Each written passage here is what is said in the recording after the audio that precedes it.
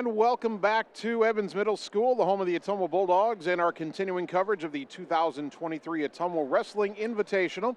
Jason Van Arkel back with you, Annie Argo, our producer today.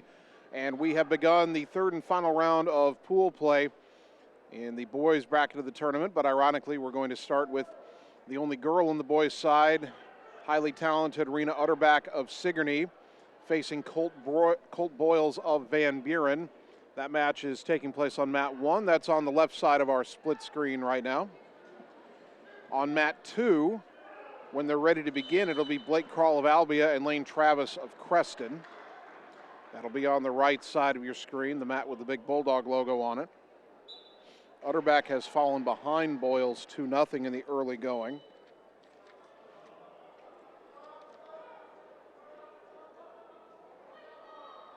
Utterback ranked 8th in the state again. Rena Utterback of Sigourney Keota, the only girl competing in boys wrestling. That was a choice she was allowed to make, even though the Iowa Girls High School Athletic Union sanctioned girls wrestling this school year for the first time. Utterback choosing to compete on the boys' side and saying it was more competitive, and as good as she is, she probably has a point. She's won her first 2 matches today, but right now trailing Van Buren's Colt Boyles 2-0 as you see Boyles working on top in that match. The match on mat 2 is underway as well. Blake Krall of Albia in the black, Lane Travis of Creston in the red. And back on mat 1, Rena Utterback has gotten a reversal on Colt Boyles, and now the Sigourney Keota wrestler is on top. Match tied at 2, 40 seconds remaining opening period. Mat 3, which isn't on the cameras right now, will start with a match between Xavier Nelson of Keokuk and, trying to read that name, Gavin Sorgenfry of Tipton. That's at 1:13. On mat 2, as you see on the right side of your screen, Blake Krall of Albia loses by fall to Lane Travis of Creston. And on mat 1, Rena Utterback wins by fall over Colt Boyles of Van Buren. So Utterback 3-0 and will certainly be in the semifinal match. Again, 3 rounds of pool wrestling, and then they sort the wrestlers into 4 wrestler brackets. The top 4 obviously will be in the semifinals and then in first and third place matches. The second 4 will compete in consolation semifinals and a 5th place match and a 7th place match. Got a third set of 4, that'll be consolation semis, and then 9th place and 11th place. And if you have a full 16 wrestler bracket, that final group of 4 will have consolation semis and then 13th place and 15th place matches. On mat 1 right now, Tucker Ball of Davis County at 106 facing Lucas Cockerton of Newton. Mat 2 right now, Cale McCabe of Fairfield with an early 5-0 lead over Austin Springer of Kirksville. We are keeping an eye on all the wrestlers from area schools, but our main focus is on Ottumwa.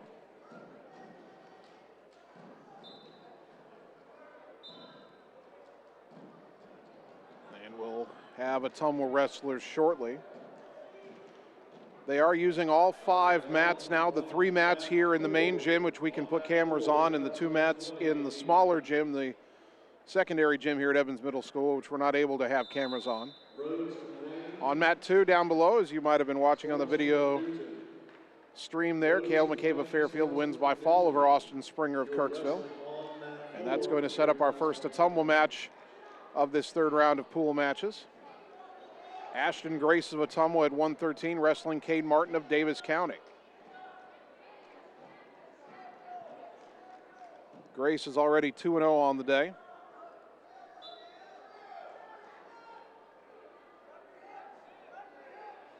Actually 1-0, he had a bye in the second round. And he goes looking for a quick takedown on Cade Martin, and he's got it.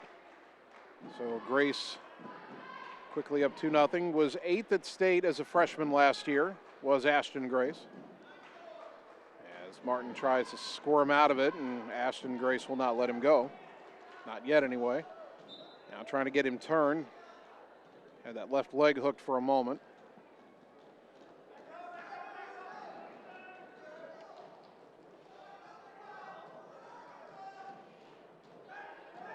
Martin for Davis County now, trying to get back to his feet again.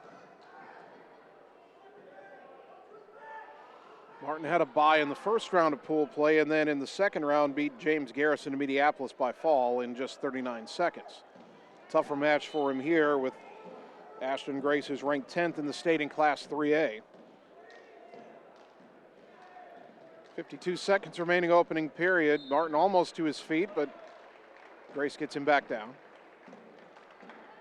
Better results for Davis County over on mat 1, where Tucker Ball at 106 has a 6-0 lead on Lucas Cockerton of Newton. And now Martin manages the escape, and the match is 2-1 in favor of Grace. 30 seconds remaining. Martin went for the shot, didn't get it. Grace flips around behind him and earns another takedown, 4-1. Ball on mat 1 on the left side of your screen just picked up the fall over Cockerton of Newton in the second period, and now Grace getting near fall points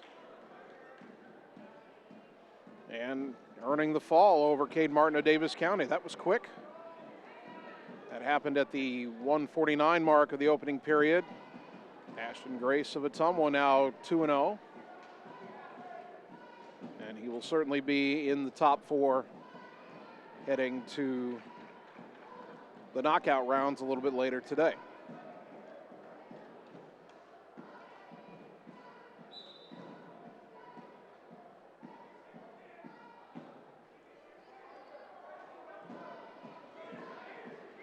Next match on mat 2 is Carson Sohn of Albia facing Derek Shannon of Des Moines East.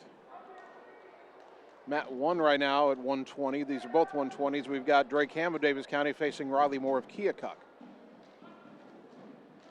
Mat 3, which we don't have a camera on at the moment, at 113, Austin Gorsh of Sigourney Kyoto, Wyatt Stewart of Albia. And Stewart leads that match 5-1. Sohn suffers a takedown for Albia, right side of your screen at 120.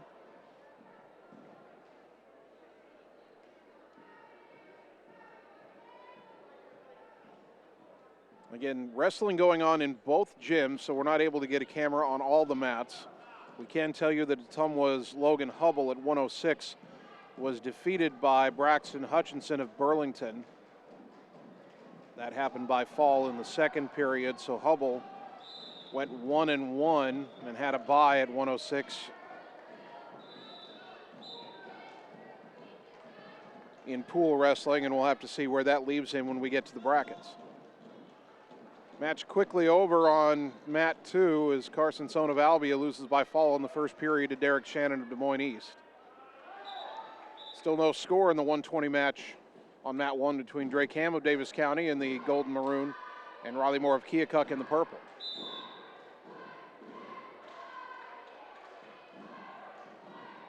Andy, let's turn this camera to mat 3. As mat 2 doesn't have any area wrestlers on it right now. Mat 3, again, Wyatt Stewart of Albia, Austin Gorsh of Sigourney Kyoto. Stewart with a 7-1 lead in the second period, just started.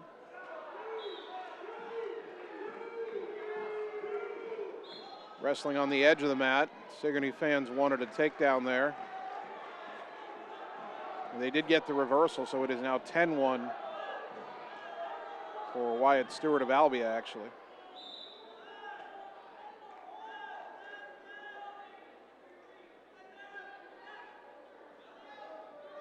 Actually, that score may be incorrect, as the Sigourney coach was asking something and the official said, no, wait a minute, you're right, it appeared. About to start the second period on the left side of your screen. Drake Ham and Riley Moore. Ham from Davis County, Moore from Keokuk. Ham on top to begin the second period, no score.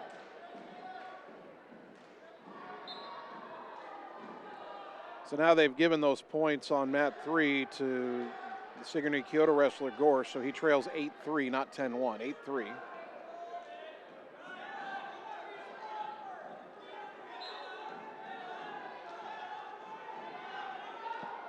Over on mat 3 again, Wyatt Stewart of Albia trying to earn an escape. They go off the mat, no change in the situation there.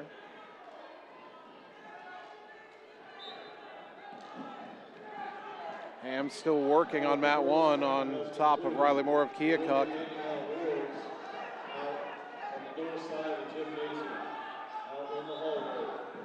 Kind of intense match over on mat 1. If you're watching again on the left side of your screen, no score. Drake Ham, Davis County. Riley Moore of Keokuk. Ham trying to get Moore turned over here.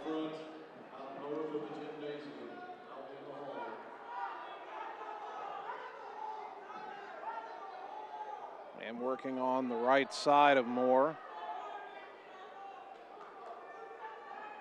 Ham has won his first 2 matches, both by fall. Trying to go a perfect 3-0 in pool wrestling today. 30 seconds left in the second period, still no score. Ham trying to get him turned over. Moore underneath has a hold of that right leg. Trying to keep Drake Ham from getting the leverage he needs.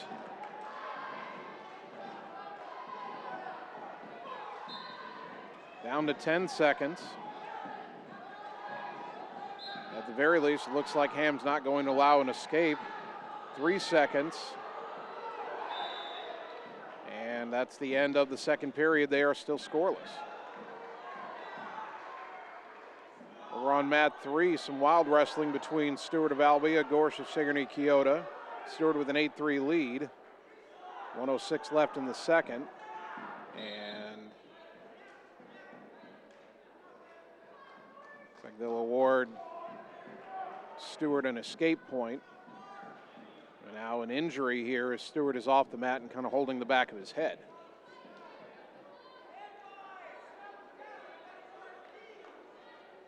Looking back to mat 1 before that third period starts, Davis County's coach is over at the scorers table. And we had the match scoreless through 2 periods. I'm not sure what they are checking.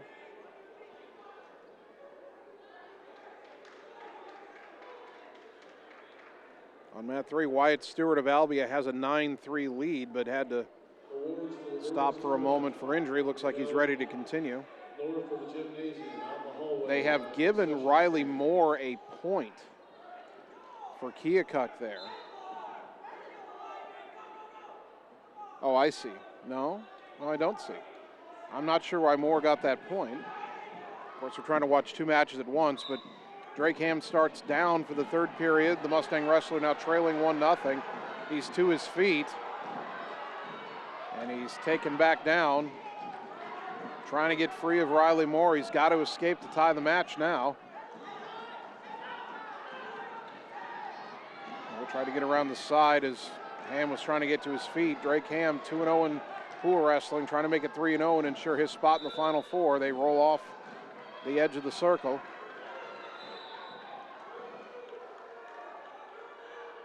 We're on mat 3. Wyatt Stewart has opened up his lead. 14-3 now, the Albia wrestler on top. 1.5 to go in the third period on mat 1. Drake Ham again trying to get to his feet. Trying to break that hold of Riley Moore and earn that escape point. Not going to do it there. Taken back down to the mat.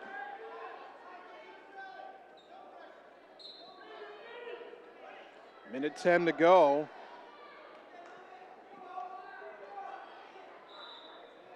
And off the mat they go again.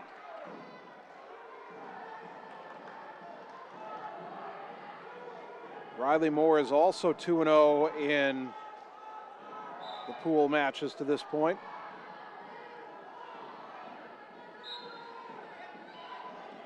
So this is a clash to see which 2 of them will win their group. Or which of those 2, I should say. Off the mat again with 57 seconds to go. Moore leading Ham 1-0. Ham on the bottom. The Mustang wrestler trying to get free and tie the match. He's to his feet again. And he's pulled back down again. He's been getting up, but he hasn't been getting free. Now he's trying to turn around and get a hold of a leg. Can't do that. 40 seconds to go. Moore hanging on for all he's worth as Ham again tries to stand up. 30 seconds left.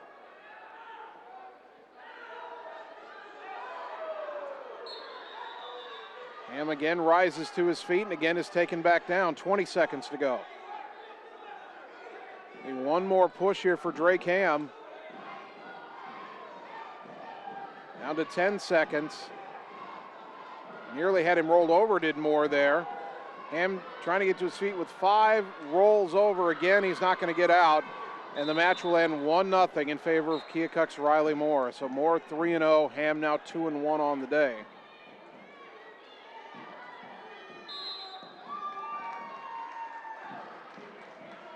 We'll see how that plays out.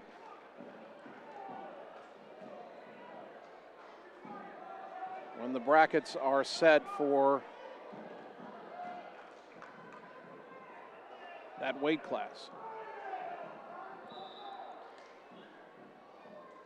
54 seconds left in period 3 of the Wyatt Stewart-Austin Gorsh match. Stewart leading 15-6 Albia over Sigourney Keota. And let's turn the tall camera to mat 2, where we're just starting Brody Connor of Albia and Braxton Davis of Mediapolis at 126.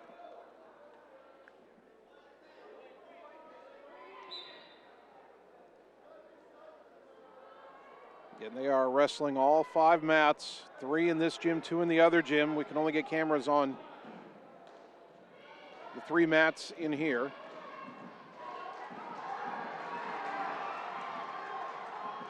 Dalton Dowd, boy, I'm glad Dalton Dowd has done well today for Ottumwa, because he'll get to wrestle in here in the semifinals.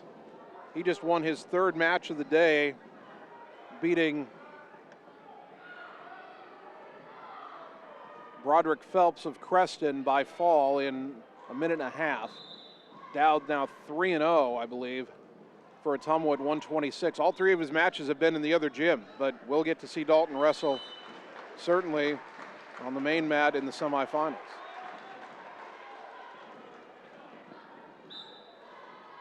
The match on mat 3 is over. Stewart for Albia wins over Gorsh of Sigourney.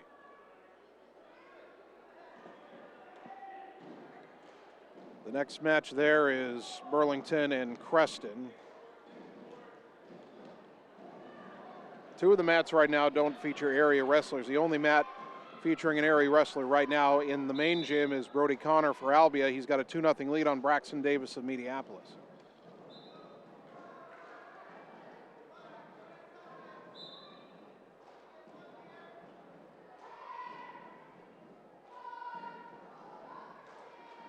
Checking the Ottumwa results again here in round 3, 106 pounds. Logan Hubble of Ottumwa loses to Braxton Hutchinson of Burlington. So Hubble 1-1. He had a bye in the 2nd round. Ashton Grace won his match. We had that for you here on our live stream. Won by fall over Cade Martin of Davis County in the 1st round. Grace went 2-0 plus his bye in the 2nd round. 120 pounds, Giovanni Hernandez had a bye this round. He was 0-2 in the first 2 rounds. 126 pounds, Dalton Dowd won all 3 of his matches by fall. 132 pounds, Efren Huerta, 0-2 in the first 2 rounds. He has a bye this round.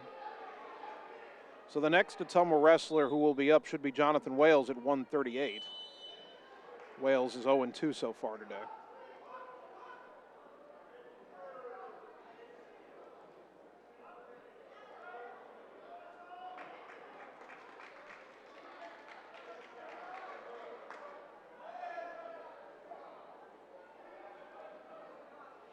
We said we'd get you the results of the girls tournament, and while we have a moment here with no Ottumwa wrestlers going,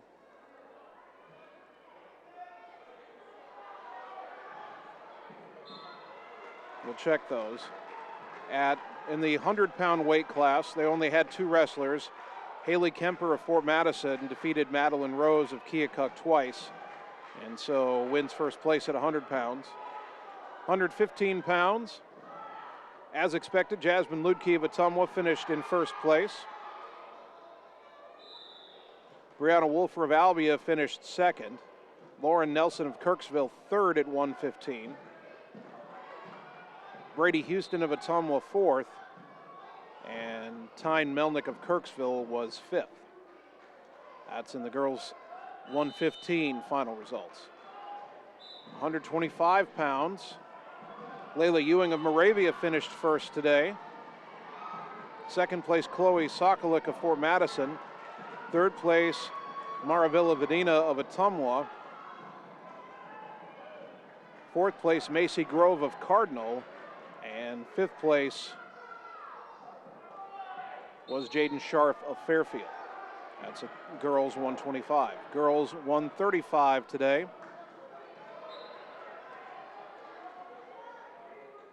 Mara Smith of Fort Madison won that weight class. Regan Ellison of Moravia finished second. Paige Crown of Fairfield was third at 135. And Melody Hicks of Kirksville was fourth.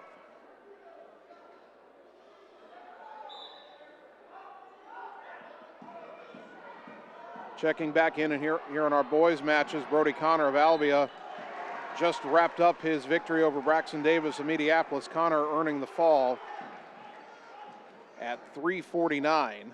I believe Brody Connor's won all of his matches so far at 126. On mat 3 right now, left side of your screen, Brady Clark of Sigourney taking on Blaze Docterman of Burlington. And Clark was trailing, but he gets Docterman on his back and earns the fall. So Clark gets the reversal, then the fall. He wins by fall in the first period. A nice turnaround for Clark. And now at 138 on mat 3, we'll see Cale Hutchinson of Albia face, having trouble reading the name on that screen there, Anaheon Peoples of Iowa City Liberty. Mat 2 right now, we've got Aiden Golston of Moravia and TJ Jerick of Van Buren at 126. They're just underway. Getting back to the girls' results, we just gave you 135 pounds. At 145, Emma Wagner of Albia finished first. Cadence Hancock of Ottumwa came in second. Maddie Emmett of Fort Madison was third. And that wraps up the 145 girls bracket today. At 155,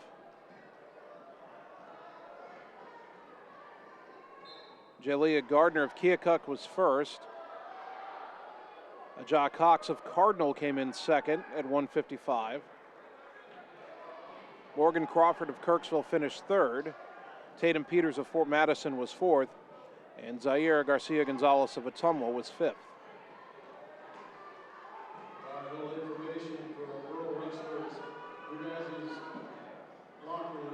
At 170 for the girls bracket today, Madison Crawford of Kirksville was first. Sadie Brandon of Fort Madison finished second. Skylar Welch of Cardinal was third. Haley Rock of Kirksville was fourth. And Reagan Vaughn of Cardinal was fifth at 170. At 190 in the girls' tournament today, just a couple of Ottumwa wrestlers. Delilah Subson defeated Sophia Mendibles twice, so Subson is first and Mendibles is second, both of Ottumwa at 190. And at 235, another Ottumwa victory, with Jocelyn Mendoza finishing first at 235. Destiny Small of Kirksville was second. Miranda Mendoza of Ottumwa was third at 235. And Shakayla Euling of Cardinal was fourth. So those are the girls' results from the 2023 Ottumwa Invitational. Of course, the first time sanctioned girls wrestling has been a part of Ottumwa's big Saturday tournament.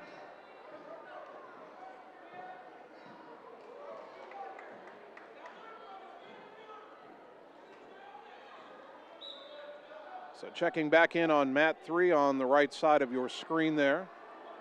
Cale Hutchinson of Albia trailing Peoples of Iowa City Liberty 5-2 as time is about to run out in the first period. They'll reset with just 3 seconds remaining. Our other two mats right now do not have any area wrestlers competing on them.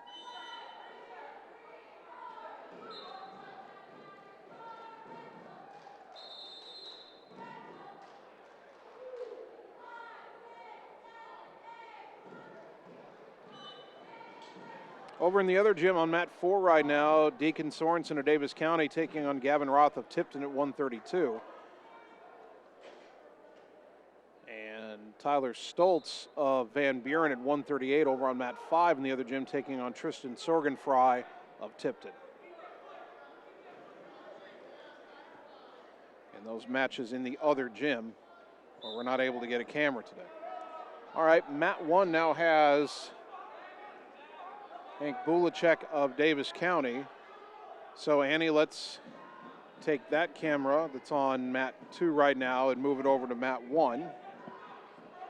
126 pounds, again, Hank Bulacek, Davis County, Seth Adams of Newton.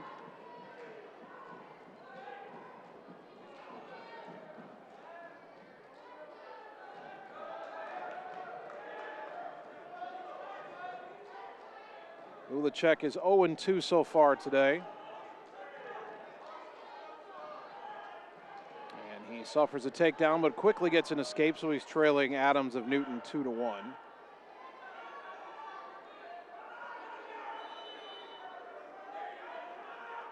Adams is also 0-2. Now Bulacek got a shot in on that left leg of Adams. Trying to turn that into a takedown and 2 points to grab the lead, but they will blow the whistle and stop it for a stalemate.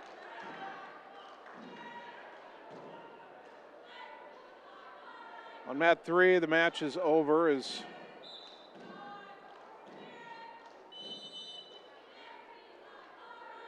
they're going to quickly move on to Carter Wyatt of Sigourney and Jason Rivas of Des Moines East. Wyatt in the black, Rivas in the multicolored singlet at 138 pounds.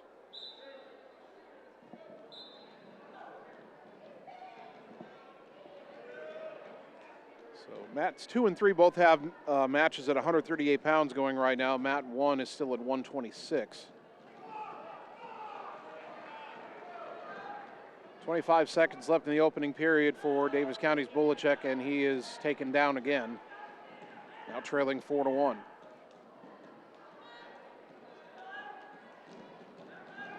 Bulacek trying to get to his feet. Only 10 seconds left to get that escape. Taken back down to the mat.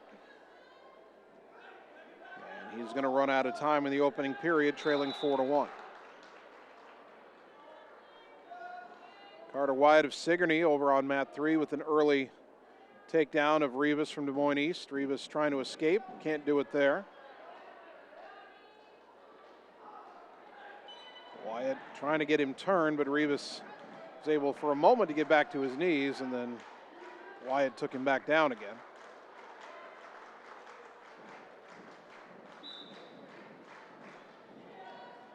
.48 seconds left in the first period in that match. Over on mat 1, Bulacek starting on the bottom in the second period. Trailing 4-1.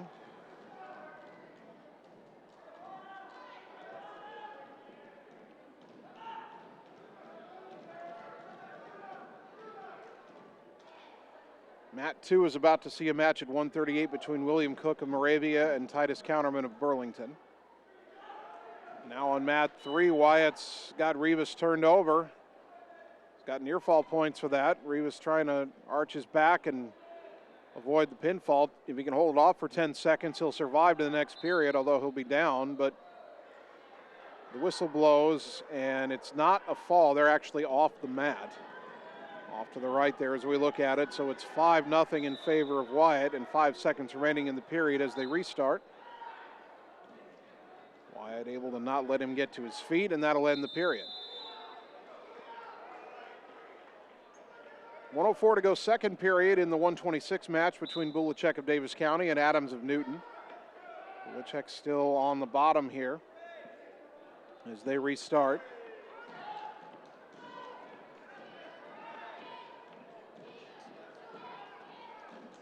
And the Davis County match with Bulacek is on the left side of your screen. The match with Carter Wyatt of Sigourney on the right side as they start period 2. The center mat, not pictured right now. William Cook of Moravia is down 5-0 already to Titus Counterman of Burlington, and he's losing some more near fall points. Trying to avoid a pinfall here as he's pushed off the mat and all the way onto the out of bounds area of the mat to the right. 3 more near fall points for Counterman, and Cook from Moravia trails 8-0.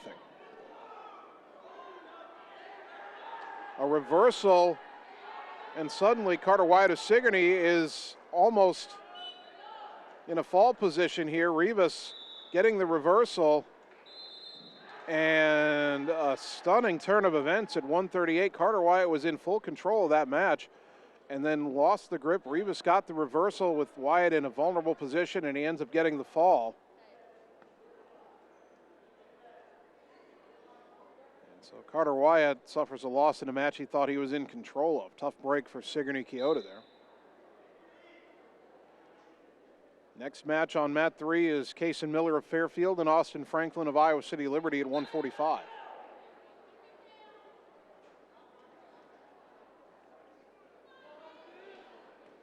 Third period on mat 1. Bulacek of Davis County still trailing Seth Adams of Newton 4-1. And now another takedown for Adams makes it 6-1.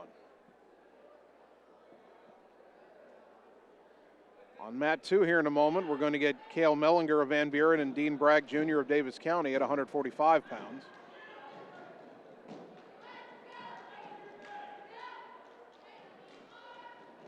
Mellinger checking into the table, and here comes Bragg. And mat 2 not pictured right now. We will switch to that as soon as the match on mat 1 ends with Bulacek of Davis County, who's currently trailing 6-1. Mat 3, as you can see on the right side of your screen, Kaysen Miller of Fairfield, now leading 2-0. Mellinger and Bragg are underway on the center mat at 145. And Mellinger's getting a takedown of Bragg to lead 2-0 just before they go off the mat.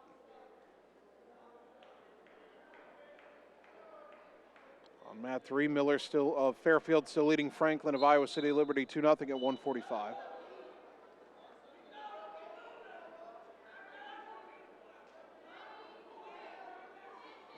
On mat 2, Bragg trying to get to his feet. 3 matches involving area wrestlers all at once, including the center mat with 2 area wrestlers. Another 30 seconds or so, we'll switch over to that as Bulacek still battling for Davis County at 126 on mat 1, but he's down 6-1 to Seth Adams of Newton.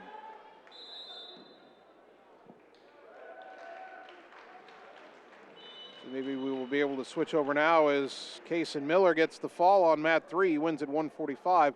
So Annie, let's turn this camera to mat 2, where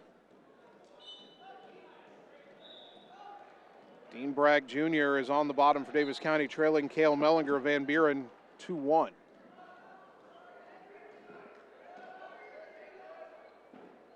So Bulacek loses his match for Davis County at 126, 6-1.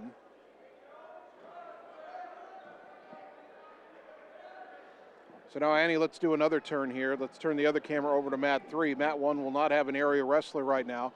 Mat 3 has Bodie Thompson of Albia taking on Eric Alvarado of Des Moines Lincoln. So we'll put that on the left side of the screen. Thompson leading that match early 2-0. And again on the right side of your screen, mat 2, Cale Mellinger of Van Buren leading Dean Bragg of Davis County 2-1. Still 15 seconds to go in the first period of that 145-pound match. Bragg trying to get to his feet, trying to get out and tie the match. He does. There's an escape, and we'll end the first period tied at 2.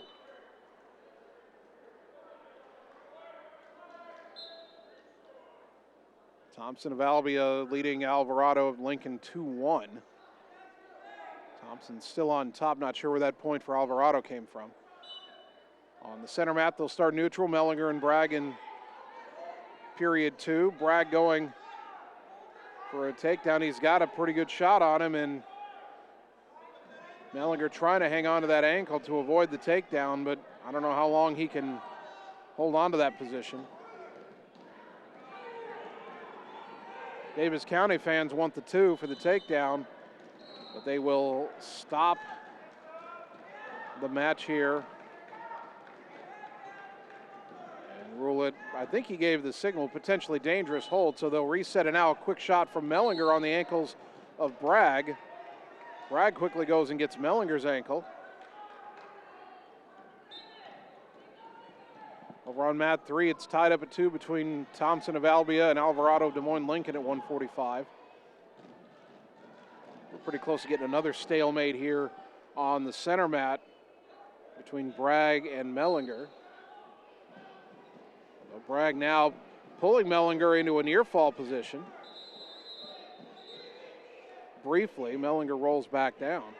I think Mellinger still has Bragg's leg underneath.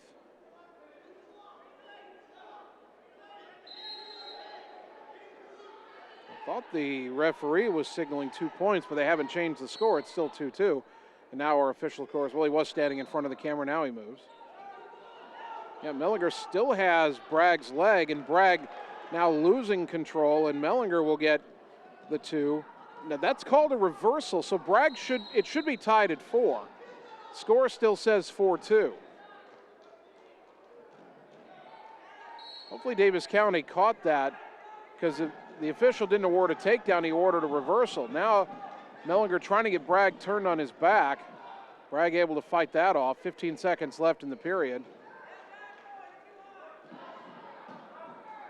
Down to 10 seconds. Bragg trying to get out of it. The Davis County coaches are trying to tell the scores it should be tied at 4, and as this period ends, and they do actually fix it before Davis County has to come over to the table. So we're tied at 4.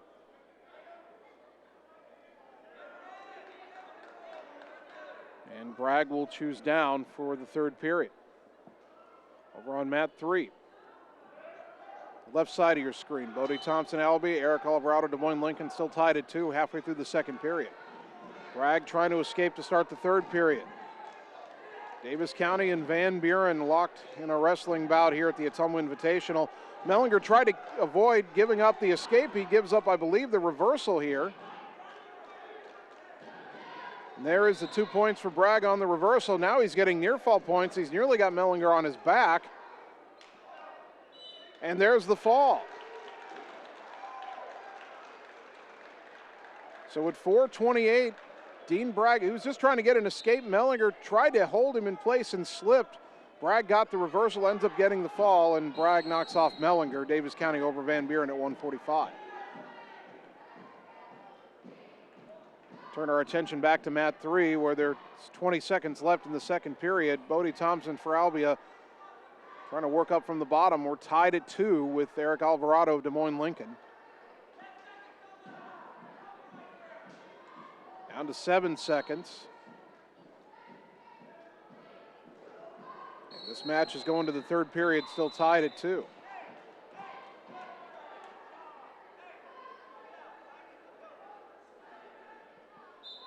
Matches on the other 2 mats here in the main gym do not currently feature any area wrestlers.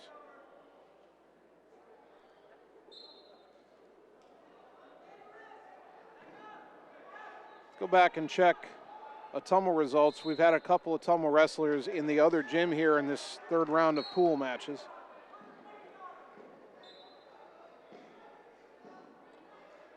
Well, at 138, Jonathan Wales for Ottumwa wrestled in the other gym. He was defeated by Elijah Simmons of Fairfield by fall, so Wales dropping all 3 of his pool matches. He'll be in a consolation bracket.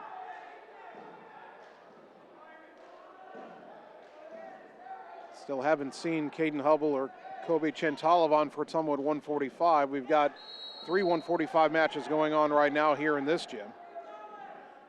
Eric Alvarado earns an escape in that third period. With 1:19 to go, he's leading Bodie Thompson 3-2. Thompson taken down, and now he's trailing 5-2.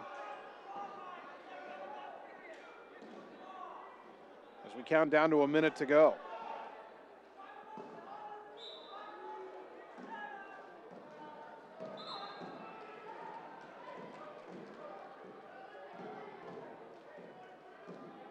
Both the Ottumwa wrestlers at 145 are in action on the mats in the other gym right now. Caden Hubble has an 8-2 lead over Avery White of Newton. That's in the second period. And Kobe Chantalavan has a 12-3 lead over Peyton Johnson of Mediapolis. That match in the third period. So it looks like both of Ottumwa's wrestlers at 145 are going to win their final pool matches. Chantalavan will go unbeaten into the brackets, assuming that score holds up. 30 seconds left in the Bodie Thompson match for Albie at 145, still trailing 5-2. He's been unable to escape the grasp of Eric Alvarado from Des Moines Lincoln. Thompson trying to get to his feet. He's got to find 3 points in 15 seconds here, and he's having trouble just getting out. But he's almost got the reversal there. Trying to get that head turned over.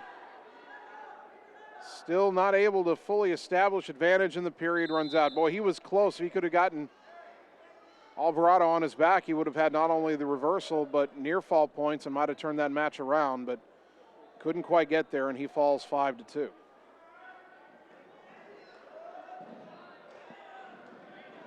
Annie, let's turn this camera over to Mat 1 because we've got Aiden Westerkamp of Fairfield taking on Parker Buss of Wayne at 152.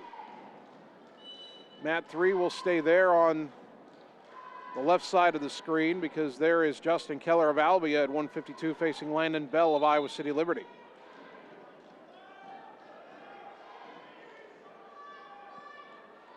And Keller with a shot. Lifting Bell up in the air behind him there.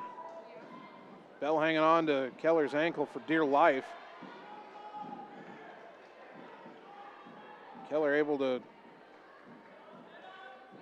mostly work his way around. Still doesn't have it completely. Now they give him the 2 points for the takedown. Right on the edge of the mat just before they go off. So Keller takes a 2-0 lead.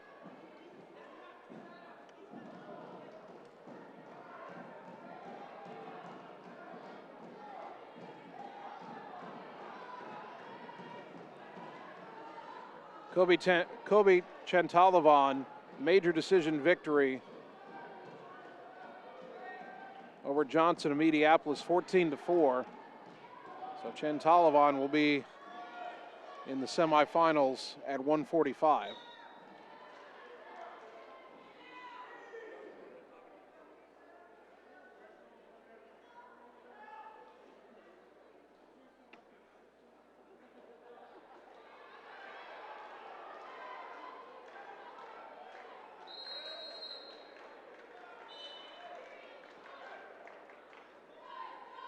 Westerkamp of Fairfield and Parker Buss of Wayne at 152, tied at 2 after a period.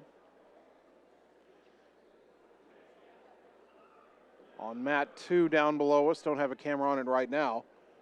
Kason Duncan of Davis County and Micah Zaug of Burlington about to go at it at 152.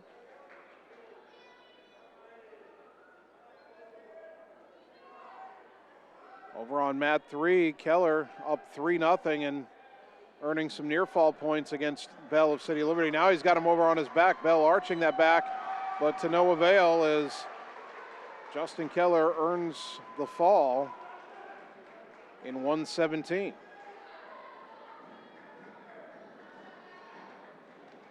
And now, Annie, let's turn that camera to the center mat. As underway, Kason Duncan of Davis County at 152 battling Micah Zaug of Burlington.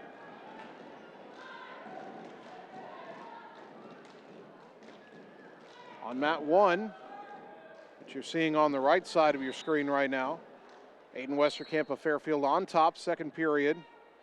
Match tied at 2 with Parker Buss of Wayne. Westerkamp pulled him back down to the mat, trying to get him turned over.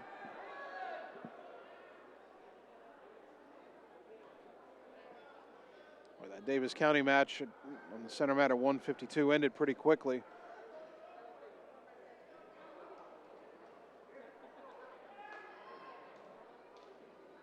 Westerkamp trying to get Buss into a near fall position. He's had him close there.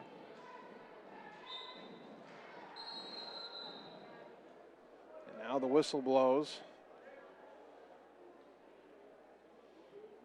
And looks like we've got some blood for Parker Buss of Wayne, so blood time now on mat 1. Mat 2, Joey Pearson of Albia facing Tanner Burchett of Burlington, and Pearson trailing 2-0 early and now suffering at least near fall points, and the match ends quickly on a fall. So Pearson of Albia loses by fall in 26 seconds.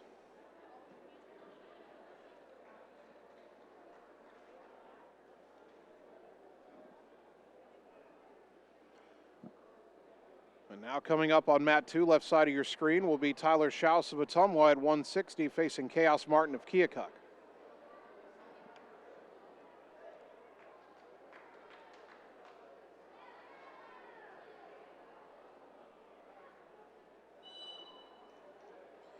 The previous match, Duncan from Davis County lost by fall in 19 seconds at 152.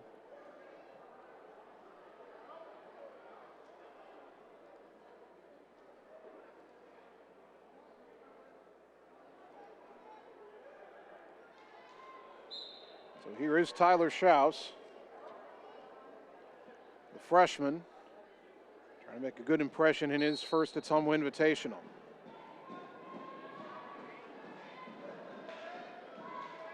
Facing the lanky Chaos Martin of Keokuk. It's got some long arms and long legs. That is a big advantage in this sport, certainly.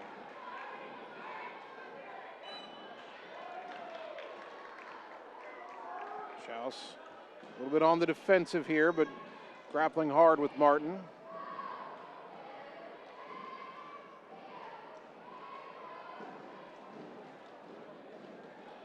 Martin goes for a shot. Schaus doesn't let him in. Schaus now trying to get him turned over, and he's got him taken down and in a near fall position right away. Tyler Schaus looking for a quick pinfall here. Does he have him? The ref checking closely. Martin trying to fight his way out of it, but Schaus has him down pretty much flat. There it is. 1:06 of the first period. Tyler Schaus earns the fall over Chaos Martin of Keokuk. Schaus had been 1-1. He won his first match by injury default. He lost his second match, but now at 2-1, gets a fist bump from head coach Jeremy Frew. And we'll see where that fall places Schaus in the brackets as he gets further congratulations from Isaiah Cox.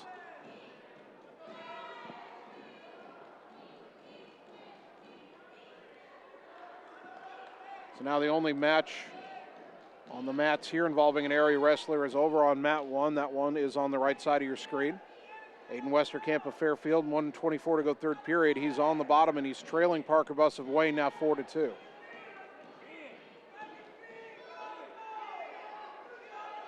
By the way, we've seen Schaus at 160, Braylon Griffiths at 152. Sure about that. And now, and look at that, a stunning reversal. Aiden Westenkamp of Fairfield trailing 4-2 and on the bottom, but he gets the reversal and turns it into a fall. And at 4:55 of the match, Aiden Westerkamp wins by fall over Parker Buss of Wayne. Big win there for Fairfield. Nicely done by Westerkamp. Let's see if Braylon Griffiths is, Braylon Griffiths wrestling in the other gym on mat 4. And he's got a big second period lead over Noah Cook of Moravia. 7-1 Griffiths leads as he tries to go a perfect 3-0 in the pool matches.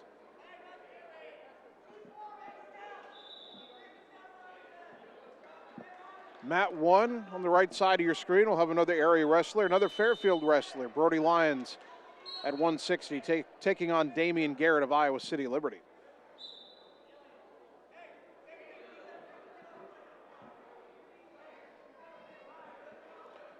As we keep an eye on that on the right side of the screen, I'm going to go to the brackets here because in the lower weight classes at least we should now know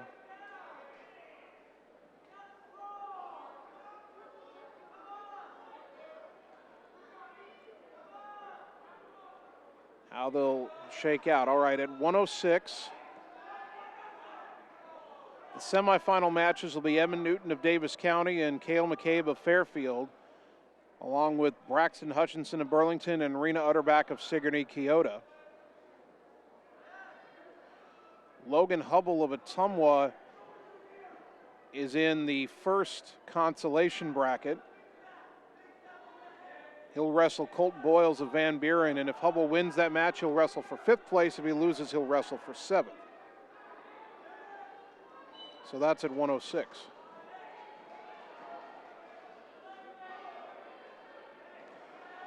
At 113, Ashton Grace of Ottumwa is the top seed. He'll wrestle Caden Rogers of Newton in one semifinal. The other semifinal, Wyatt Stewart of Albia and Gavin Sorgenfry of Tipton.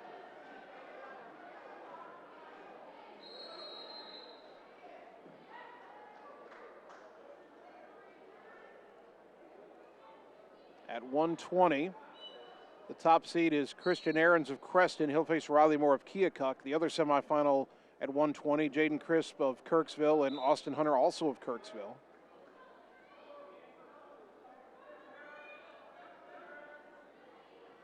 Ottumwa's Giovanni Hernandez is in the second consolation bracket, facing Derek Shannon of Des Moines East. If Hernandez wins that match, he'll wrestle for 9th place. If he loses that match, he'll wrestle for 11th. And Giovanni Hernandez for Ottumwa at 120.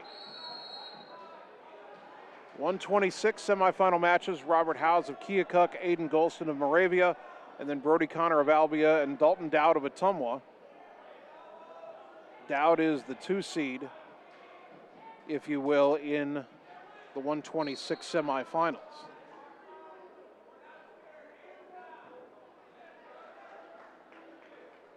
At 132, semifinals are Ben Ammerman of Kirksville and Tian Pham of Iowa City Liberty, and then Deacon Sorensen of Davis County and Trey Chestnut of Creston. Efren Huerta of Ottumwa is in the second consolation bracket, facing Aiden Kelly of Moravia. If Huerta wins that match, he'll wrestle for 9th. If he loses, he'll wrestle for 11th at 132.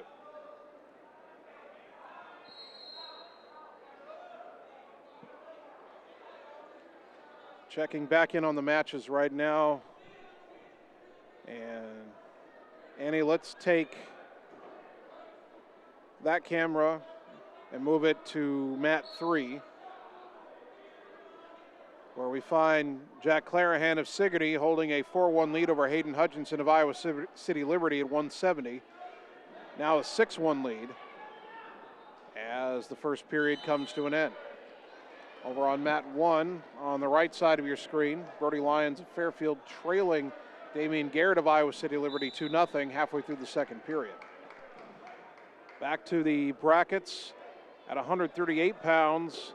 The semifinal matchups are Lane Patterson of Kirksville and Tristan Sorgenfry of Tipton. And then the other one is Anahean Peoples of Iowa City Liberty and Austin Evans of Creston.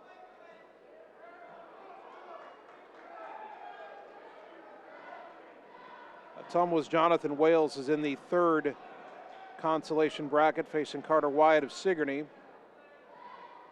If Wales wins that match, he'll wrestle William Cook of Moravia for 13th. If he loses that match, he'll finish 15th in the 138 bracket.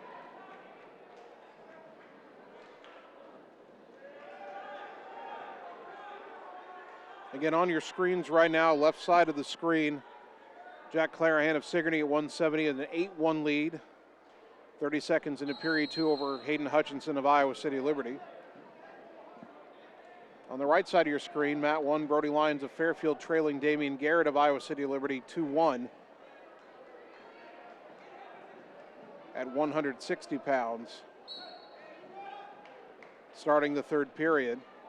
Lyons starting down, hoping to get an escape to tie the match up. In the 145-pound brackets, Kason Miller of Fairfield, the top seed. He'll take on Eric Alvarado of Des Moines Lincoln. The other semifinal, one of the other semifinalists will be Kobe Chentalavan of Ottumwa, and his opponent not yet determined. Caden Hubble of Ottumwa is in the second consolation bracket against Xavier Hawkins of Wayne. If Hubble wins a match, he'll wrestle for 9th. If he loses, he'll wrestle for 11th. Brody Lyons of Fairfield in trouble in the third period. He's already surrendered near fall points. Garrett of City Liberty not able to complete the fall, but gets 3 near fall points and now leads 5-1.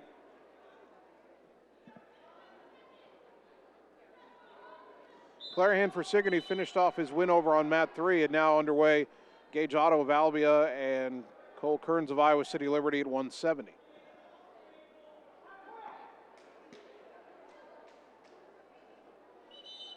More near fall points for Garrett against Lions of Fairfield on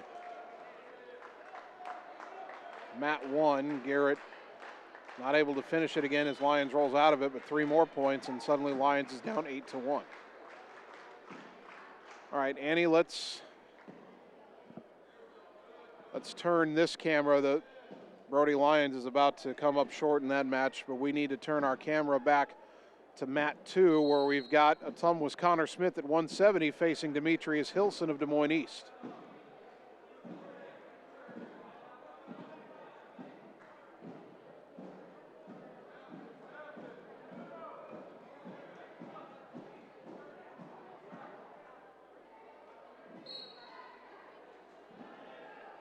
So conference rivals facing off here. Smith for Ottumwa, Hilson for East.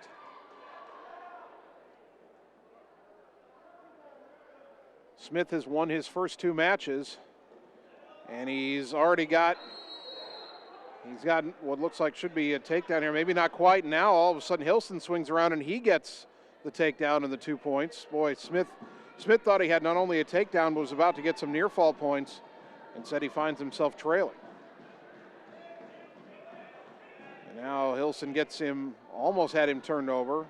Smith trying to slide with the efforts of Hilson and not let himself get turned. Tough spot here for Connor Smith.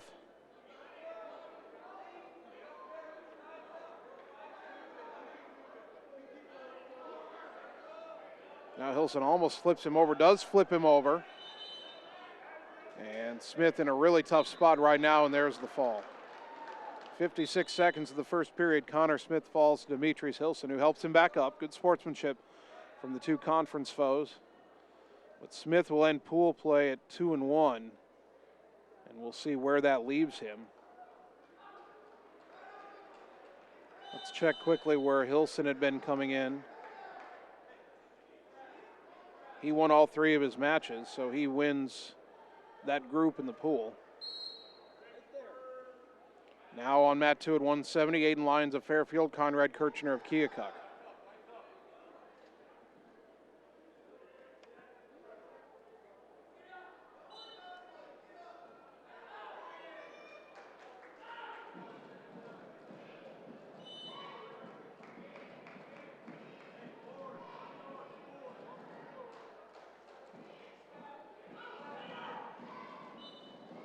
Let's see, mat 2, we've got that Lyons and Kirchner matchup. Mat 3, still no score, second period between Gage Otto of Albia and Cole Kearns of Iowa City Liberty.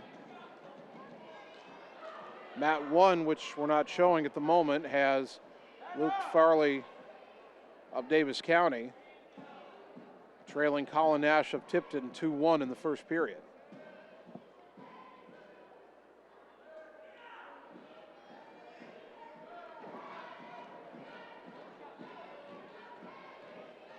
Two still upright in the center of the mat, under a minute to go first period.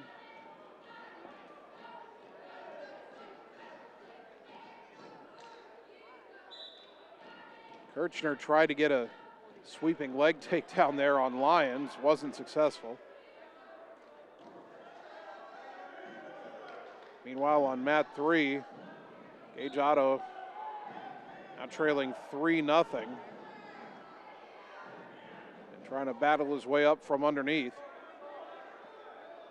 And now Lyons gets a takedown of Kirchner, has him turned over, near fall points, and there's the fall. At 1:43 of the first period, Aiden Lyons of Fairfield wins by fall at 170 over Conrad Kirchner of Keokuk.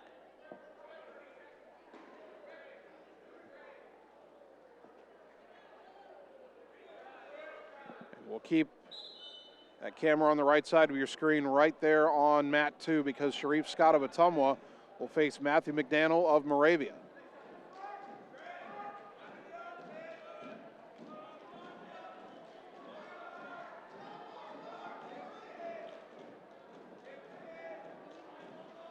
McDaniel, the first of the two wrestlers to the table.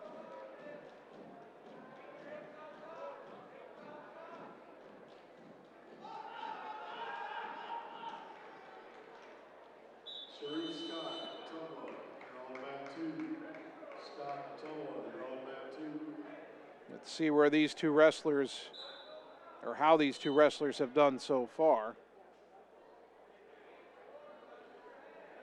McDaniel has won both of his matches, beat Caden Huff by an 8-2 decision, and then he beat Nehemiah Westerkamp of Van Buren by fall in just 22 seconds.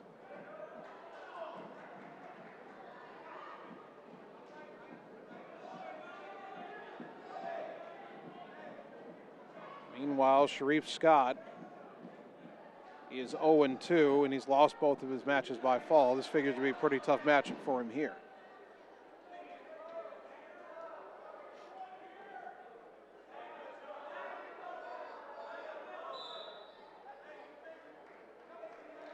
Catching up on Ottumwa results. Told you that Braylon Griffiths won his third match at 152. Tyler Schaus, we had that live on the video stream here, won his match at 160. Connor Smith, a tough loss at 170. We had that. At 182, Aiden Lord had a bye in this third round. Carlos Jimenez, also at 182, also had a bye. Not sure about Gavin Martz. Don't list him as having a bye in round 3. Perhaps he's wrestling on one of the other mats. We'll check that.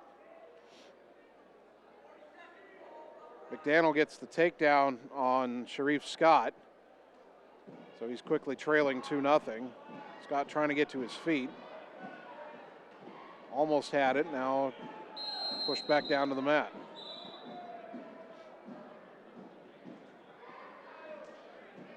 Whistle blows, and I believe they've awarded Scott a point here. McDaniel may be caught with an illegal hold. So it's 2-1 now. Sharif Scott on the board for the Bulldogs.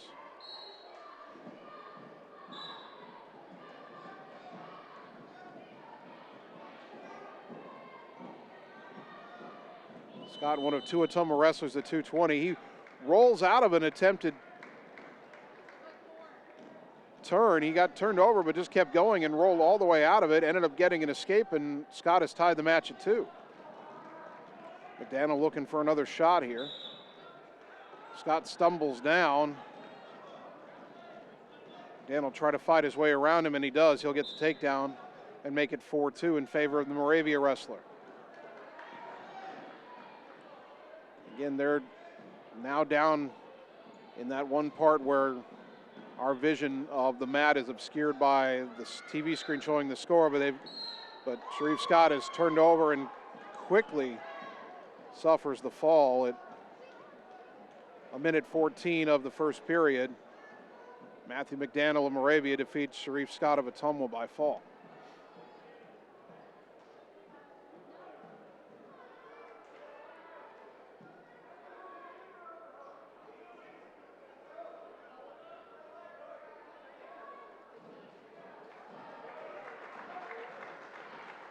Let's see which Ottumwa wrestlers we are still waiting to either see on the mats here or get a result from if they're in the other gym for this round 3 of the pool matches. Gavin Martz at 182, we're not sure about yet. Neo Guida at 195 received a bye.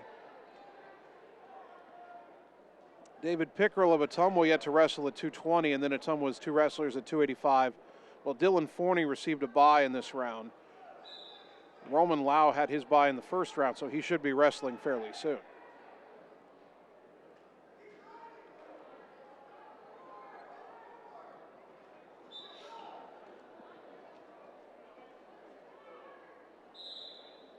On mat 1, the match just ended. Colin Nash of Tipton defeats Luke Farley of Davis County 9-3 at 160 pounds. Mat 3 at 182. That'll be on the left side of your screen. You're seeing Hunter Searin of Sigourney leading Colby Holbrook of Wayne 2-0. And Annie, let's turn this camera to mat 1 because we said we hadn't seen what happened to Gavin Martz yet. We're going to find out. He's wrestling on mat 1 against Victor Flores of Des Moines East. So here's another matchup of Iowa Alliance Conference foes.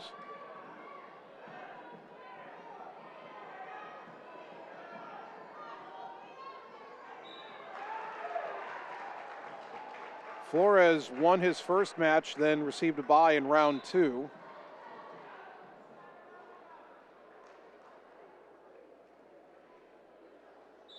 And he quickly drives Gavin Martz off the edge of the mat. No points awarded.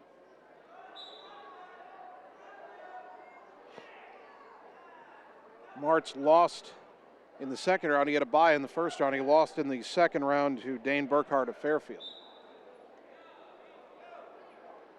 So Martz is 0-1, Flores 1-0, at least in terms of today's results.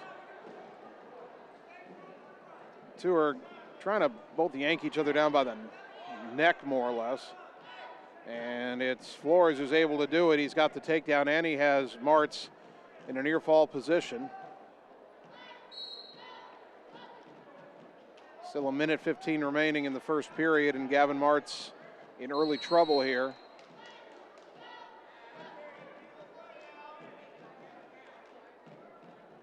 Flores trying to push him down, get both shoulders on the mat to put an end to this one. Martz trying to battle out of it. Trying to keep that right shoulder up. And that'll do it. At 1:11 of the first period, Victor Flores of Des Moines East defeats Gavin Martz of Ottumwa by fall.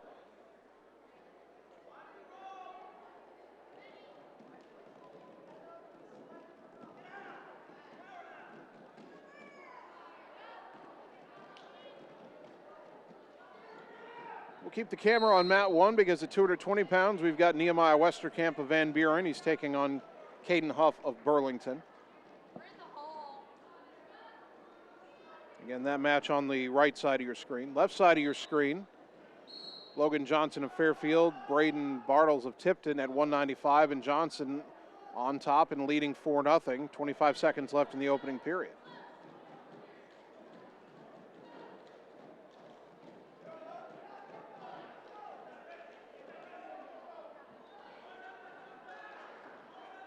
Johnson is kind of manhandling Bartles right now. I believe he's already got 2 near fall points in addition to the takedown. At the conclusion of this round, we will be going right into the semifinal round. There's the end of the first period. Semifinal round will be next.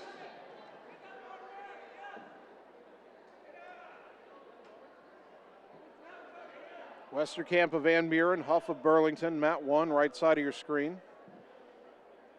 Been locked up for 50 seconds with no clear advantage for either wrestler. Now Westerkamp looked for a shot, couldn't complete it. They lock up again. We're on mat 3, second period. Logan Johnson of Fairfield starting on the bottom, leading Braden Bartles of Tipton 4-0. And Johnson able to, he's almost out.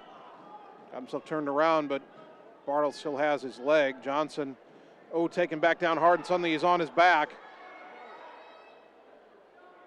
Looked like he was going to get away, but now he's trying to avoid losing by pin when he had a 4-0 lead.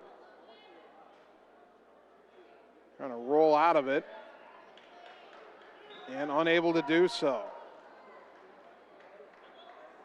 Frustrating turn for Logan Johnson of Fairfield, in control, but one slip trying to get an escape, and he ends up losing by fall at 2:34.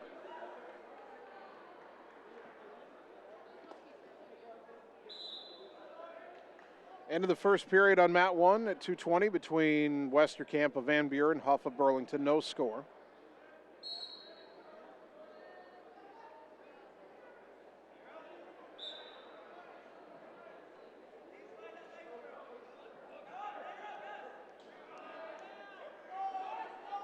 Westerkamp on top for Van Buren to start the second period. Huff trying to get out and earn the first point of the match, and he will do so. So Westerkamp now trailing 1-0.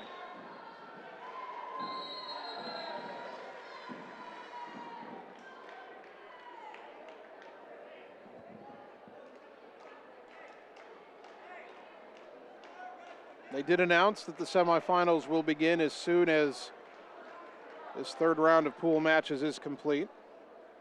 In fact, they're getting underway right now. So let's turn our attention to mat 3, which is on the left side of your screen. Semifinal at 106, Rena Utterback of Sigourney, Braxton Hutchinson of Burlington.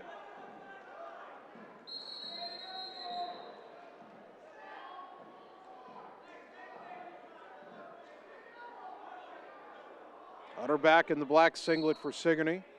Hutchinson in the white and purple of Burlington. Hutchinson gets around behind, lifts up Utterback, takes her down.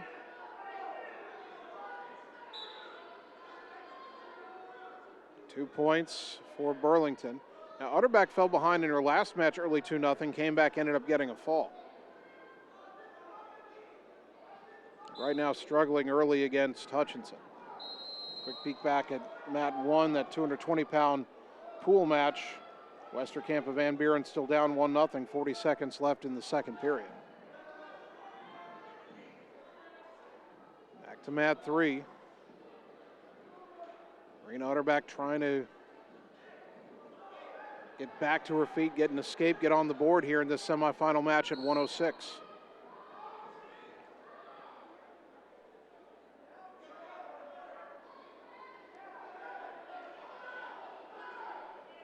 Hutchinson and swings around behind. Utterback so far has really been unable to get herself up to her feet. Hutchinson trying to turn her over, but they're sliding off the mat, and a whistle will stop and send them back to the center. And that 220-pound match on the other side of your screen there. Nehemiah Westerkamp will start on top, trailing 1-0. Interesting choice.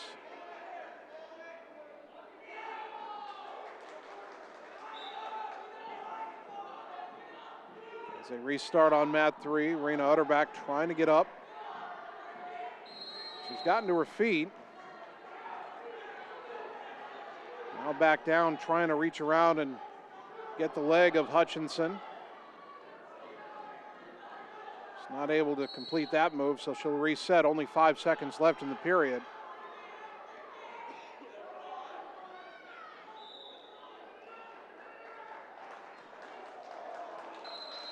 Period ends, and Utterback trails 2-0. She gets the choice. She will defer, and Hutchinson will choose down.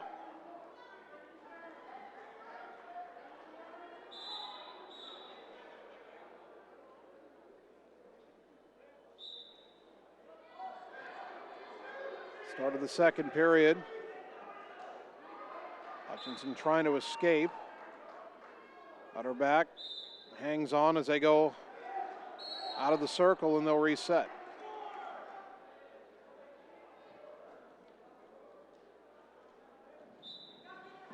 Braxton Hutchinson gets to his feet for Burlington, but Utterback sits him back down. We're going to try to hang on to that right leg and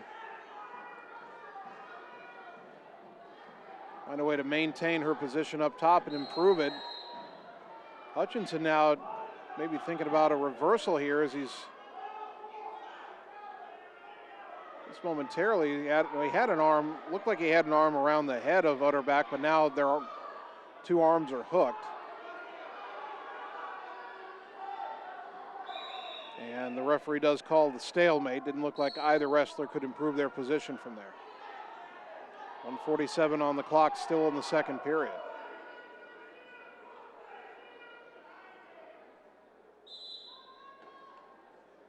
Now, the official heading over to the scorers table here. I'm not sure what this is about.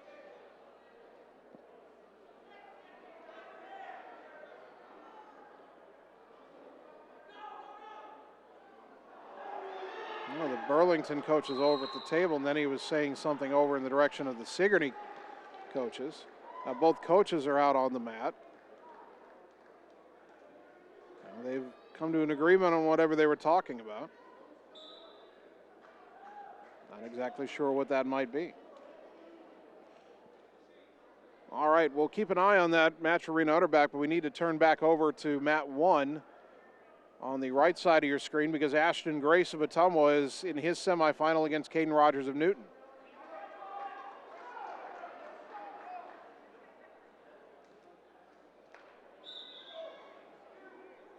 And Rogers went for the shot, missed it. Grace gets around behind, wraps around the waist, gets him down. 2 points, Ashton Grace.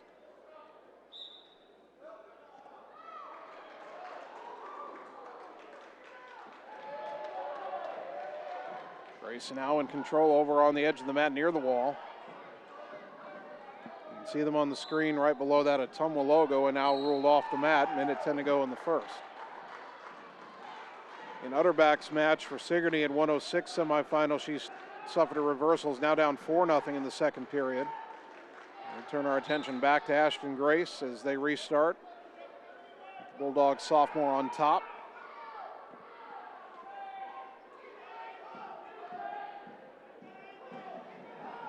In control of Newton's Caden Rogers right now, under a minute to go first period.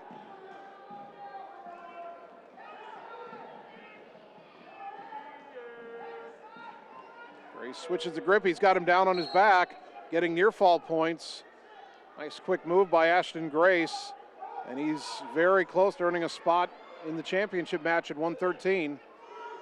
Rogers is fighting to not get turned completely on his back. He's managed to turn himself back over. That'll be 3 near fall points for Grace, and that makes it 5-0.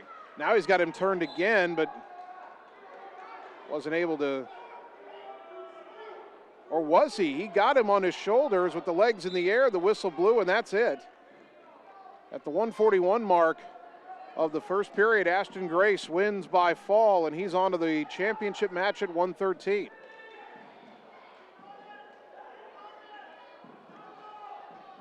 And now we should find out who he faces. Either Wyatt Stewart of Albia or Gavin Sorgenfry of Tipton. That match going on right now on mat 1. We'll leave that camera there. Minute and a half to go in the third period on mat 3 at 106. Left side of your screen, Rena Utterback of Sigourney Keota. Still trailing 4-0.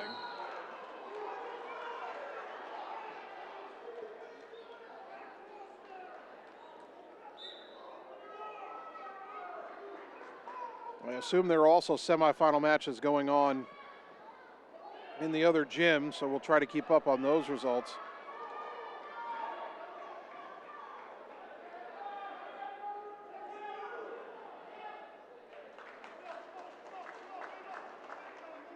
Well, I thought they were doing the other 113 semifinal on mat 1, but now it's the 120 match between Christian Ahrens of Creston and Riley Moore of Keokuk. Utterback for Sigourney Keota now down 6-0 with under a minute to go.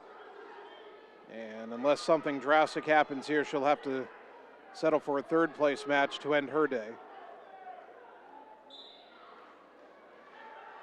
Trying to just earn an escape and earn a point, but Braxton Hutchinson of Burlington has not let her find any advantage in this match.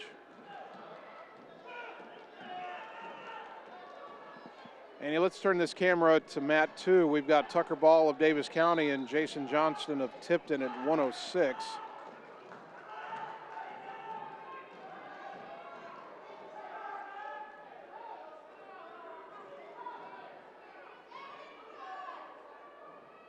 And that is actually a consolation semifinal. Winner will go to the 5th place match from this mat. Tucker Ball in some trouble here, and he will lose by fall.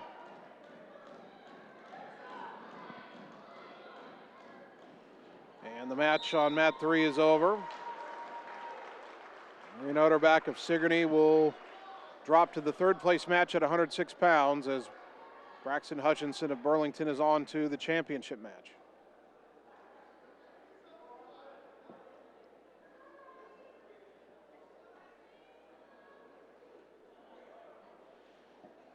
See here, the only match now involving an area wrestler on our 3 mats in front of us is on mat 3, left side of your screen. That'll be Austin Gorsh of Sigourney and Xavier Nelson of Keokuk. That's at 113 pounds.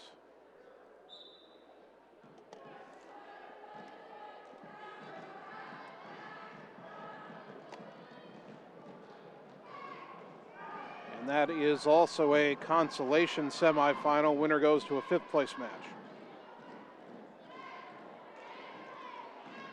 The other match on your screen right now is at 120, Austin Hunter of Kirksville, Jaden Crisp, also of Kirksville.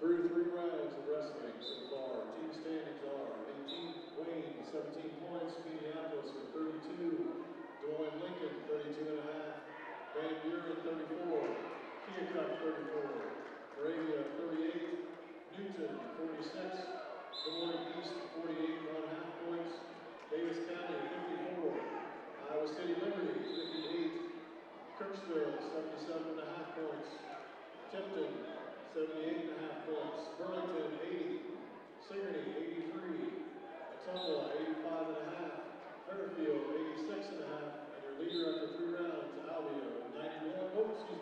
90, Preston's your leader with 109 points after 3 rounds.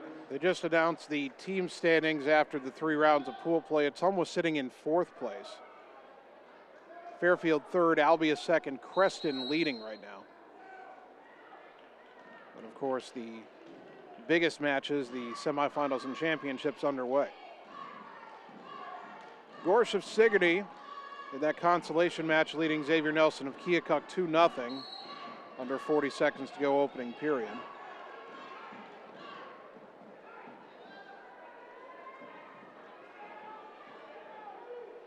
A little weird on mat 2, and maybe that's one of the reasons we're leaving the camera on here. A little weird to see 2 wrestlers from the same team competing.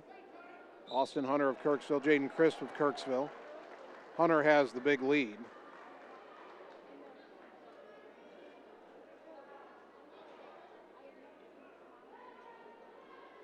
And looks like he's about to earn the fall.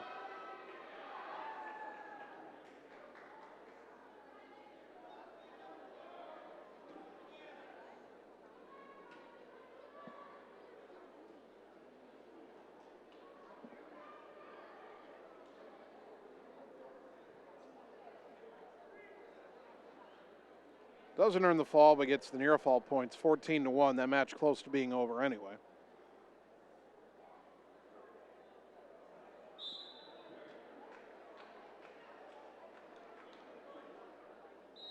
And it will end on a technical fall. Austin Hunter of Kirksville beats Jaden Crisp of Kirksville 17-1. At the 3:08 mark of the match. Looking for James Garrison, Minneapolis. James Garrison, Minneapolis, you're on mat 3, wrestling. On mat 2 right now, Sebastian Shaw of Albia, Sebastian Sorensen of Newton.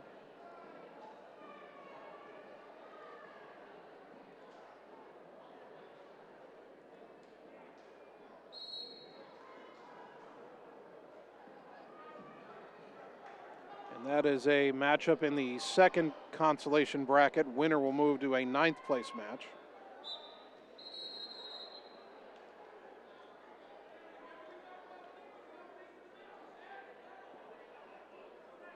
So well, we haven't checked in with our sponsors in a while. Don't have any Ottumwa wrestlers on the mat at the moment. So let's take a 2-minute timeout on the Ottumwa Radio Sports Network.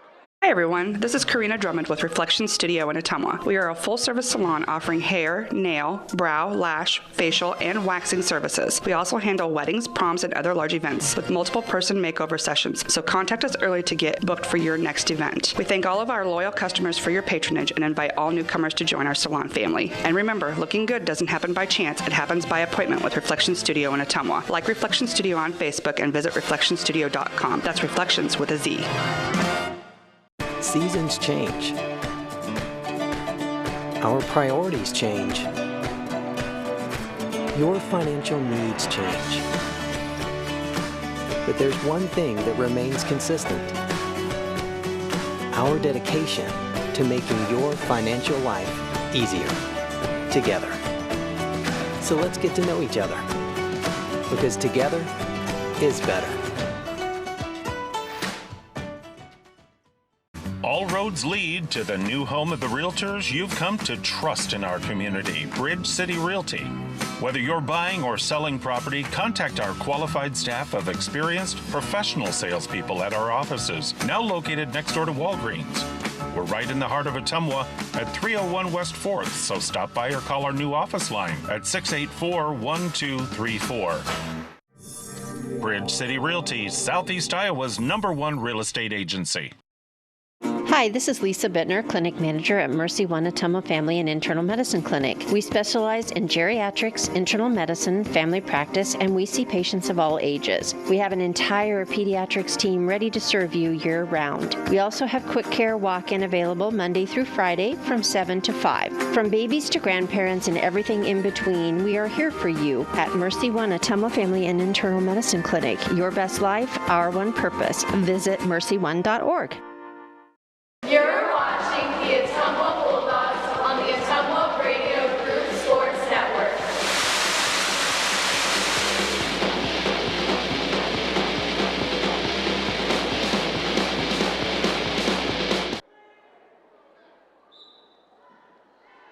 And we're back with continuing live video coverage of the 2023 Ottumwa Wrestling Invitational from Evans Middle School. They're quickly wrestling their way through the semifinal rounds, both in the championship bracket and in consolation brackets. Let's see, what do we have on the mat right now? Right side of your screen, mat 2. Aiden Golston of Moravia, Robert Howes of Keokuk at 126. And that is a championship semifinal match. Golston with a 1-0 lead. Golston in the blue and gray. Howes in the purple for Keokuk. And after a wild exchange there, it is Golston who earns a takedown, and he's now up 3-0.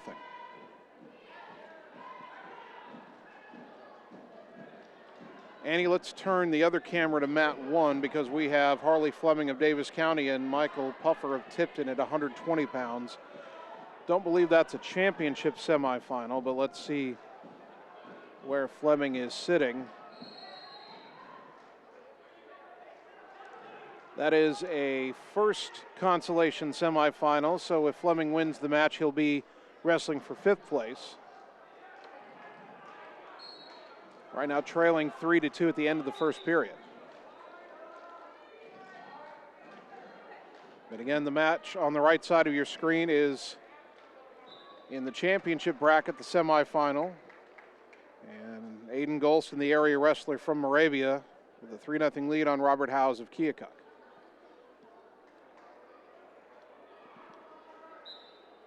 And actually, Annie, I had you turn the camera over, but we're going to need to turn it right back because we have a championship semifinal on mat 3 at 126, and we're finally going to get to see Dalton Dowd wrestle, one of Ottumwa's best grapplers.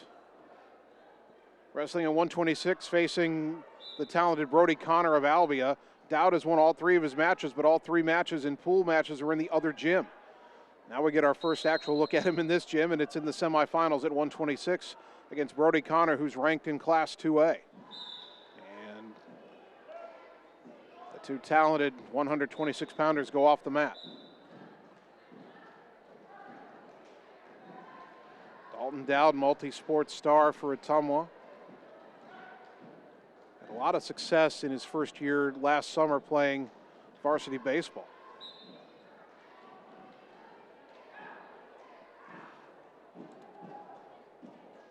Just another reminder to all spectators, if you're not wrestling on the mat, a referee or a cheerleader, you should not be close to the mat. You should be away from the mat. Dowd and Connor in kind of a stalemate so far. The Ottumwa cheerleaders thumped the mat for Dalton. Dowd came into this tournament 15-4 in his junior year. 3 more wins under his belt today, trying to make it 4 in a row and get himself into the championship match.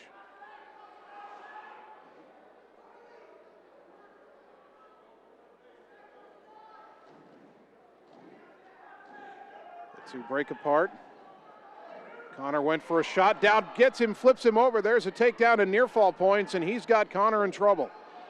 Dalton Dowd, maybe inches away from a spot in the 126-pound final. Connor desperately trying to hang on. He's got to try to get out of it for about 30 seconds. Dowd not letting him go. Connor flipping back and forth. Dowd trying to finish it off, and there it is. At the 144 mark of the opening period, Dalton Dowd with a quick move to earn the takedown and then the fall over Brody Connor of Albia. And Dalton Dowd will compete in the 126-pound final for Ottumwa, joining Ashton Grace as finalists today.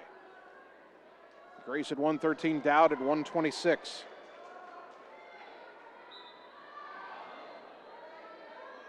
All right, Andy, we can take that camera back to mat 1 now to continue with Harley Fleming of Davis County. He is trailing 7-2 to Michael Puffer of Tipton.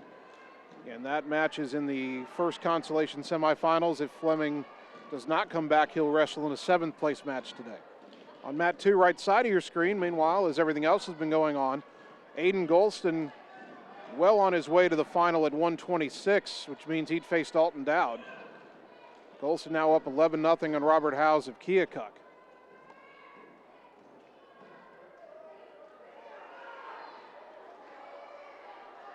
Although, well, for a moment there, I thought Howes was going to get away and have Golston not only in a reversal, but it ends up being a couple more near fall points for Golston. He's up 13-0.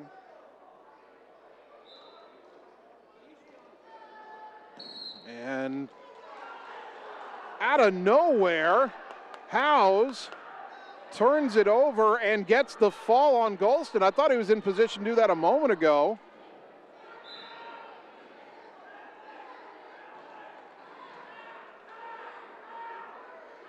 Golston can't believe it. And Robert Howes, who was trailing in the match 13-0,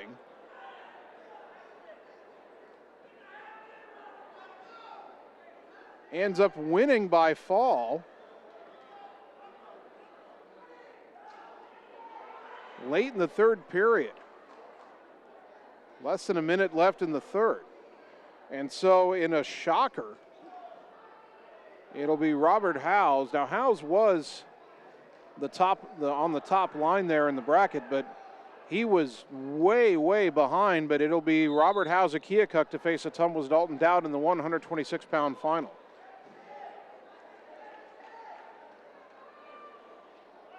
And the match on mat 1 has ended. Harley Fleming got a couple more points, but he'll end up losing to Michael Puffer of Tipton 9-4. Fleming will go to the 7th place match at 120 pounds.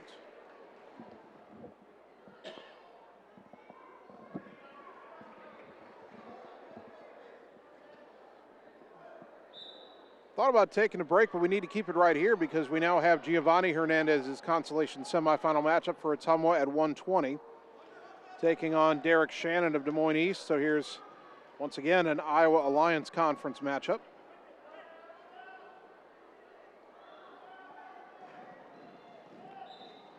This is a second consolation semifinal, meaning the winner of this match will go to the 9th place match. The loser will compete for 11th place.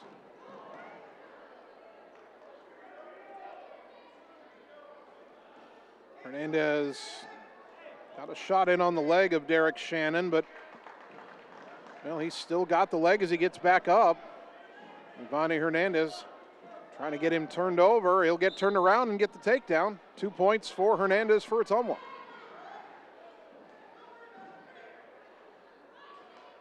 Mat 2, by the way, Hank Bulacek of Davis County, but he loses his consolation semifinal to Broderick Phelps of Preston. Hernandez, oh, he's going to get reversed as he was trying to get Shannon over on his back, but Derek Shannon slipped through and turned it around. Now it's 2-2, and now it's Giovanni Hernandez trying to avoid being put on his back. He manages to wriggle out of that one. Still on the bottom here.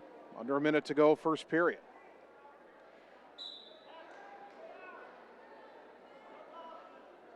Giovanni Hernandez got the early takedown, then suffered the reversal. Now trying to fight his way back up from underneath. Shannon with that half Nelson, trying to turn him over, does get him turned over. Now he's got him in the cradle. Hernandez in trouble. The young man trying to fight out of it. And that'll do it. At the 133 mark, Derek Shannon of Des Moines East defeats Giovanni Hernandez of Ottumwa by fall. And that will send Hernandez into the 11th place match at 120 pounds.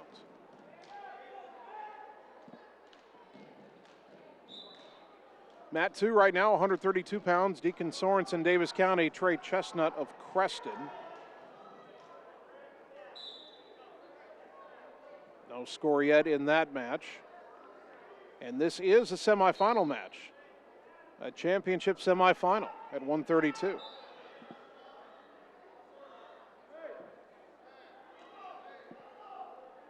So that match on the right side of your screen is Sorensen with a shot in on Chestnut.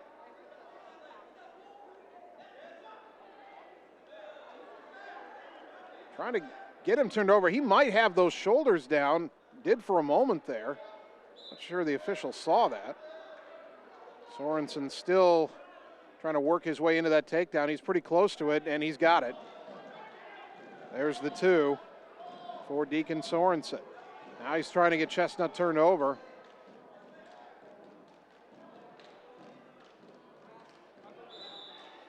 And now some near fall points being awarded or being counted. There's all 5 seconds, so 3 more for Sorensen, if nothing else in this period.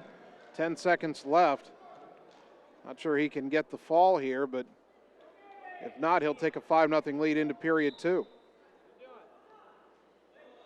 And there is the end of the first period. Deacon Sorensen of Davis County, an early 5-0 lead. He's got to maintain that momentum, though. We've already seen a couple of semifinal matches have shocking turnarounds. Sorensen defers the choice. Chestnut for Creston will choose down to be in the second period, trailing 5-0. Able to get to his feet, but not get away. And gets flipped around and back down hard to the mat. Looks like he's okay. We've seen a couple wrestlers get hurt today in similar situations. Sorensen rolls him over, trying to get those shoulders angled the right way to get some more near fall points.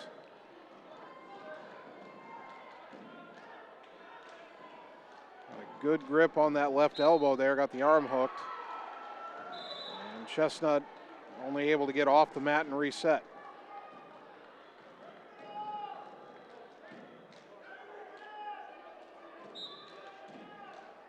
On the restart, Chestnut able to get to his feet this time, and Sorensen lets him go. So Chestnut on the board. Sorensen for Davis County still leading 5-1. Minute 13 to go, second period. Sorensen with another shot, but they go off the mat and they'll reset.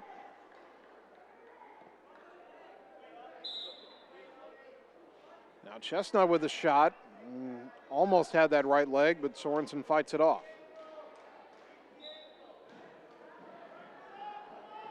132-pound semifinal here at the Ottumwa Wrestling Invitational. Deacon Sorensen trying to get into the championship match for Davis County.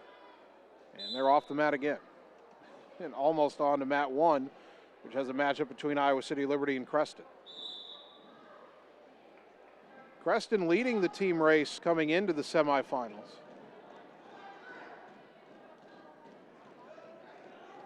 As Sorensen looking for another takedown, twisted him around.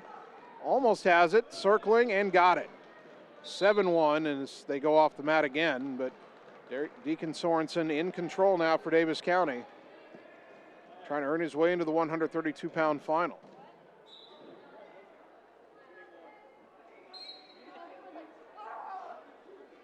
On the restart, 30 seconds to go in period 2. And Sorensen almost had him rolled up on his back.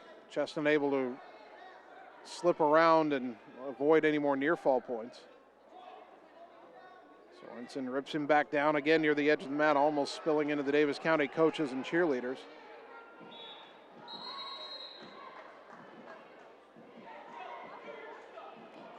And the second period comes to an end. 7-1, Deacon Sorensen of Davis County. A big lead. And now Sorensen will choose down for the third period.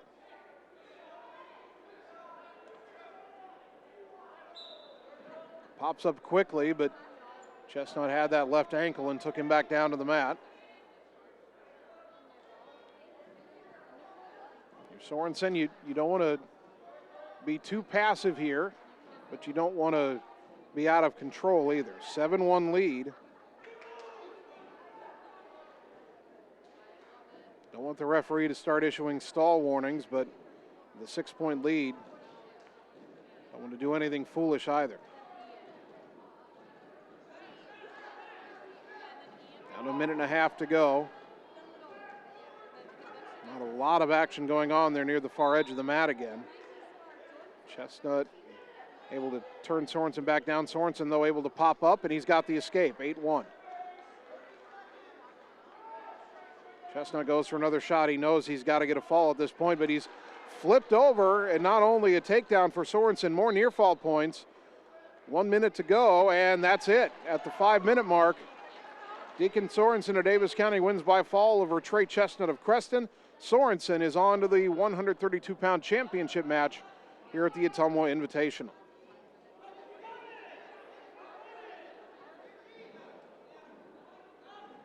Not sure who he'll face. I don't believe the other 132-pound semifinal was on one of the mats in this gym.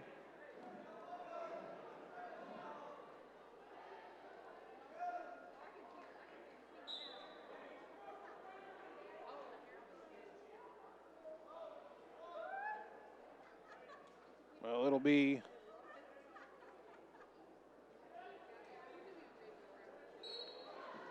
Ammerman of Kirksville won the other 132-pound semifinal over Pham of Iowa City Liberty by fall in 152. So Sorensen will face Ammerman in the 132-pound final. Sorensen wrestling for Davis County. All right, none of the matches going on right now have area wrestlers, at least on the mats in front of us. So, Annie, this is a good time for, let's take a 3-minute timeout. 3 minutes, and we're back with more of the Ottumwa Wrestling Invitational on the Ottumwa Radio Sports Network. It's time to choose the credit union with a new perspective. At Meridian Credit Union, we don't just see member profiles. We see people. People with goals. People who want to save more. People that we can help. That's why we offer financial services convenient to you. Great loan rates, online banking with bill pay, mobile banking, and credit cards. Join the many satisfied Meridian members today. See how our perspective can help you. Meridian Credit Union, where it feels like home. Hey, nice job clearing the clog. Thanks. You know anybody who could repair the water damage in my basement? Roto-Rooter does that. Do you guys fix water heaters? Roto-Rooter does that. How about a leaky faucet? We do that. Disposal repair? We do that. I've got to run a few errands, but if you could finish up those pies, that'd be great. Thanks. And away go troubles down the drain. Pies. Okay. Seasons change. Our priorities change. Your financial needs change. But there's one thing that remains consistent. Our dedication to making your financial life easier together. So let's get to know each other, because together is better.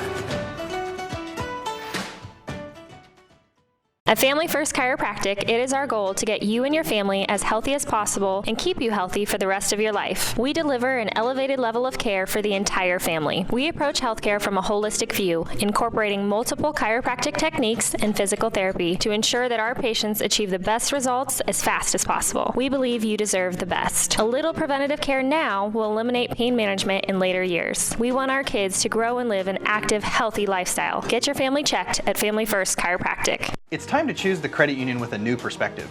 At Meridian Credit Union, we don't just see member profiles. We see people. People with goals. People who want to save more. People that we can help. That's why we offer financial services convenient to you. Great loan rates, online banking with bill pay, mobile banking, and credit cards. Join the many satisfied Meridian members today. See how our perspective can help you. Meridian Credit Union, where it feels like home. All roads lead to the new home of the realtors you've come to trust in our community, Bridge City Realty. Whether you're buying or selling property, contact our qualified staff of experienced professional salespeople at our offices, now located next door to Walgreens. We're right in the heart of Ottumwa at 301 West 4th, so stop by or call our new office line at 684-1234. Bridge City Realty, Southeast Iowa's #1 real estate agency. You're watching the Ottumwa Bulldogs on the Ottumwa Radio Group Sports Network.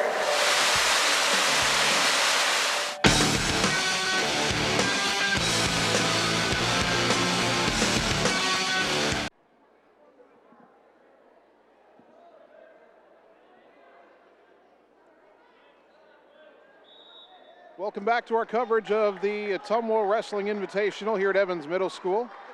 Live video all day long on the Ottumwa Radio Group Facebook page. Jason Van Arkel with you. We're in the semifinals. And right now on the 3 mats below us, we do not have any area wrestlers. So let's go back through the brackets here.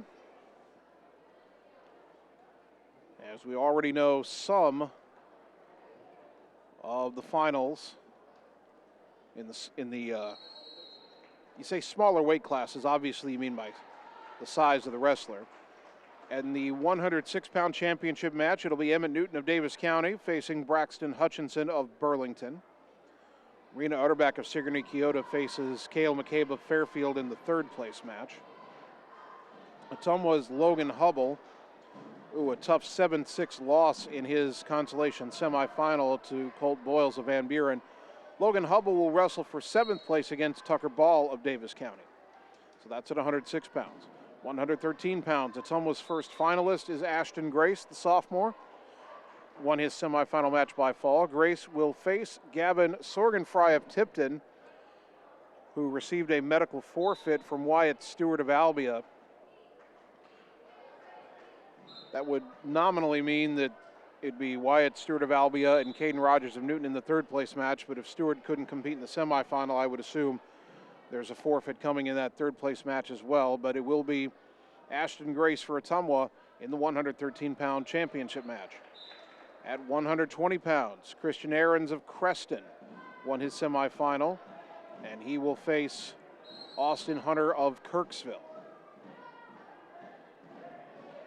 Elsewhere in that bracket, Giovanni Hernandez of Ottumwa will wrestle in the 11th place match against Sebastian Sorensen of Newton. At 126 pounds, well, now wait a minute.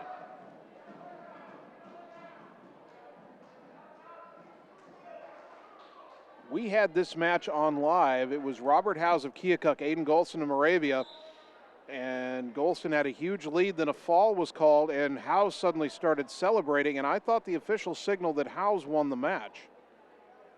But the bracket shows that Golston won by fall. That is confusing. We know that Ottumwa's Dalton Dowd is in the championship match at 126. Right now, the brackets say he'll be facing Aiden Golston of Moravia. Now, the Keokuk coaches were not celebrating the way Howes was, but I thought the official had indicated that Howes would raise his hand. So I guess we'll see what happens at 126. But regardless of who Dalton Dowd faces, it will be another Ottumwa wrestler in the championship match. At 132 pounds, Ben Ammerman of Kirksville will take on Deacon Sorensen of Davis County, both winning their semifinal matches by fall. For Ottumwa at 132, Efren Huerta won his consolation semifinal by fall. He's in the 9th place match at 132. As we look back down, let's see, we've had the camera stay on the matches that have been going on, even though for a while there we didn't have any area wrestlers. Now we do have, at 138 pounds, Cale Hutchinson of Albia taking on Austin Henderson of Wayne. That is on mat 1. That's on the left side of your screen. What you're seeing on the right side is a match at 138 between Tristan Sorgenfry of Tipton and Lane Patterson of Kirksville. And Hutchinson for Albia has now fallen behind 5-2 with just over a minute to go in the second period. And that is at 138 pounds.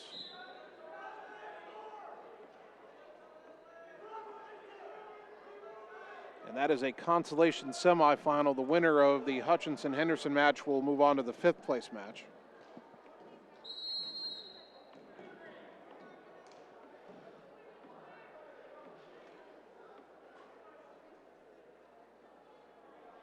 So you're up to date. They've finished the semifinals through 132 pounds. And the finals are set in the first 5 weight classes. So a lot of action to come here. A very long day. A very large tournament here at the Ottumwa Invitational.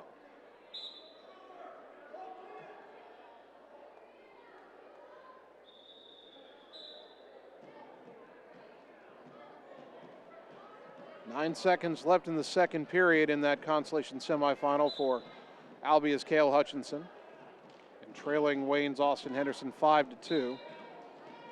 Hutchinson in the black with the blue trim. Henderson in the gray and black singlet for Wayne as the second period comes to an end.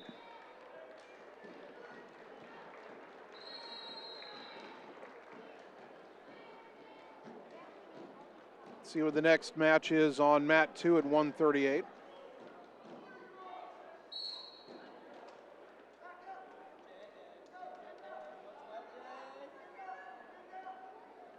And it will be Tyler Stoltz of Van Buren against Morgan Van Hemert of Davis County. And that is a first consolation semifinal, so the winner of this match will move on to the 5th place bout, while the loser will be in a 7th place bout. Stoltz of Van Buren, Van Hemert of Davis County. Stoltz in the black, Van Hemert in the gold and maroon.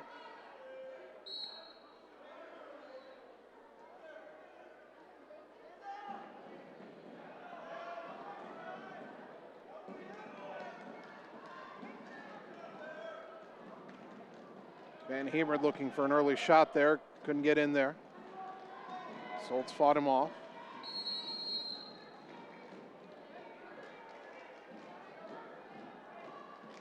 Now a shot by Stoltz, and he'll get Van Hemert around and down for 2.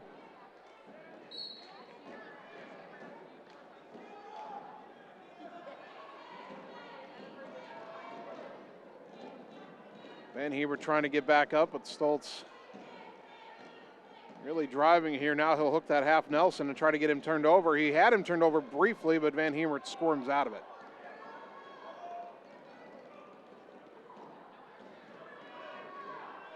Again, 5 mats going. We have 3 in the main gym, 2 in the other gym, so we are not able to put a camera on every possible match. Do have cameras on 2 matches involving area wrestlers right now. Stoltz does have Van Hemert over this time. And there's the 5 count, 3 near fall points if this doesn't end in a fall. Cale Hutchinson of Albia about to drop his consolation semifinal. And there the final second ticks off. 8-2 the final in favor of Austin Henderson of Wayne. Van Hemert not able to get out of it, and there is the fall for Stoltz. Tyler Stoltz of Van Buren will wrestle for 5th place at 138. Van Hemert will settle for the 7th place match. And now the next match on mat 2 at 145 will be Bodie Thompson of Albia and Avery White of Newton.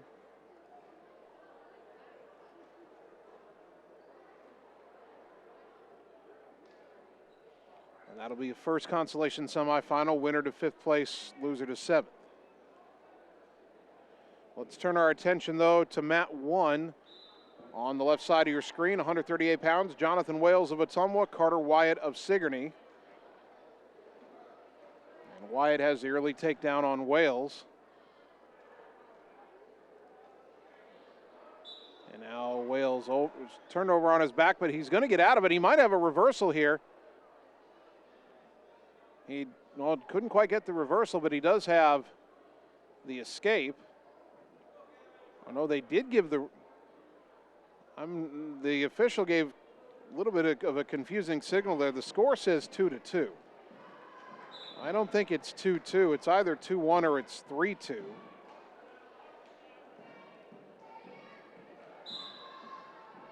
As Wyatt went for another shot, Wales for Ottumwa trying to fight him off. Wales in the red, Wyatt in the black.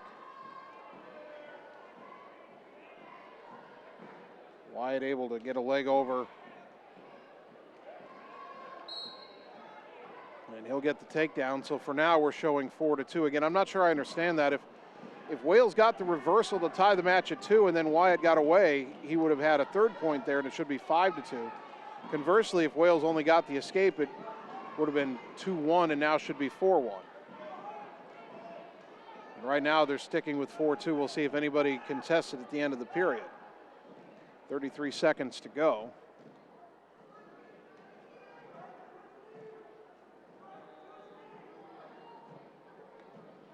And this is a third bracket consolation semifinal.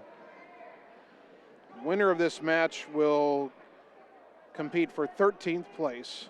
The loser of this match, their day will end because there wouldn't be anybody to face in the 15th place match. The other side of this consolation bracket is William Cook from Moravia, who gets a bye into the 13th place match. Period ends, Wales trailing. But now we're going to double check the score here.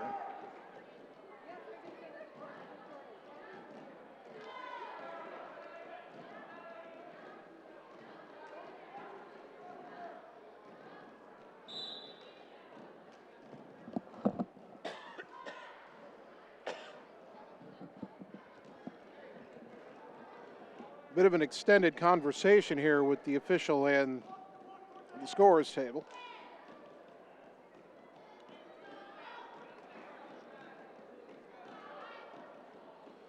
Long enough that one of the Sigourney coaches is coming over to check on it.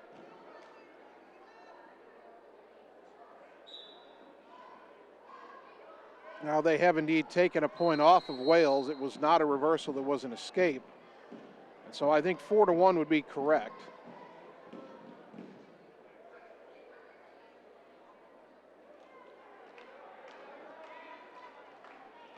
Well, now they've made it 6-1. Now there may have been a couple of near fall points right at the end of the period. Well, now they've made it 8-1. Well,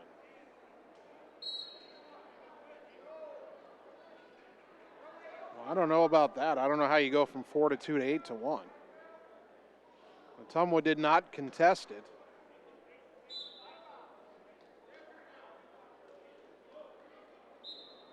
On mat 2, by the way, Bodie Thompson in his consolation semifinal leading Avery White of Newton 6-0. The Blue Demon wrestler in good shape there in the second period. Wales going for a takedown. It's got a takedown on Carter Wyatt to start the second period. He's back with an 8-3. Let's see if Jonathan Wales can come all the way back. When the period ended, the scoreboard said he was down 4-2. By the time the second period started, it was 8-1. Now it's 8-3. And Wyatt gets away. There's an escape, and it is 9-3. Let's see if Wales can go in and get him again. Wyatt looked for a shot, wasn't there. Now Wyatt gets in and has a takedown to make it 11-3. He's got some leverage underneath, but Wales able to get his legs out of that and get himself flat on the mat on his chest. Now trying to work his way back up. He gets twisted over, though, near the edge of the mat. Not enough for any near fall points. Wales gets back to his chest, now trying to rise up again. But now Carter Wyatt starting to get him turned over again. And over onto the back, and now Wales in a heap of trouble, and there's the pin.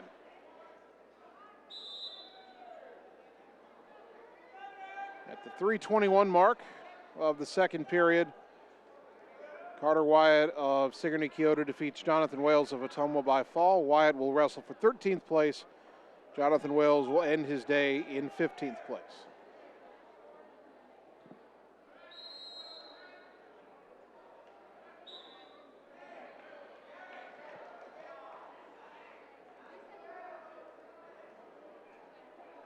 All right, Annie, let's turn that camera to mat 3 because we have the 145-pound championship semifinal between Kason Miller of Fairfield and Eric Alvarado of Des Moines Lincoln.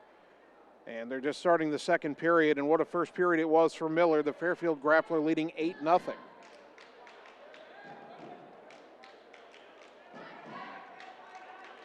Fairfield perhaps well on their way to having a finalist at 145.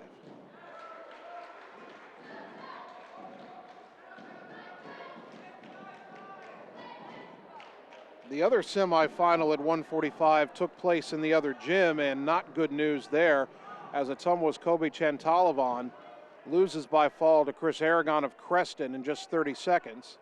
So Chantalavan is in the third place match at 145 for Ottumwa, and he will face the loser of the match that you are seeing now on the left side of your screen, which looks like it might, at this rate, it might be Alvarado of Des Moines Lincoln, so that'd be a conference matchup, and maybe we'll have that confirmed here as Miller has Alvarado on his back.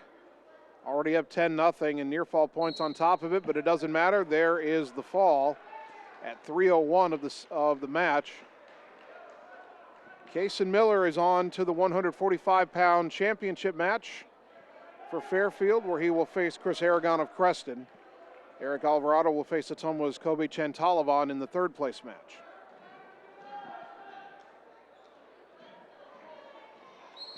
Back on mat 2, right side of your screen, Bodie Thompson of Albia.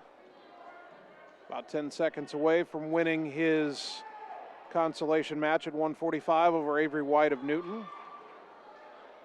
Bodie will head to the fifth place match where he will face DJ Hammis of Sigourney Kyoto.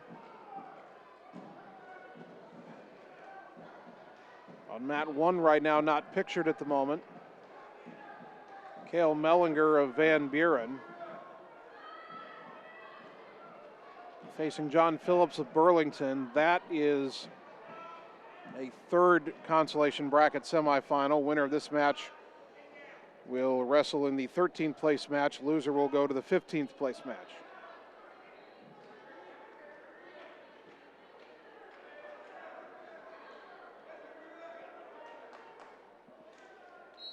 We're on mat 3 that you're seeing on the left side of your screen now. Justin Keller of Albia facing Daniel Zao of Des Moines East, and Keller trailing 5-0. That is at 152 pounds. And that is a championship semifinal. But a tough start here for Justin Keller. Keller ranked 9th in Class 2A at 152, but wrestling one of the better 3A wrestlers in the state in Daniel Zao, and Zao already up 5-0.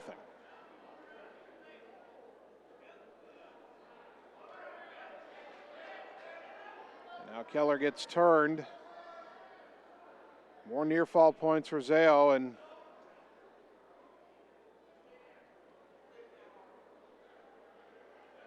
Keller just trying to avoid the fall here. He's got to hold out for another 20 seconds. Got his shoulders off the mat for a moment. Still trying to squirm out of there. Rolls it over. Almost had himself a reversal, not able to complete that. 3 near fall points for Zao, and the period will end with Keller trailing 8-0.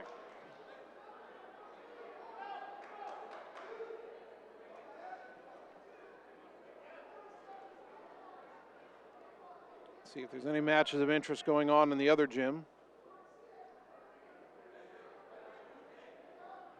Not at the moment. And now that boys are wrestling on all 5 matches the girls tournament completed some time ago, these matches are moving at a much more rapid pace, more getting completed at a time.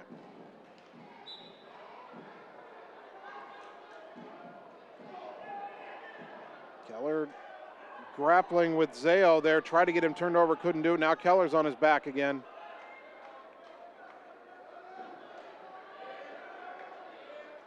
He's able to avoid the fall there, but the takedown made it 10-0. 2 more near fall points, and it's 12-0. And if Zao can just turn Keller enough for 3 more near fall points, the match will end.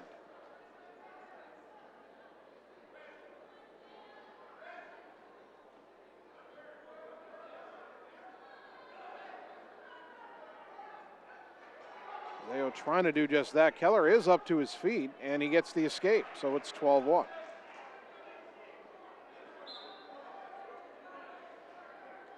Keller not afraid to go back in there. He's trying to find his way back into this match.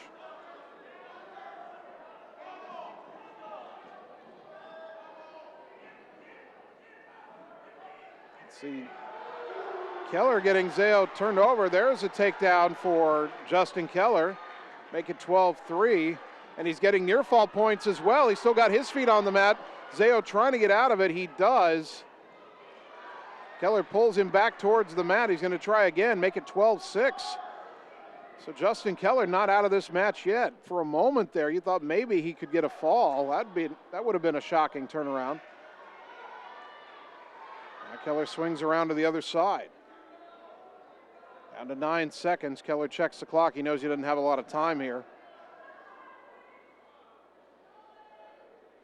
And that'll end the second period, but it's 12-6. A moment ago it was 12-0, although East wants to talk about the scoring here. Zao was off the mat, but Keller had both of his feet still inside the circle.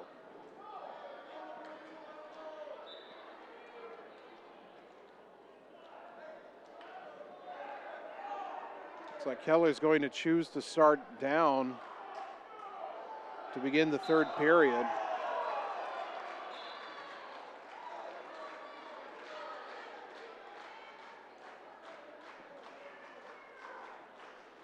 Now the Albia coaches are over as Des Moines East coach is continuing to argue the point. I don't think he's going to win. Score will remain 12-6.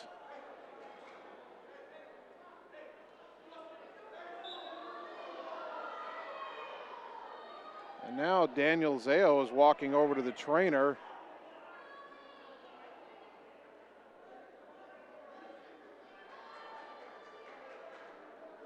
And now the Albia coaches and one of the East coaches are having an animated conversation.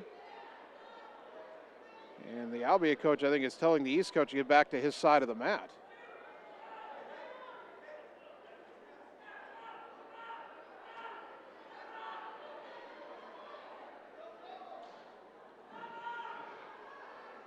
So Zao over at the trainer, and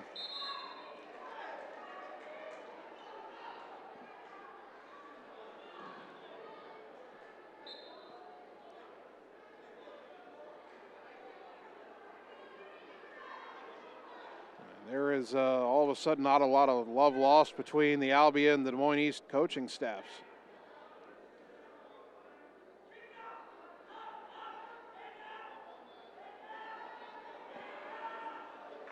They just started a blood time counter, but he's been over there for a minute. I don't know why it took him that long to start the timer.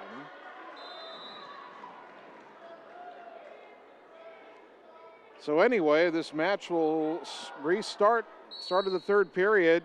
Justin Keller down 12-6, starting on the bottom.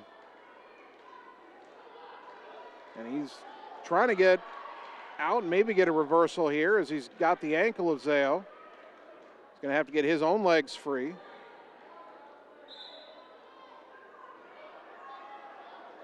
He's almost there. And now he'll get the two. It's 12-8. This match was 12-0 in favor of the Scarlet Wrestler, and now if Keller can find a way to turn him, get some near fall points, he'll be right back in this match. Now he's got him turned. Almost had him turned.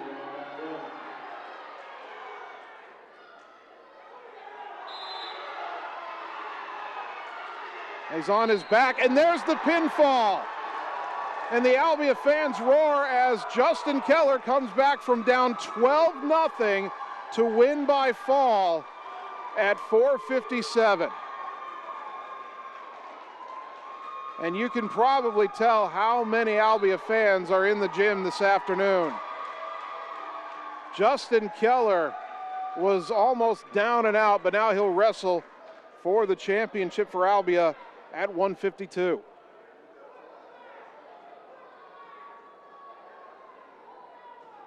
What an amazing match.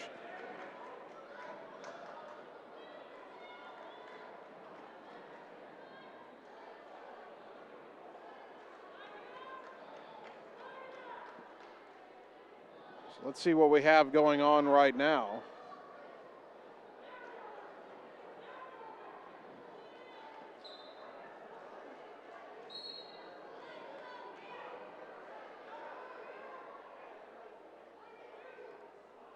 As they start moving into matches at 160 pounds.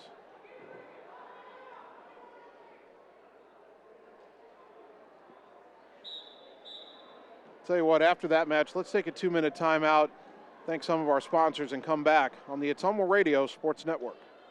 Seasons change. Our priorities change.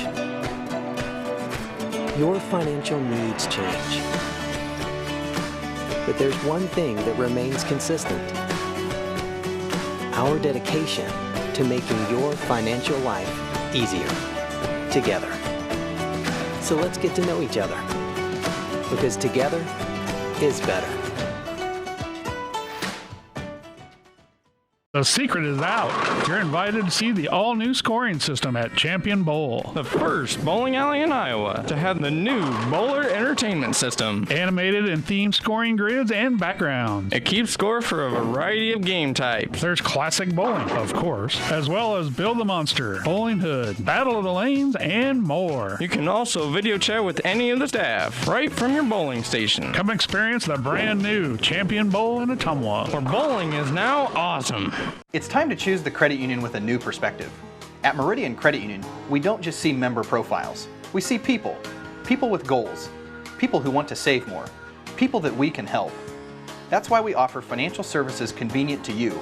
Great loan rates, online banking with bill pay, mobile banking, and credit cards. Join the many satisfied Meridian members today. See how our perspective can help you. Meridian Credit Union, where it feels like home. All roads lead to the new home of the realtors you've come to trust in our community, Bridge City Realty. Whether you're buying or selling property, contact our qualified staff of experienced professional salespeople at our offices, now located next door to Walgreens. We're right in the heart of Ottumwa at 301 West 4th, so stop by or call our new office line at 684-1234. Bridge City Realty, Southeast Iowa's #1 real estate agency. You're watching the Ottumwa Bulldogs on the Ottumwa Radio Group Sports Network.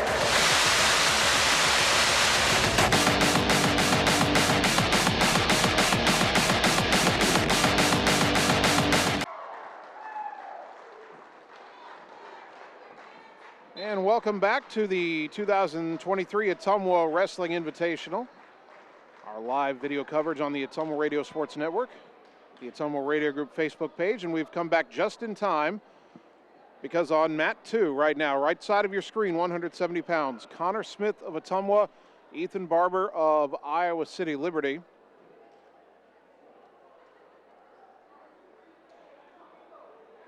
And this is a first consolation bracket semifinal. Winner goes to the 5th place match. Connor Smith, a tough loss in his last pool play match, keeping him out of the championship bracket. But still a lot to wrestle for here as he takes on Ethan Barber from Liberty High in Iowa City.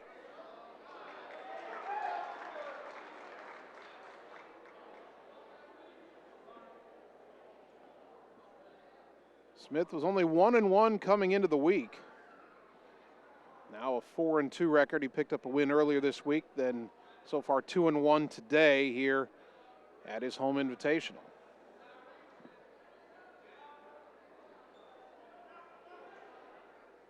And he gets flipped over there by Barber. He'll have to get himself turned over and avoid a near fall there, but he gives up the takedown and is trailing 2-0. For a moment there, I thought he was going to get the takedown, and then it seemed like something slipped, and he went heels over head there. trying to get back to his feet.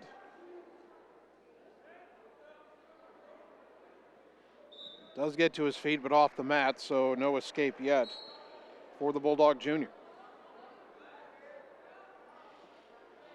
Again, if Smith wins this match, he'll wrestle for 5th place at 170. While every other wrestler in this consolation bracket is from Iowa City Liberty. The other consolation semifinal, Hayden Hutchinson and Cole Kearns, both of Liberty.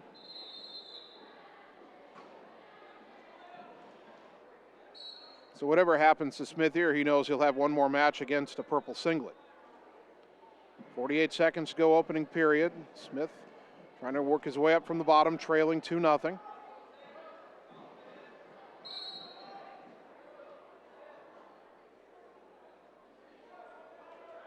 And again, we apologize, but where we're set up here, they've got that large screen TV displaying the score and the time remaining, and that's partially blocking our camera's view.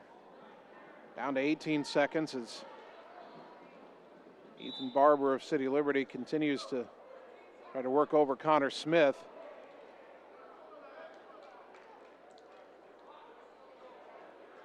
And they stopped the match because they'd gone out right by that monitor, and then Barber looked up and saw the clock was still moving, and so for a moment there he went after Smith again and then stopped, realizing that that's something he shouldn't have done. It wasn't anything malicious, but he looked up and the clock was still moving. He thought he needed to keep wrestling, and now they've added 5 seconds, so 15 seconds remaining in the first period.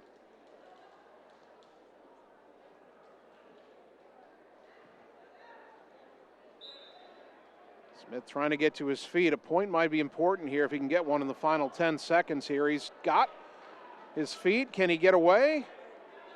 Down to 6 seconds, and Barber just rides him off the mat. 4 seconds remaining.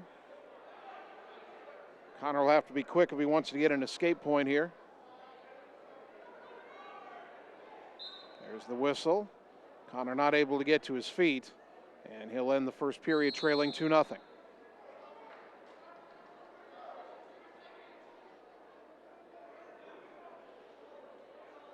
Barber wins the toss. He'll defer his choice to the third period.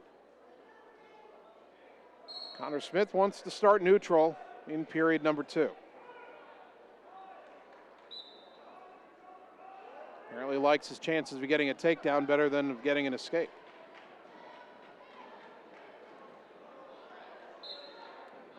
Smith on the front foot here, kind of backing up Barber a little bit. Both grapplers still looking for their opening. A little bit of hand fighting here. Barber shoves Smith away. Connor trying to come back in. They lock up. Connor tries to get that right hand, and now Barber goes for a shot. Got him flipped over, and Smith trying to pull his way through. He's kind of in a tough spot here, and that'll be counted a takedown. He's trailing 4-0, minute 5 now, second period. Connor, though, trying to pull those legs out, get a reversal. There it is. So Connor Smith is on the board, now trailing 4-2 with that reversal. And now he can go to work on Barber. 48 seconds remaining in the second period.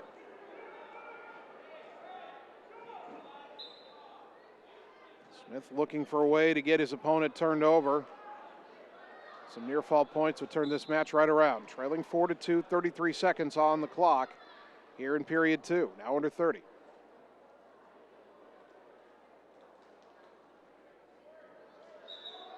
And as Barber tries to slip out of there, they go off the mat right next to the Keokuk coaching, or pardon me, the Liberty coaching staff. 3 different teams wearing purple today. Liberty, Keokuk, and Burlington. 23 seconds on the clock for the restart.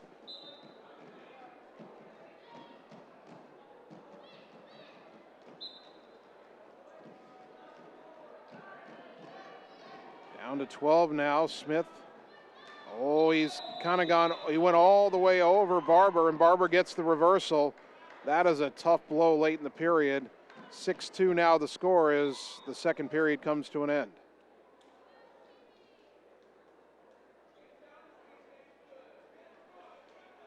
They haven't put it on the board yet, but that was clearly a reversal. I don't know if the Keokuk, one of the Keokuk coaches just ran over to mat 3 because they've got another wrestler going over there and didn't have a coach.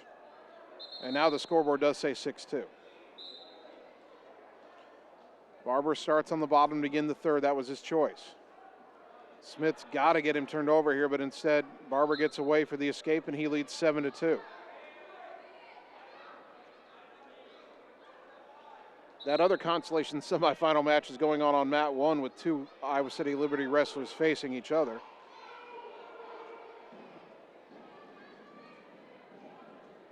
That match is in overtime. Here, Connor Smith down 7-2 with a minute and a half to go. Might be able to get a takedown here. He's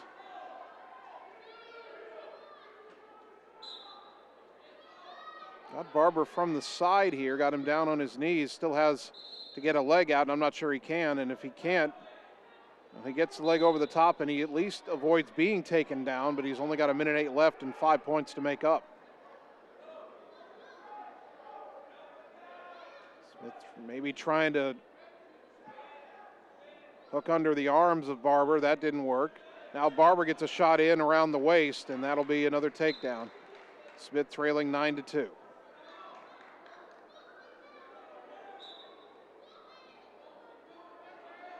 .42 seconds remaining.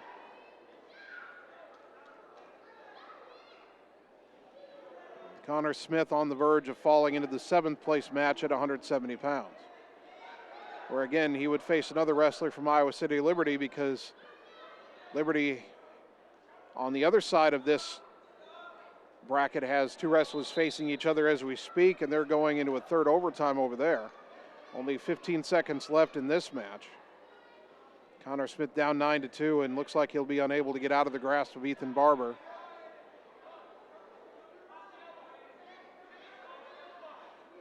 And the final seconds will tick away. 9-2 the final. Connor Smith will wrestle for 7th place at the Ottumwa Invitational.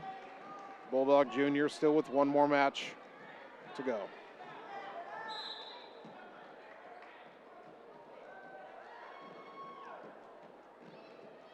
Well, Liberty there for a couple of minutes had wrestlers going on, had 4 wrestlers going on the 3 mats, including 2 facing each other.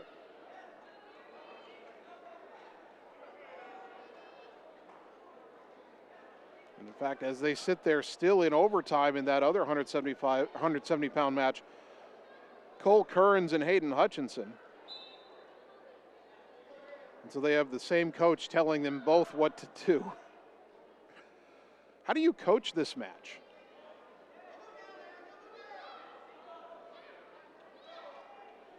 So I think this match has gone to the final overtime period.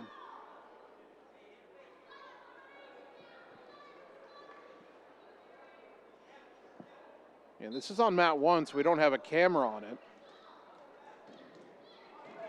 Though at mat 2, Aries Derby of Davis County and Gabriel Mullenix of Kirksville are wrestling in a consolation semifinal. You're seeing that on the right side of your screen.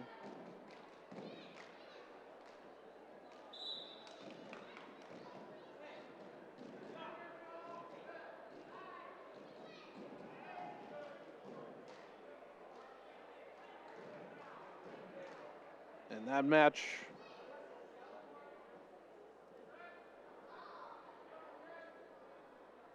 is in the second consolation bracket.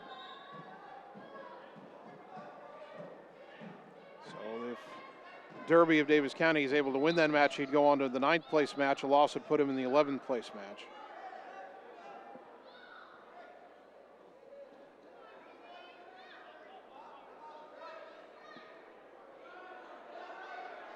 Although Derby right now in danger of being pinned here in the first period by Mullenix.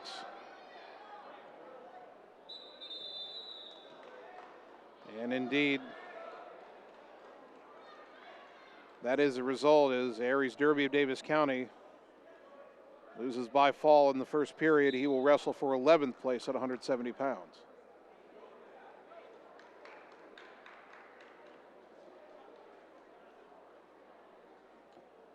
So at the moment, well, this seems like a good time to take a timeout. We'll take a 3-minute timeout. We're going to get caught up on some of the other results. Again, not every match going on in this gym. We'll take a break and return with the latest updates as to who's wrestling in the championship matches after 3 minutes on the Ottumwa Radio Sports Network. Seasons change. Our priorities change. Your financial needs change. But there's one thing that remains consistent. Our dedication to making your financial life easier together. So let's get to know each other, because together is better. Hey, it's Sam here, your Lisco sales rep. Summertime weather is just around the corner, so you know the drill. Construction is in full swing, and we have limited time to get your order on the list for this year. As you're prioritizing your goals for 2022, let's make you the priority. We can chat details about what would make your home or business data connection the most successful. To add or update your services, call me, Samantha Knoll, for your Lisco sales and account management. 641-209-5400, 209-5400, or visit us at lisco.com. It's time to choose the credit union with a new perspective. At Meridian Credit Union, we don't just see member profiles. We see people. People with goals. People who want to save more. People that we can help. That's why we offer financial services convenient to you. Great loan rates, online banking with bill pay, mobile banking, and credit cards. Join the many satisfied Meridian members today. See how our perspective can help you. Meridian Credit Union, where it feels like home.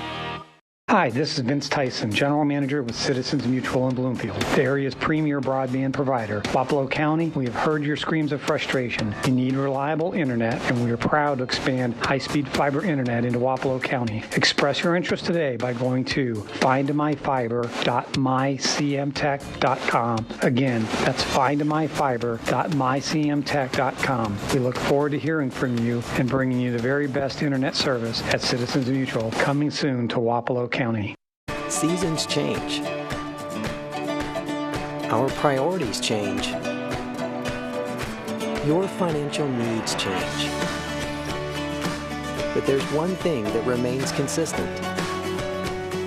Our dedication to making your financial life easier together. So let's get to know each other, because together is better.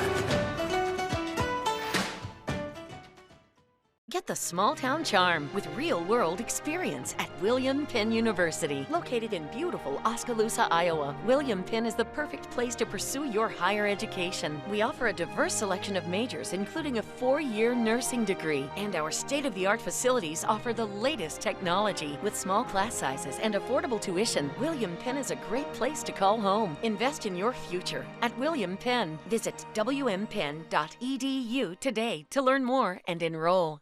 You're watching the Ottumwa Bulldogs on the Ottumwa Radio Group Sports Network.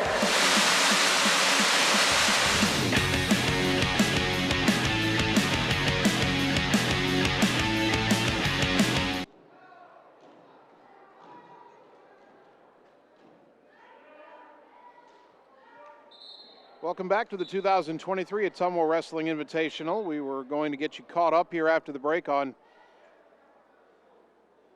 where the different weight classes look heading into the finals. Before that, though, we do have an Ottumwa wrestler on the mat, Mat 3. That's on the left side of your screen, 195 pounds. Neo Guida for Ottumwa taking on Caden Spring of Moravia. And as we look at our 195-pound bracket, we can see that this is in the second consolation bracket. That means the winner will head to the 9th place match. The loser will head to the 11th place match.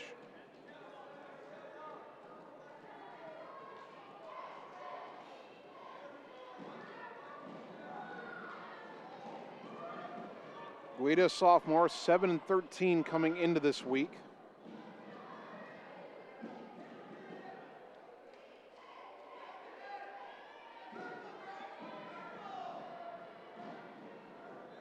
Still no score a minute into the match. Guida on the back foot a little bit. Spring comes at him. The Moravia wrestler being a little more aggressive right now. Trying to throw Neo, but Neo having none of it.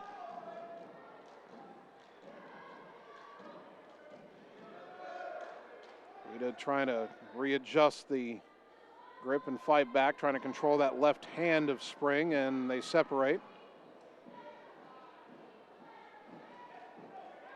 They come back in, and Guida slips out of the hold of Spring. 20 seconds to go. Spring now controlling the left wrist of Guida for a moment, but Neo gets a hand out of there. 10 seconds. Spring goes for a shot, had a hand on the right leg, couldn't maintain it. Guida went for a throw there, couldn't hang on to that. And now the first period comes to an end with both wrestlers still on their feet.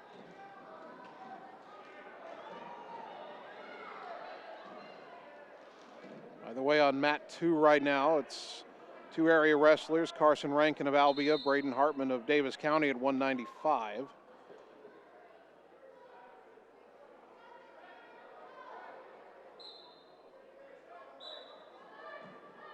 And that is the other match in this particular bracket. So the winners and losers of the 2 matches you see on your screen right now will face each other in the finals for 9th and 11th place respectively. As Spring started the second period on the bottom, he escapes from Neo Guida, and the Moravia grappler now leads 1-0. By the way, on mat 1, not on your screen right now, 182 pounds, Dane Burkhart of Fairfield leading Hunter Searin of Sigourney 7-2. And maybe about to pick up a fall over there.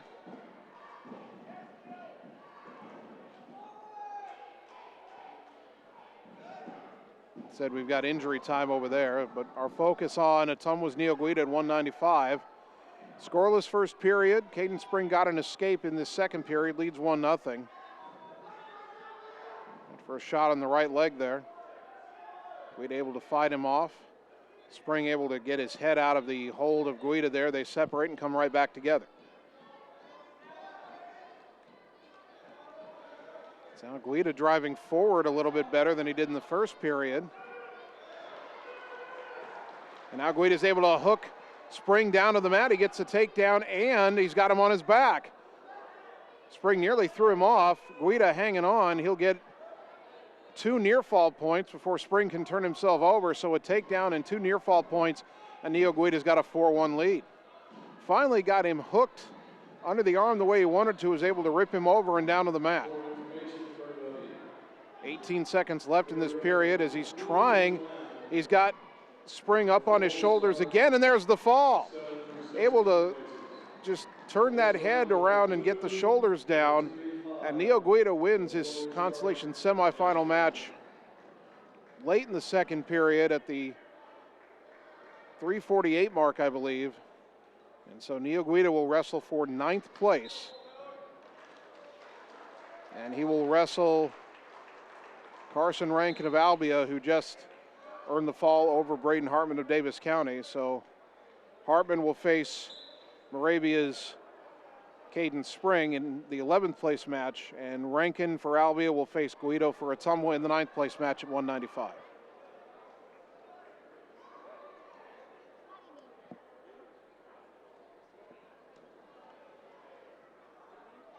Now on mat 2, on the right side of your screen, Dre Smithberg of Fairfield, Julian Perez Hall of Burlington at 220 pounds.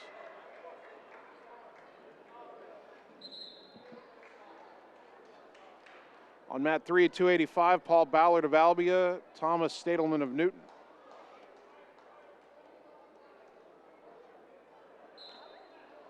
That match at 182, we told you about on mat 1 between Hunter Searin of Sigourney, Dane Burkhart of Fairfield. That is a championship semifinal. If we hadn't had an Ottumwa match, we would have turned the camera over there, but that match is about over. Burkhart leading 11-2. And looks like he will be heading to the final at 182 pounds. And there is the end of the match. Dane Burkhart of Fairfield will wrestle for the 182-pound championship.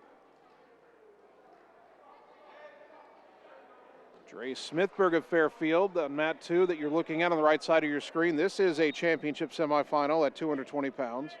Again, facing Julian Perez Hall of Burlington.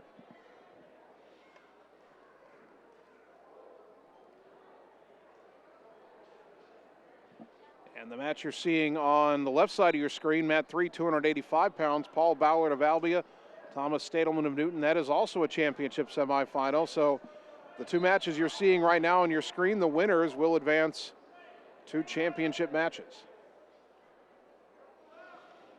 By the way, back over on mat 1, we're seeing Devin Kimball of Albia and Wyatt Weeder of Newton. That is also a championship semifinal.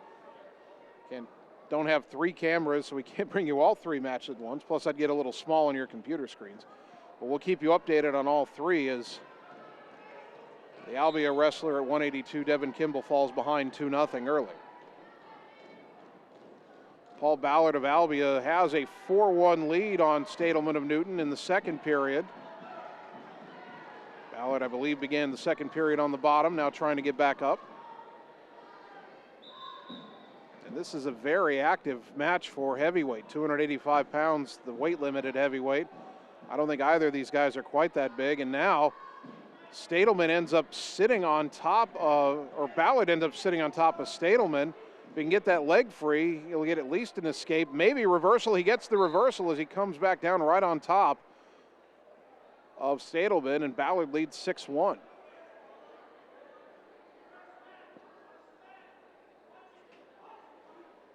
Minute 10 to go in the second period. Now Ballard gets Stadelman over onto his, onto his back. Near fall points at least, and there's the fall. 2:57 of the match. Paul Ballard of Albia earns the fall over Stadelman of Newton, and Paul Ballard will wrestle for the 285-pound championship.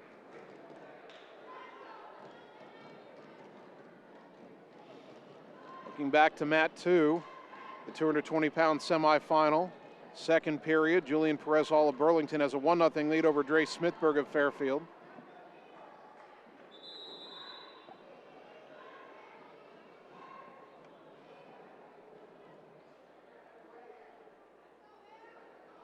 We're going to leave our camera on mat 3 on the left side of your screen because that is Keegan Pilcher of Fairfield and Max Chapman of Creston. That is a championship semifinal at 285. Well, that is a quick early takedown by Chapman for Creston. Pilcher in trouble early on his back, and there's the fall at only 15 seconds. So the 285-pound championship match is set. It'll be Paul Ballard of Albia and Max Chapman of Creston. Keegan Pilcher of Fairfield will face Thomas Stadelman of Newton in the third place match at 285.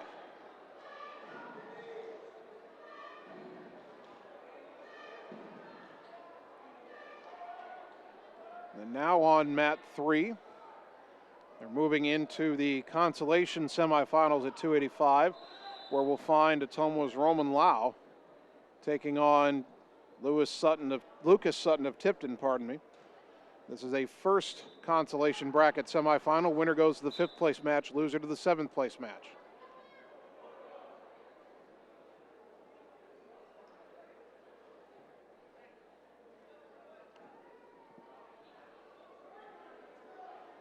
I think this is the first time Lau's been in this gym today. All his other matches were in the other gym.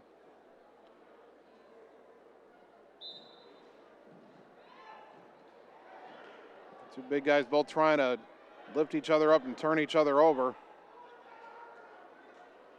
Lau able to fight off that takedown attempt by Sutton. Now he's got Sutton down on knee for a moment. Sutton going for a shot on the leg, can't hang on. Roman Lau getting pushed back a bit, but still trying to battle against Lucas Sutton of Tipton. Now they'll separate and reset.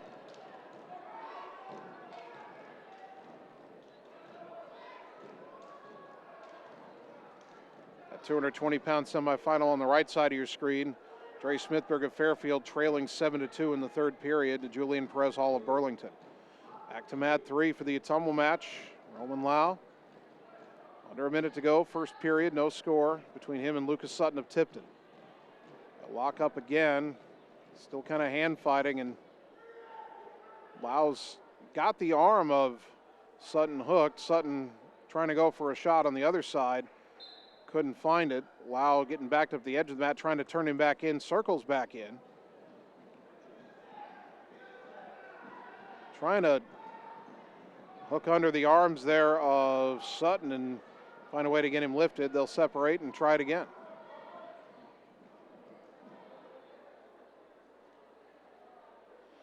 "15 seconds remaining in the opening period. Our referee in this match keeps looking at the other mat for some reason. Down to 6 seconds. And the first period ends, no score. Over on mat 1 that we're keeping an eye on, the 182-pound championship semifinal. Devin Kimball of Albia trailing Wyatt Weeder of Newton 2-0 in the second period. Second period of our consolation semifinal for Ottumwa's Roman Lau at 285. Lucas Sutton will start on the bottom here for Tipton. Gets to his feet. Lau trying to get him back down, but he'll earn the escape, and it's 1-0 in favor of the Tipton wrestler.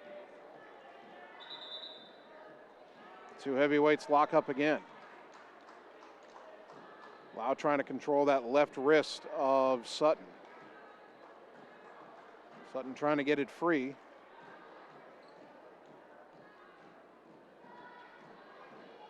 Lau still backing up a bit.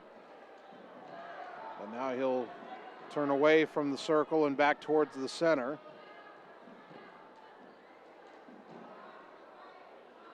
Now, both wrestlers hand fighting. Now Lau goes back in there. Trying to get a grip around the head of Sutton, who's reaching back, trying to pull that hand away. And they push away again and come right back together again. Sometimes a heavyweight match is like a slow motion dance until somebody finds their opening and makes a sudden move. 55 seconds left in the second period. Sutton with the escape this period to lead 1-0. If we're still like this going to the third, you know Lau will start on the bottom, but Lau's going for a shot here, but he couldn't come up with it, and Sutton circles around and he's got the takedown. Suddenly it's 3-0. Roman Lau trying to work his way back to his feet. I'm glad I turned my head for a moment because now we have two Ottumwa matches going on at once. They're both on your screen. Right side of the screen, 220 pounds, David Pickrell of Ottumwa facing Amir Jalili and Nasrati of Iowa City Liberty. And we'll concentrate on that because we look back to mat 3. Roman Lau ended up on his back and suffered the fall at 3:49 of the second period. So Lau loses his consolation semifinal. He will wrestle for 7th place at 285. So let's turn our focus now to David Pickrell at 220. Match is tied at 2. He was taken down initially, then he got a reversal.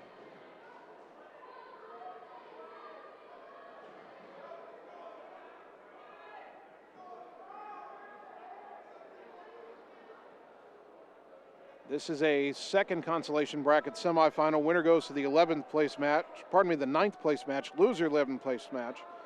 And Pickrell trying to get Jalili Nasrati turned around on his back. He's getting the near fall points.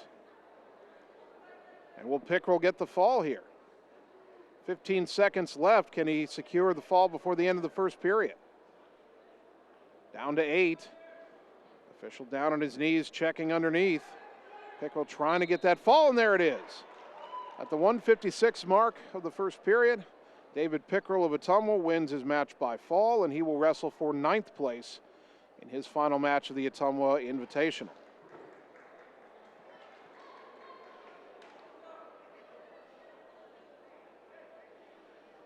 We've had some blood time in that 182-pound match. Annie, let's turn the camera. I don't care which one. We've only got one match going on here.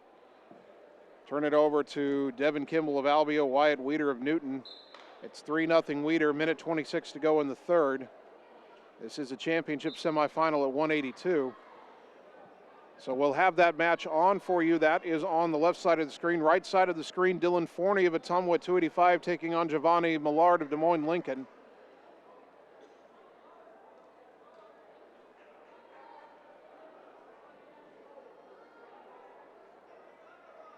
And this is I'm on the wrong bracket here. As the two heavyweights grapple near the back of the ring.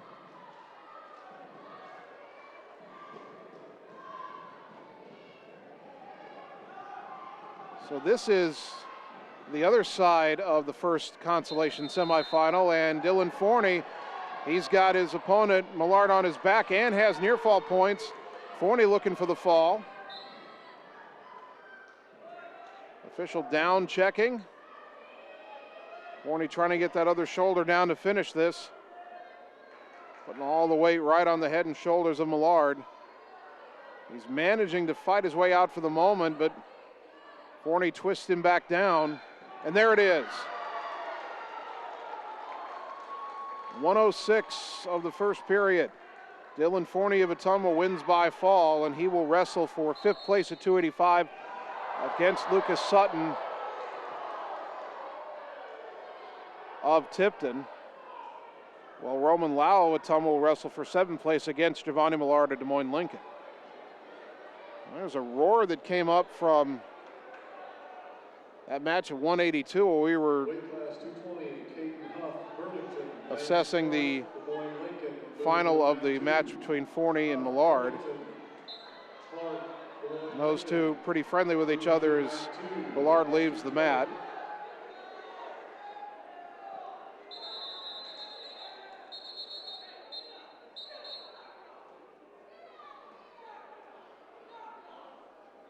And that match has ended with Wyatt Weeder of Newton beating Devin Kimball of Albia 3-1. Albia fans weren't all that happy about some things in that match. We didn't see it. Of course, we were watching the Ottumwa matches.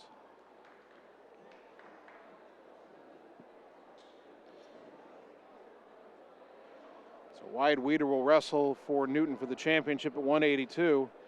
Kimball will settle for a 3rd place match against Hunter Searin of Sigourney Keota. Dane Burkhardt of Fairfield will face Newton's Wyatt Weeder in that championship match. So the only match we have going on right now is on mat 2, a 220-pound match between Caden Huff of Burlington and Lance Clark of Des Moines Lincoln. No area wrestlers on the mat now as we're getting closer to the end of a long day of wrestling. So let's go back and recap where we are heading into the finals. 106 pounds. Championship match will be Emmett Newton of Davis County and Braxton Hutchinson of Burlington. Ottumwa's Logan Hubble will wrestle for 5th place against Tucker Ball of Davis County at 106. 113 pounds. Ashton Grace of Ottumwa will face Gavin Sorgenfry of Tipton in the 113 championship match. Cade Martin of Davis County will face Austin Gorish of Sigourney Keota in the 3rd place match. 120 pounds. Christian Ahrens of Creston facing Austin Hunter of Kirksville in the championship match. Drake Ham of Davis County will take on Michael Puffer of Tipton in the 3rd place match. Giovanni Hernandez of Ottumwa wrestles in the 11th place match at 120 against Sebastian Sorensen of Newton. 126 pounds. Dalton Dowd of Ottumwa will take on, they did correct that, it is Robert Howes of Keokuk. The last time we looked at that bracket, it was showing Aiden Golston. We thought Howes had earned the unlikely fall, and he did. So it'll be Dalton Dowd of Ottumwa, Robert Howes of Keokuk in the 126-pound final. 132 pounds. Ben Ammerman of Kirksville will face Deacon Sorensen of Davis County for the 132-pound championship. Efren Huerta of Ottumwa will face Cooper Anderson of Wayne in the 9th place match. 138 pounds. Lane Patterson of Kirksville and Austin Evans of Creston are in the 138-pound championship match. Tyler Stoltz of Van Buren faces Austin Henderson of Wayne in the 5th place match at 138. Ottumwa's Jonathan Wales will finish in 15th place. 145 pounds. It'll be Cason Miller of Fairfield taking on Chris Aragon of Creston in the championship match. Kobe Chantalavan of Ottumwa will wrestle Eric Alvarado of Des Moines Lincoln in the third place match at 145. Caden Hubble of Ottumwa wrestles in the ninth place match at 145 against Wyatt Lashmit of Tipton.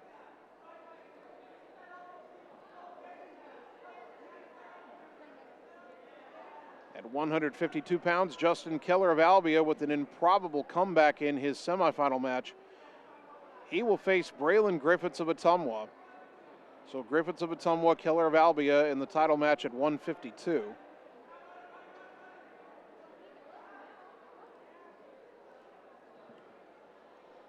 At 160 pounds, the title match is William Bollinger of Creston and Tanner Burchett of Burlington.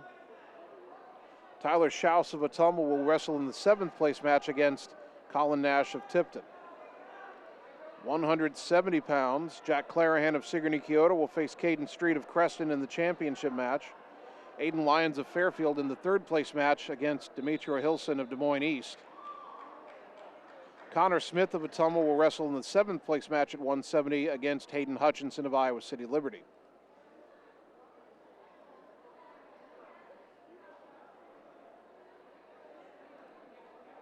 £182, Dane Burkhardt of Fairfield in the championship match against Wyatt Weeder of Newton.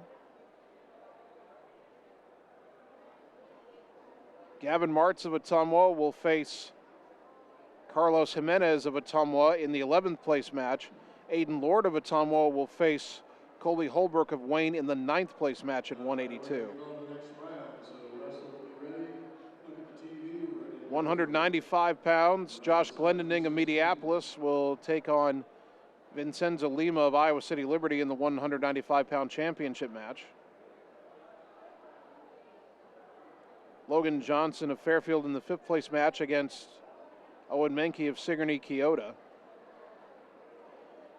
Neo Guida of Ottumwa is in the 9th place match at 195 against Carson Rankin of Albia.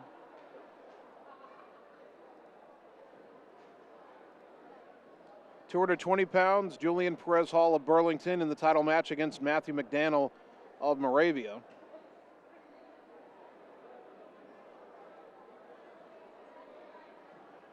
David Pickrell of Ottumwa will wrestle for 9th place at 220 against Nehemiah Westerkamp of Van Buren.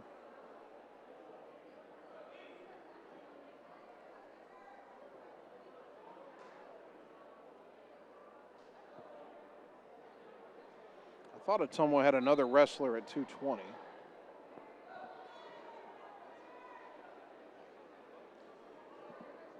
And we'll check 285 in a moment, but they have started the consolation finals at 106 on mat 1 right now. Annie, okay, we've got that on mat 1, left side of the screen. We've got it. Logan Hubble of Ottumwa, Tucker Ball of Davis County.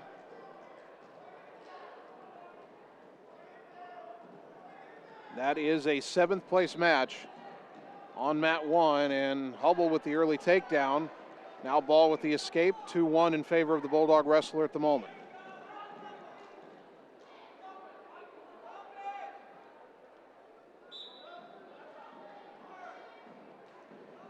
Hubble and Ball squaring off in the center of the ring.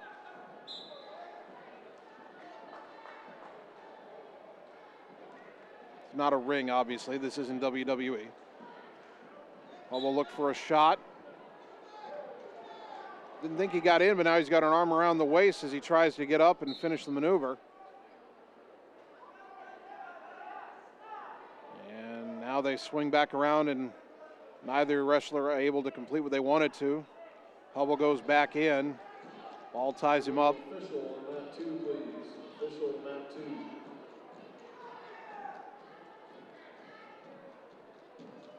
Two other 106-pound matches scheduled for the mats in here, and none involving an area wrestler, so we'll keep our focus on mat 1, where Logan Hubble leads Tucker Ball 2-1, and a stalemate ruled with 20 seconds to go in the opening period.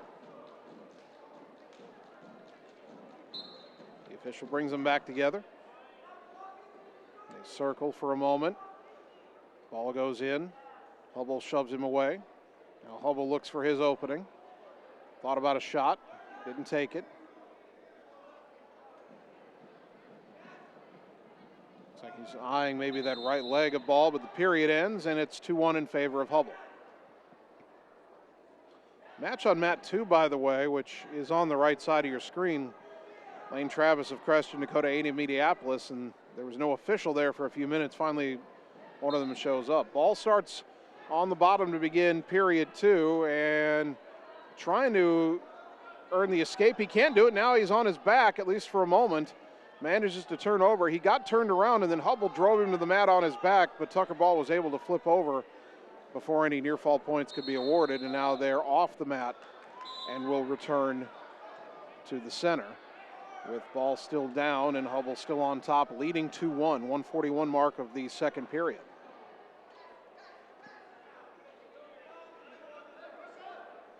Now a caution for Hubble as he was in a little early. Now we go. Ball got to his feet briefly. Hubble got him right back down. Hubble trying to get ball turned over on his back here. With the left arm around the waist and trying to break down the right hand with the right arm. Almost has him turned over here. Has him turned over, but in the process, he's laying across him with his head down the other way. And if Ball can get it turned over, he might have a reversal. And in fact, he does. So Hubble got out of position there and now trails 3-2. Now it's Logan Hubble trying to escape. And he does and ties the match at 3. 52 seconds remaining in the second period.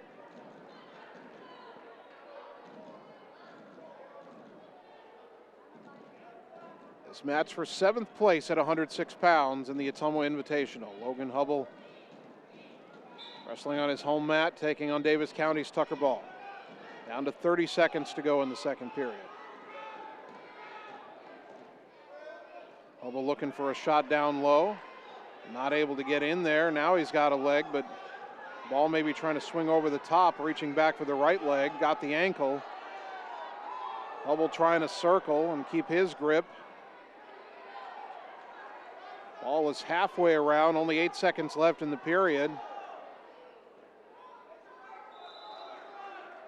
Still no advantage gained, and the period will end.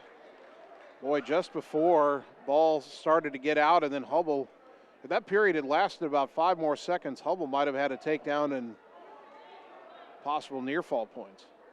But we're tied at 3 going to the third, and Hubble will choose down, hoping to get the escape that'll put him back in front.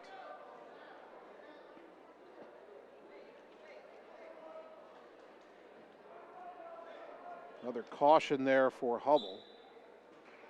Now the ball gets set, and here we go. Match tied at 3. Hubble looking for the escape to regain the lead here. He's on his knees right now. Again, the match on the left side of your screen. Gets to his feet, gets the escape, and he leads 4-3, but his momentum took him off the mat as Ball was trying to chase him down.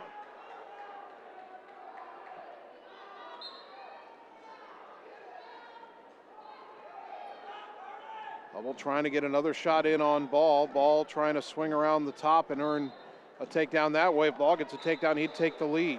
Hubble right now leading 4-3. And they're off, just off the mat to the side.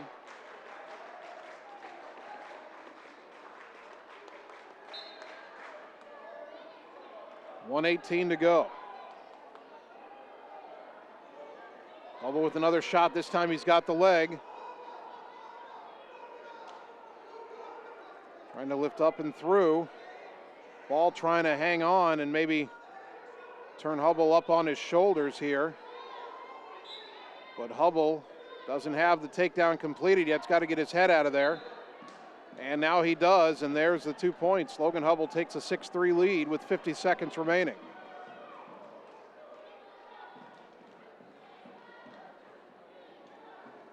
Now down to 40 seconds. Ball just trying to maybe get back to his knees, but he's running out of time. And Hubble nearly had him turned over, but they went off the mat in the process. Ottumwa head coach Jeremy Frew did not like that ruling. He said both of my wrestlers' feet were still inside the ring, inside the circle. But they reset, and now Hubble able to push ball back down on the mat again, ball back to his knees, up to his feet. And he tried to escape, but Hubble held on as they ran off the mat. 22 seconds to go.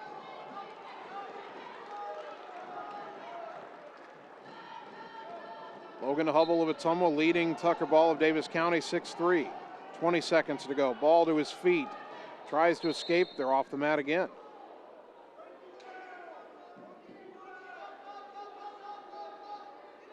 By the way, on mat 2 right now, 113 pounds, Gavin Knoll of Van Buren facing James Garrison of Mediapolis. That's on the other side of your screen. Hubble and ball roll over. Hubble maintains control. Down to 8 seconds. Ball running out of time. Hubble's going to hang on and win this match 6-3. So Logan Hubble will finish in 7th place at 106 pounds as a sophomore. And Tucker Ball of Davis County will finish in 8th.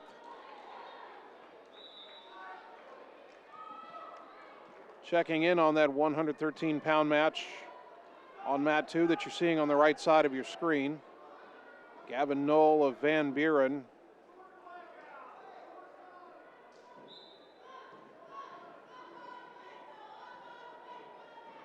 This is for 11th place as he takes on James Garrison of Mediapolis. Knoll leading 2-0 late in the first period.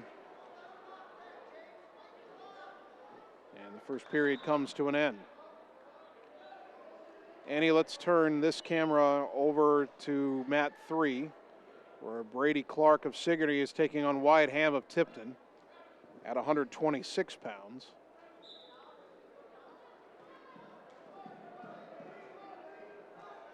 This is a 7th place match. That's on the left side of your screen.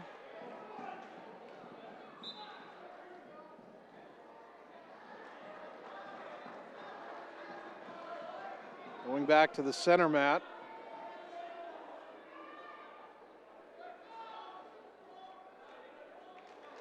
James Garrison of Mediapolis earned the takedown to tie the match at 2, but Gavin Knoll for Van Buren.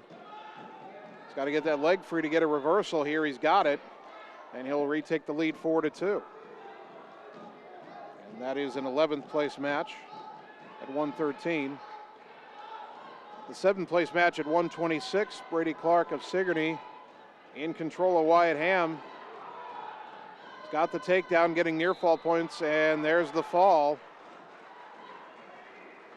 at 253. Brady Clark of Sigourney Kyoto finishes 7th at 126 pounds. Leave the camera there, 132 pounds, Corbin Camp of Van Buren and Joey Glendenning of Mediapolis. About to begin over on mat 3. Meanwhile, Gavin Knoll of Van Buren still leading James Garrison of Mediapolis 4-2. 48 seconds left in the second period. Camp of Van Buren, Glendenning of Mediapolis. That is a 7th place match at 132. And it is Corbin Camp of Van Buren who earns the early takedown.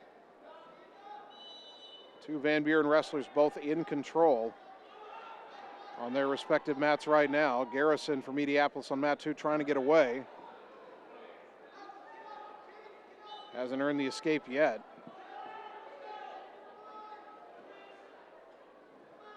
So 4-2 as Gavin Knoll checks the clock, 10 seconds. Garrison tries to get up, trying to get out, cannot do it, taken back down. Second period ends with Gavin Knoll leading 4-2.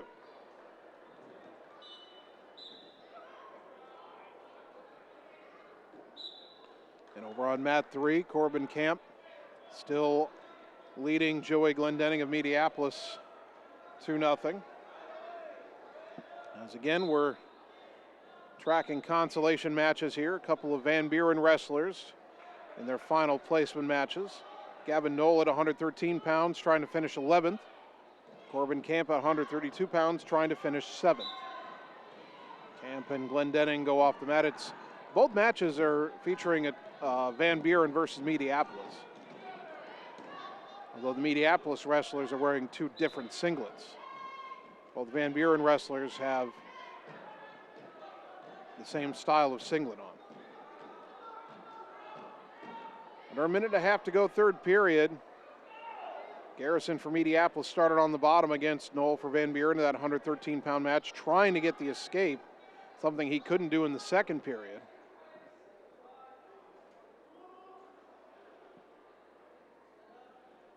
Meanwhile, Corbin Camp in the 132-pound match for Van Buren, he got an early takedown on Glendenning, and he has kept him down for at least a minute now. There's 26 seconds left in the first period over there. Again, the 113-pound match on the right side of your screen, 132-pound match on the left side.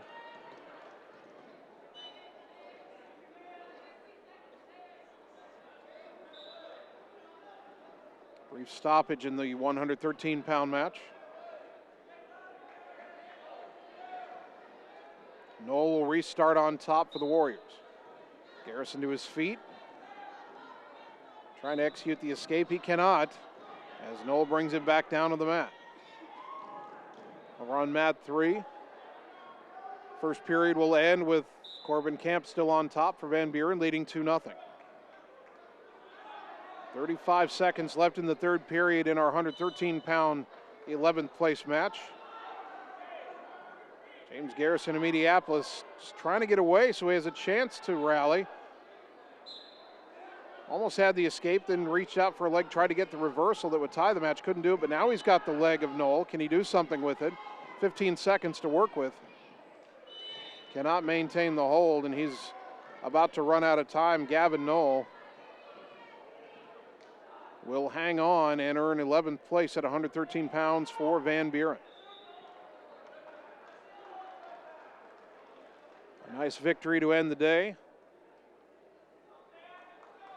for Van Buren's Gavin Knoll.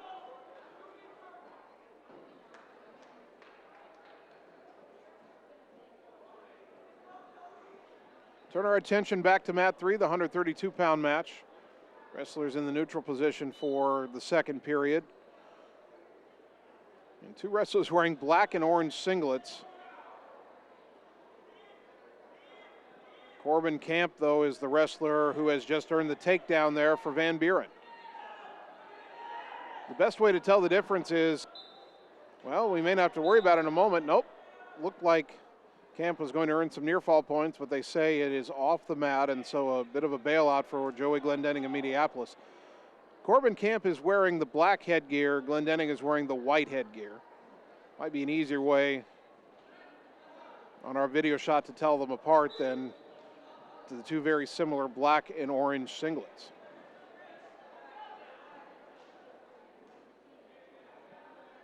The camera on mat 2 right now is showing you a consolation match between Creston and Des Moines East, but our focus is on the left side of the screen and Corbin Camp's match for Van Buren against Joey Glendenning of Mediapolis. So Camp up 4-0. He's earned 2 takedowns. This isn't college wrestling. There's no riding time, but if this were college wrestling, Corbin Camp would have a ton of riding time. He had an early takedown in the first period and rode it out for well over a minute. This takedown took him a little longer in the second period, but again, he's been in full control and Glendenning has not been able to do anything. 5 seconds left. Glendenning trying to sit up and change his fortunes, and time runs out. 4-0 in favor of Van Buren's Corbin Camp going to the third period in the 132-pound 7th place match. Camp will have the choice, and he says neutral. I've been pretty good at taking this guy down. I might as well try it again.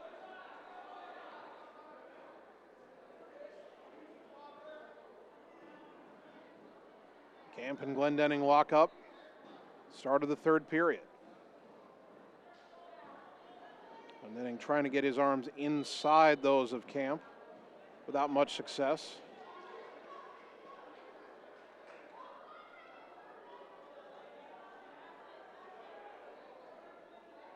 Camp on the back foot a little bit here as Glendenning knows he's got to be aggressive, and now Glendenning has a takedown and is turning Camp's shoulders back to the mat. Camp trying to twist out of it one way, then the other.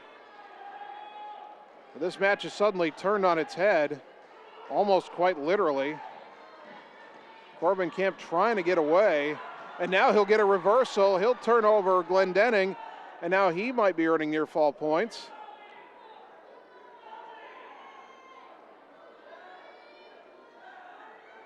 And he'll earn 3 near fall points. So 5 for Glendenning there, the 2-point takedown, the 3-point near fall, but then the 2-point reversal, and now the match ends in a fall as Corbin Camp, who was nearly pinned there, gets the reversal and gets the fall at the 5:15 mark. So Corbin Camp finishes 7th at 132 pounds for Van Buren.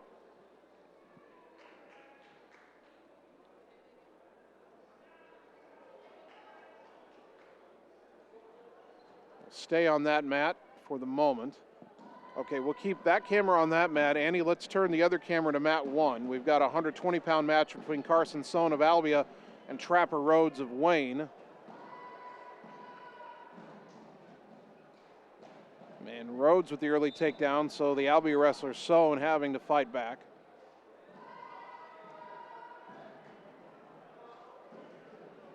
This is a 13th place match.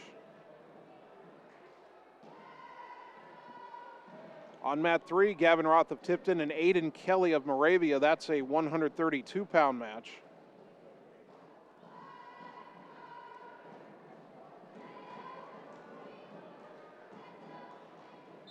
And that match is for 11th place at 132.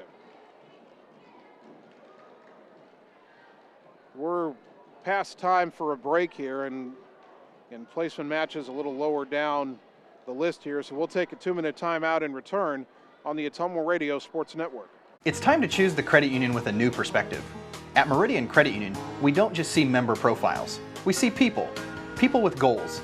People who want to save more. People that we can help. That's why we offer financial services convenient to you.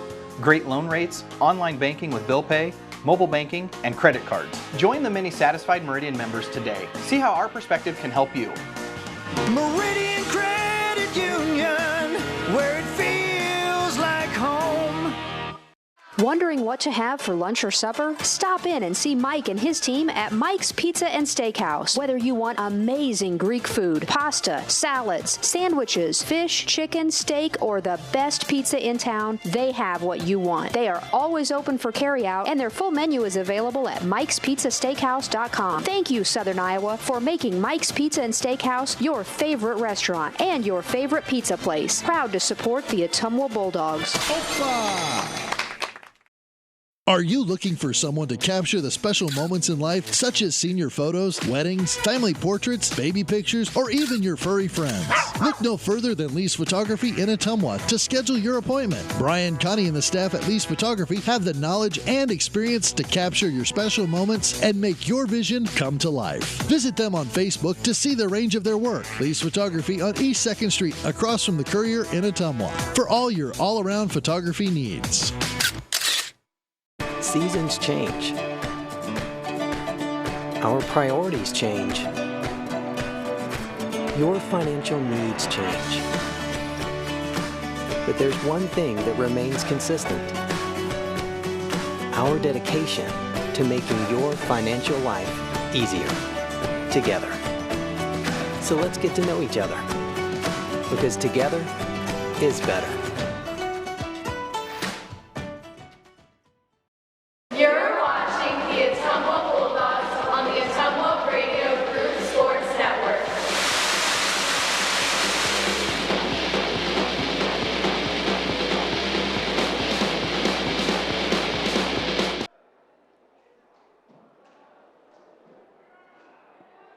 Welcome back to the 2023 Ottumwa Wrestling Invitational. Live video coverage from the Ottumwa Radio Sports Network on the Ottumwa Radio Group Facebook page. Again, as we wrestle through these consolation finals here, some of the matches are taking place in the other gym where we're not able to have a camera. So we're trying to check results there, but quite honestly, we were dealing with some web pages with some incorrect information as They haven't done any championship matches yet, but one of the pages listed an Ottumwa wrestler winning a championship match. That hasn't happened yet. We can tell you that at 106 pounds, Ottumwa's Logan Hubble won his 7th place match over Tucker Ball of Davis County.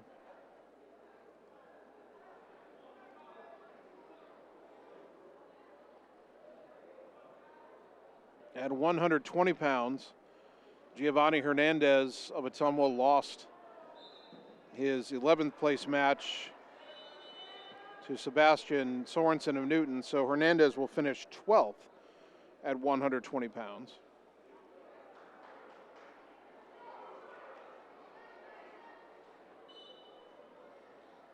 At 132 pounds,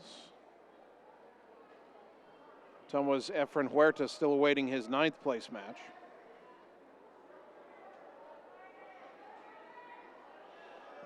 The action going on the mats right now.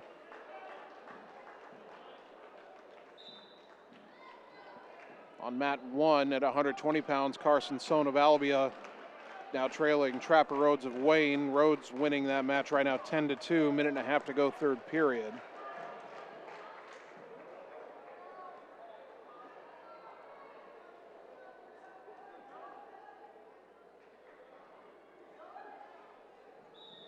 That is a 13th place match. On mat 3, Carter Wyatt of Sigourney leading William Cook of Moravia 2-0. That's at 138 pounds. And that is also a 13th place match.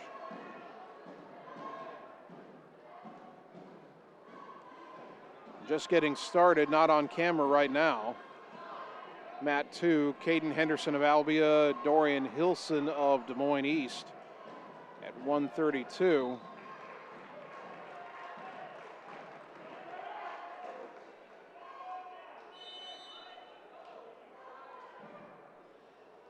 That is a 13th place match as well.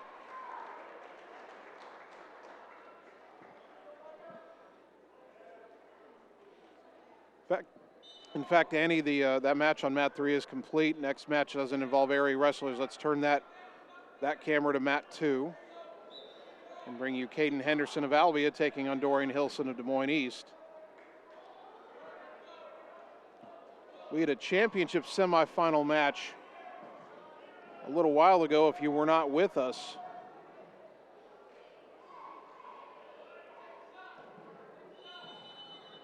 Trying to remember which weight class it was. Might have been 182.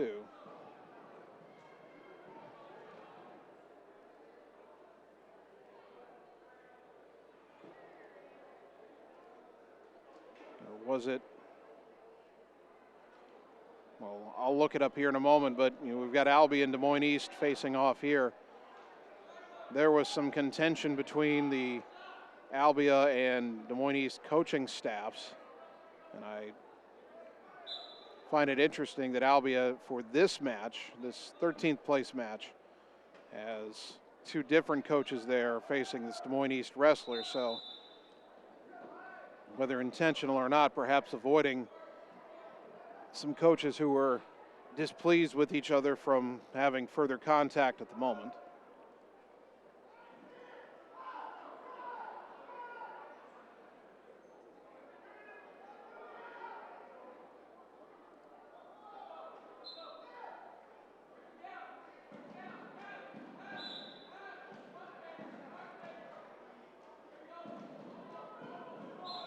Trying to look that up. It was at 152 when Justin Keller came back from down 12-0 to beat East's Daniel Zao by fall at 4:58.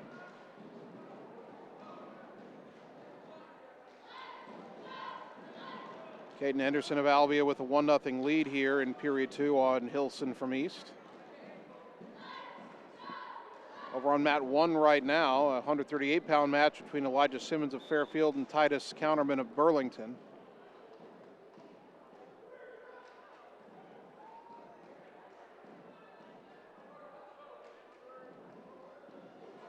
That match is for 9th place on mat 1.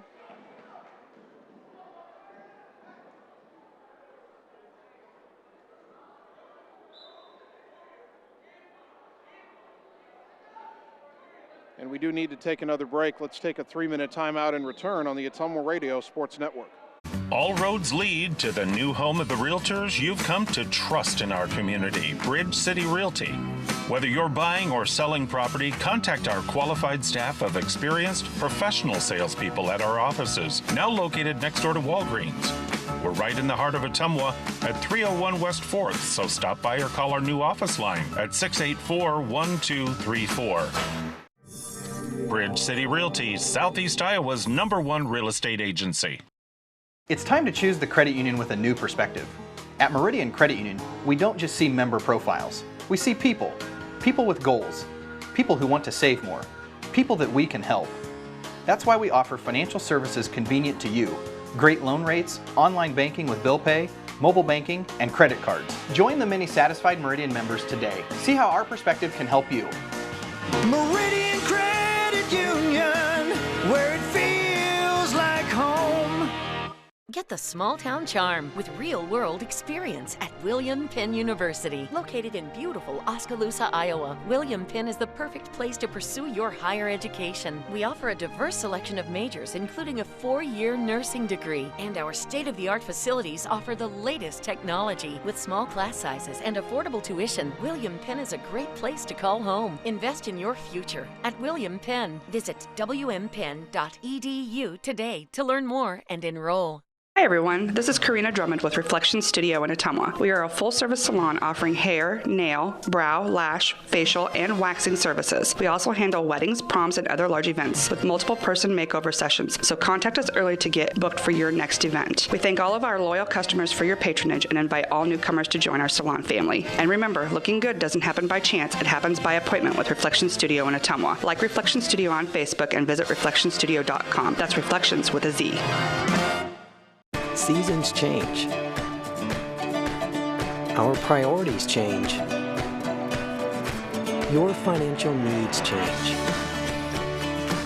But there's one thing that remains consistent. Our dedication to making your financial life easier together. So let's get to know each other, because together is better. All roads lead to the new home of the realtors you've come to trust in our community, Bridge City Realty. Whether you're buying or selling property, contact our qualified staff of experienced professional salespeople at our offices, now located next door to Walgreens. We're right in the heart of Ottumwa at 301 West 4th, so stop by or call our new office line at 684-1234. Bridge City Realty, Southeast Iowa's #1 real estate agency. You're watching the Ottumwa Bulldogs on the Ottumwa Radio Group Sports Network.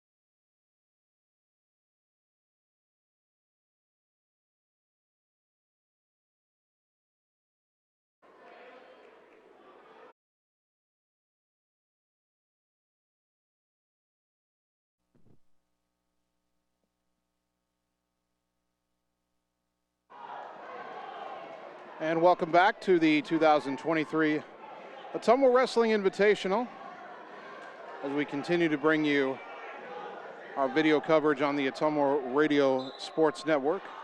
Live on the Ottumwa Radio Group Facebook page. We're awaiting our next Ottumwa match, and it should be coming up shortly here.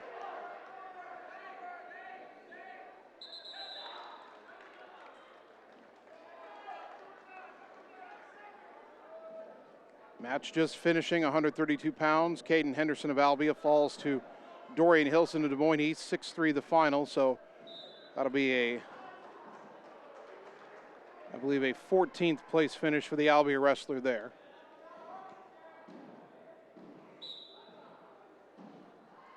On mat 1 right now, which you are seeing on the right side of your screen, Gage Otto of Albia, John Cherry of Des Moines Lincoln at 170 pounds.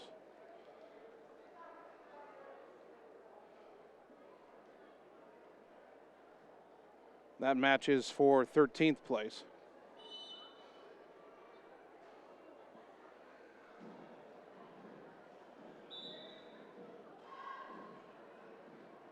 Mat 2, left side of your screen right now, Dean Bragg Jr. of Davis County, Xavier Hawkins of Wayne at 145. Kind of all over the map on the weights here.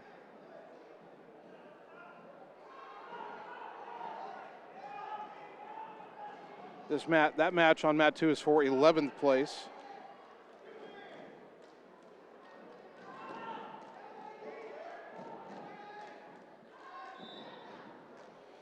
Again, some of these consolation matches are taking place in the other gym on mats 4 and 5 that we don't have the ability to put a camera on.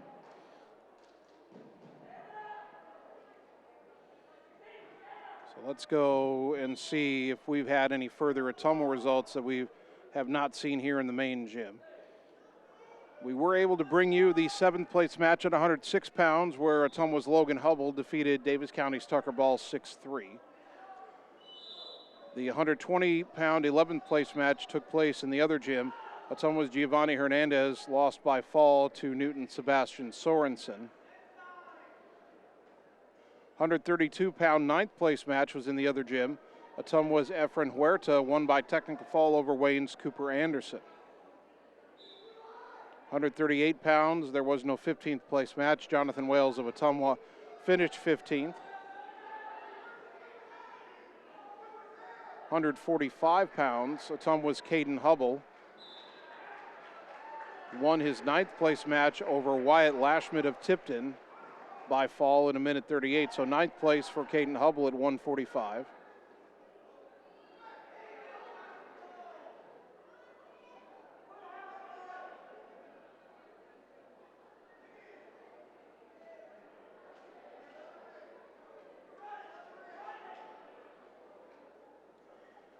Also at 145, Ottumwa's Kobe Chantalavan still awaiting his 3rd place match.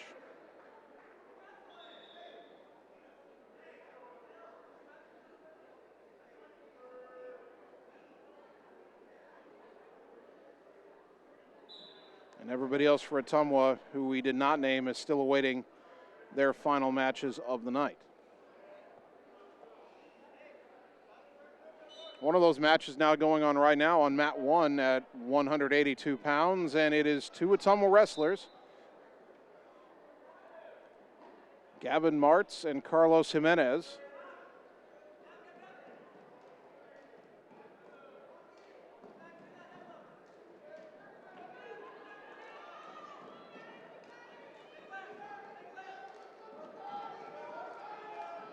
The first time we've seen 2 wrestlers from the same team compete in a match today, but the first time we've seen 2 Ottumwa wrestlers who've probably gone at it in practice more times than they can count. This particular match is for 11th place.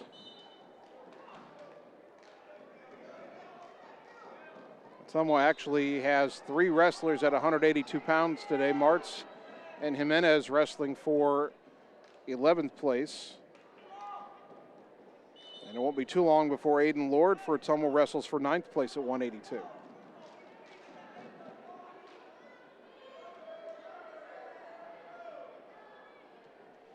Right now it is Gavin Martz with the 2-0 lead over Carlos Jimenez. And Ottumwa fans, we'll keep track of this match here. If for no other reason than if we weren't doing commentary and you were just watching the match, might be hard to tell which wrestler was which, as they're both wearing the same singlet and the same white headgear.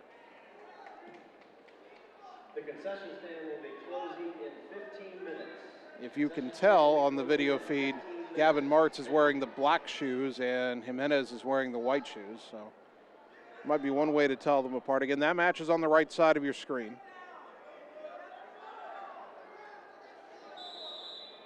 And the first period ends with Martz leading 2-0. Jimenez wins the toss, defers.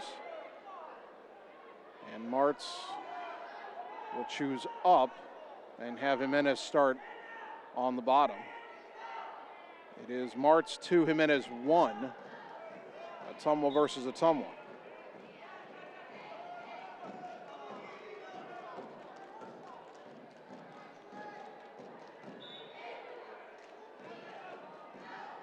Martz trying to pull Jimenez over onto the back, but not able to do so at first attempt.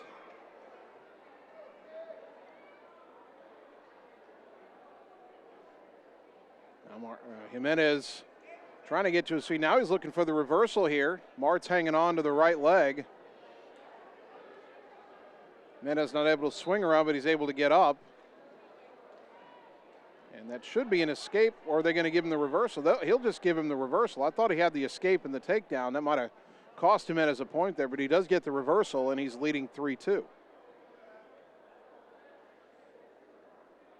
All right, on mat 2, we've got another Ottumwa wrestler, so here we go, watching two matches at once. Connor Smith back one final time today for OHS. This will be a 7th place match against Hayden Hutchinson of Iowa City Liberty.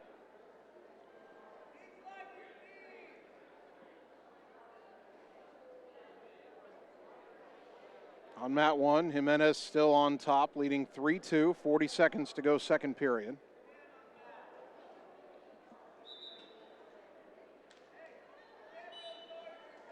And Connor Smith underway in his 7th place match at 170.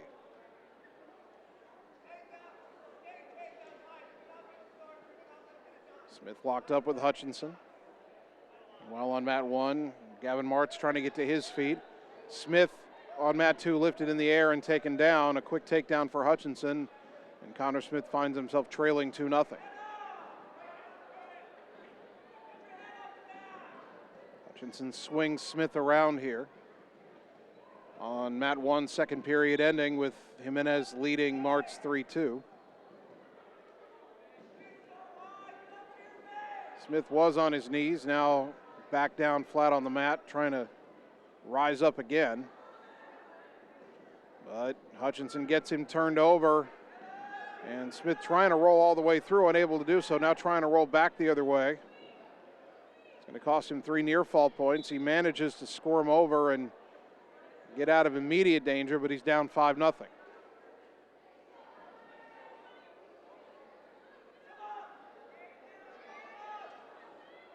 Smith had squared around for a moment, kind of facing Hutchinson, but Hutchinson swings around back again. On mat 1, Jimenez starting the third period on top, leading Gavin Martz 3-2, and Carlos Jimenez still in control over there. Connor Smith, 30 seconds left in the period, trailing 5-0 as Hutchinson's trying to flip him over again. And Smith not turning just yet. Trying to hold out, but now he gets turned over, and 3 more near fall points at the very least. Smith trying to arch his back and get out of this one. 7 seconds left in the period, but he's not able to escape. And at the 1:54 mark, Hayden Hutchinson of Iowa City Liberty earns the fall over Connor Smith of Ottumwa, and Smith will finish in 8th place at 170 pounds. Back to the Ottumwa versus Ottumwa match on mat 1. Gavin Martz earned an escape. This match tied at 3. And now Martz trying to pick up the takedown on Jimenez. He does so, and he takes the lead 5-3 with just 34 seconds to go.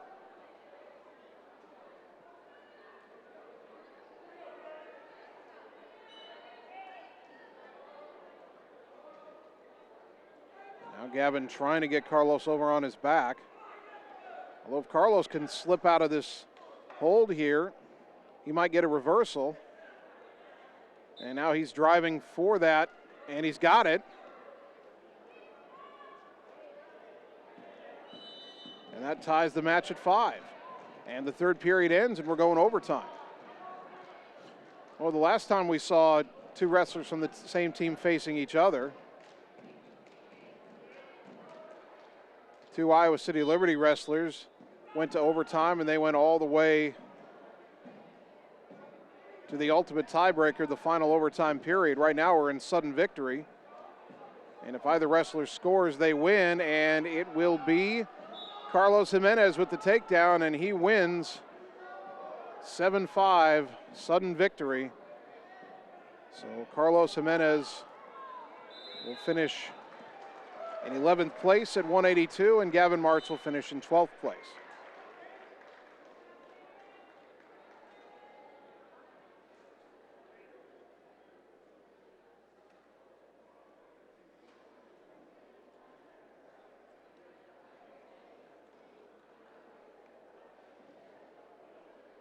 Matt won at 195. Again, on the right side of your screen, now we have Elijah Westerkamp for Van Buren and Gunnar Martwick of Creston.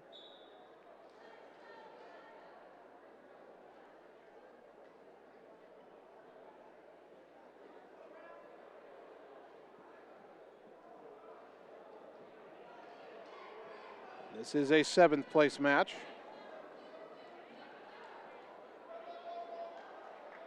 Westerkamp almost had a takedown but couldn't hang on, and now he ends up underneath and trailing 2-0.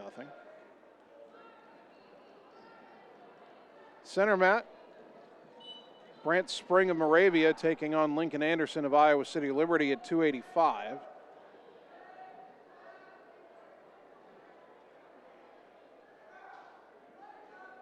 This match is for 13th place. The action appears to have ended on mat 3. And they're completing the lower place matches first.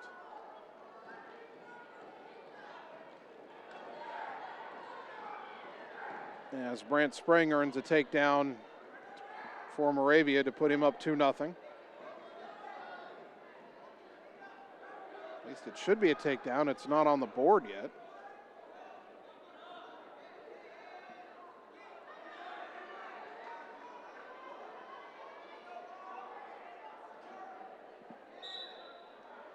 They do award the points as Anderson for Iowa City Liberty escapes to make it 2-1.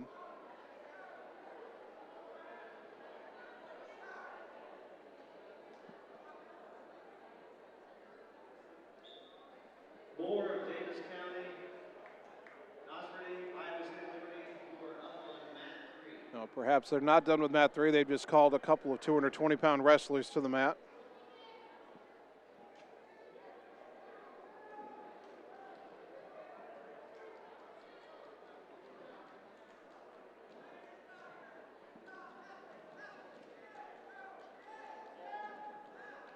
As we cycle through the rest of these placement matches, see if any Ottumwa wrestlers, because we haven't seen everybody yet who was in the lower placement matches. Well, Ottumwa's David Pickrell at 220 pounds in his 9th place match facing Nehemiah Westerkamp of Van Buren. That is in the other gym on mat 4.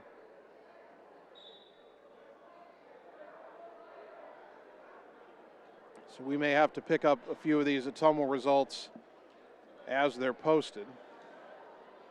Mat 3 right now, we're not showing it to you. We've got the cameras on mats 1 and 2. But Davis County's Parker Moore is facing Amir Jalili and Nosrati of Iowa City Liberty.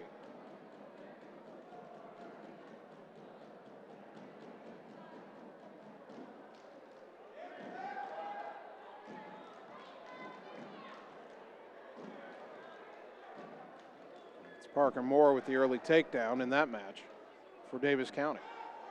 On mat 1, you're seeing Elijah Westerkamp trying to fight off a fall, and he does so, but he surrenders 3 near fall points and trails Creston's Gunnar Martwick 7-0. And On mat 2, on the left side of your screen, Brant Spring of Moravia trailing Lincoln Anderson of Iowa City Liberty, now 4-2 in the second period.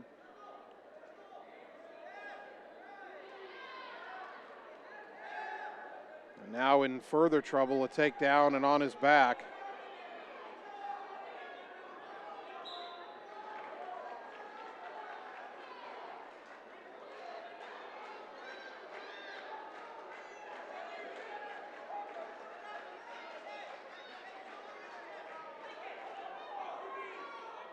As the match on mat 1 has ended, Elijah Westerkamp loses by fall to Gunnar Martwick of Creston, so the Van Buren wrestlers' day is done.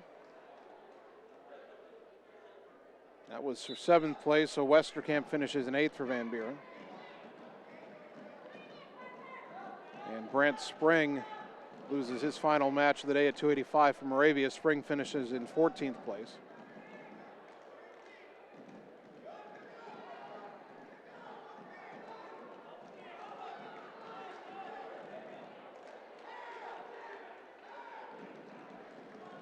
So Annie, let's turn that camera to mat 3 so we can get Parker Moore of Davis County, who's got a 4-2 lead on his Iowa City Liberty opponent.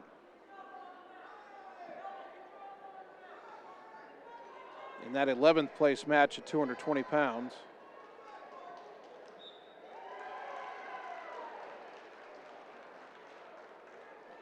David Pickrell of Ottumwa has lost his 9th place match to Nehemiah Westerkamp of Van Buren by fall at 145. So Pickrell, as a freshman, will finish in 10th place at 220 for Ottumwa.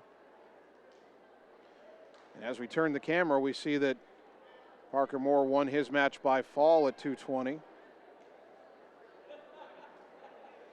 So he finishes in 11th.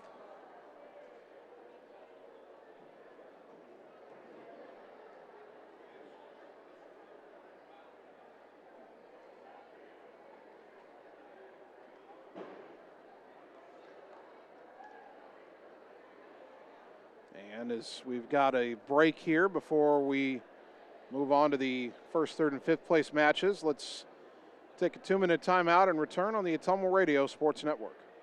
Hi, this is Lisa Bittner, Clinic Manager at Mercy One Ottumwa Family and Internal Medicine Clinic. We specialize in geriatrics, internal medicine, family practice, and we see patients of all ages. We have an entire pediatrics team ready to serve you year-round. We also have quick care walk-in available Monday through Friday from 7 to 5. From babies to grandparents and everything in between, we are here for you at Mercy One Ottumwa Family and Internal Medicine Clinic. Your best life, our one purpose. Visit mercy1.org.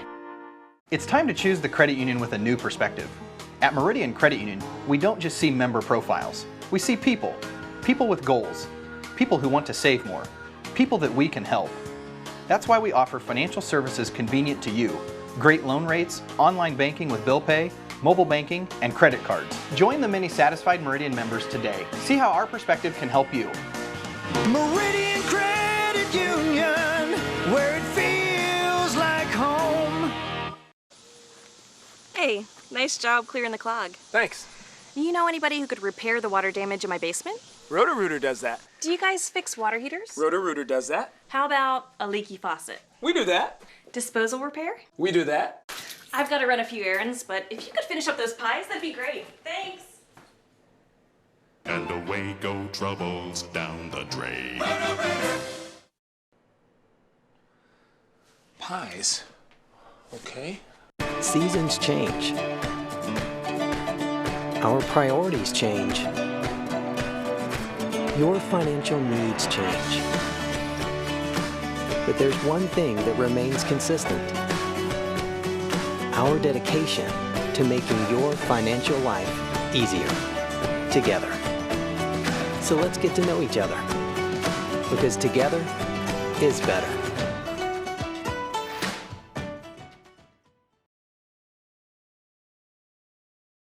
You're watching the Ottumwa Bulldogs on the Ottumwa Radio Group Sports Network.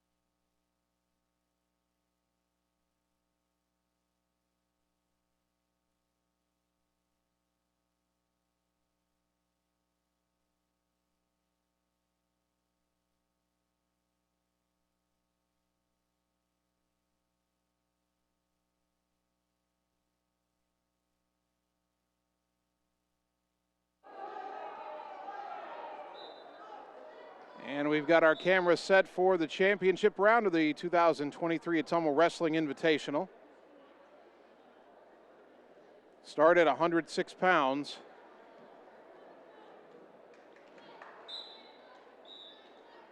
And unfortunately, we can't tell you what the scores are right now because they've had a monitor failure at the scorers tables on all three mats. We do know that the championship match at 106 pounds is going on right now. That's a match on your screen. Davis County's Emma Newton and Burlington's Braxton Hutchinson.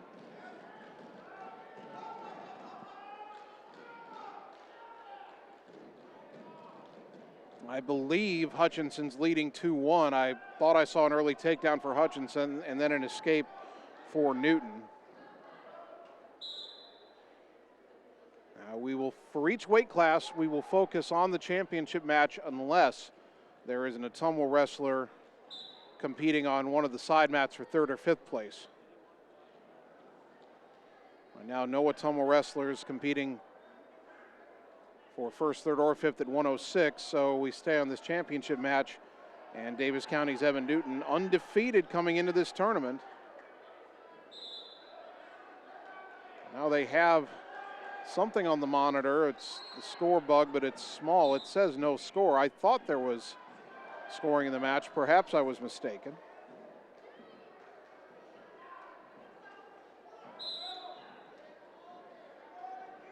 By the way, in the third place match, Rena Utterback of Sigourney facing Cale McCabe of Fairfield.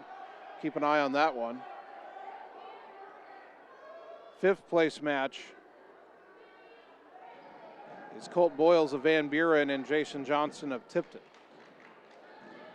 Well, there is no score in the championship match as we start the second period, and Emma Newton will start in the down position as he'll try to escape from Hutchinson.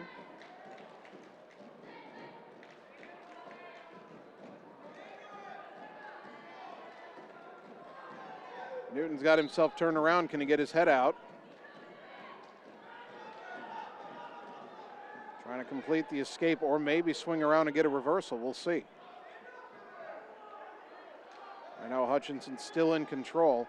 We watched that semifinal match between Hutchinson and Utterback of Sigourney. Kyoto and Hutchinson just would not let Utterback get away.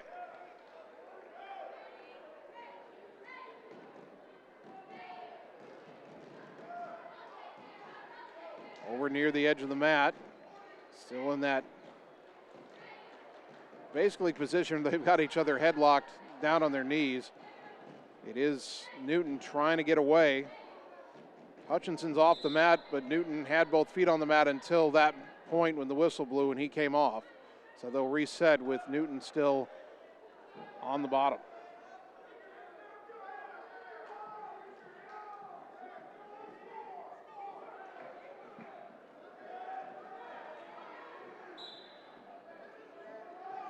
Still no score in our 106-pound championship match.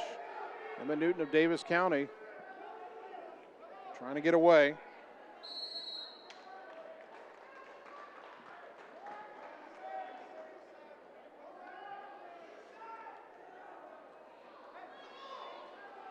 Newton almost got out of there. Kind of the same position he was in before, just got to get his head free. On his feet now, but still doubled over as Hutchinson's hanging on for all he's worth. 20 seconds to go in the period, and now back down to the mat, but Newton gets free, he gets the reversal, and now he leads 2-0. Emmett Newton strikes first. Only 10 seconds left in the second period.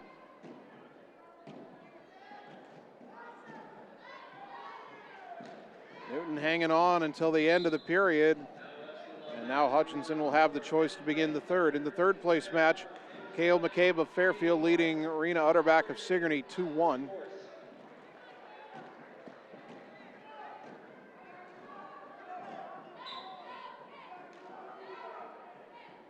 Hutchinson chooses to start in the neutral position. Trailing 2-0, he wants a takedown here. Emmett Newton trying to hang on to this lead and secure an Ottumwa Invitational Championship at 106 for Davis County.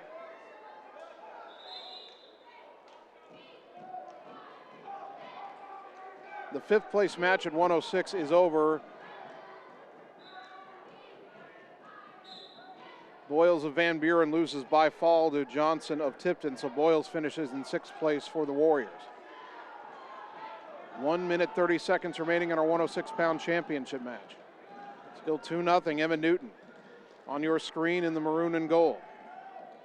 Hutchinson in the purple and white for Burlington went for the shot, he missed, and now Newton trying to spin around and take control. For a moment there I thought he'd get a near fall.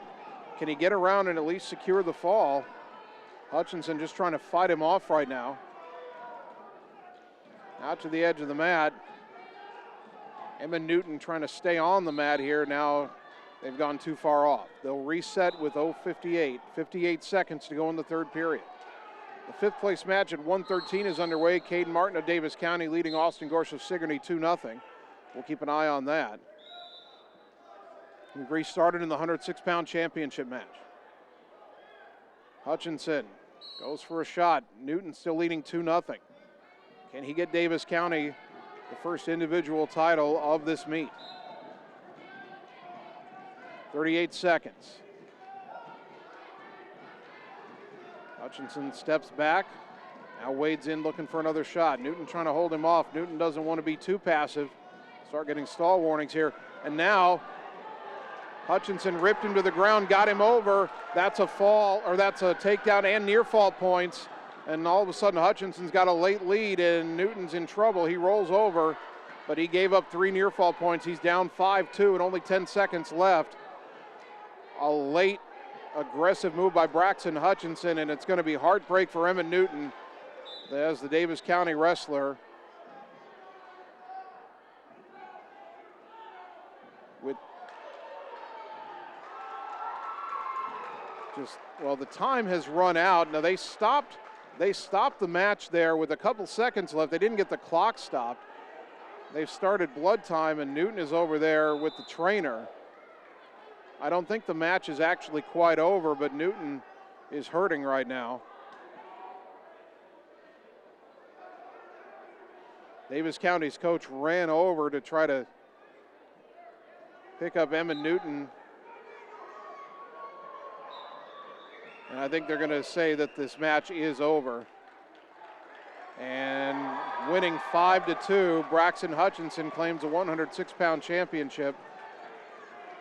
Emma Newton will finish in 2nd place for Davis County.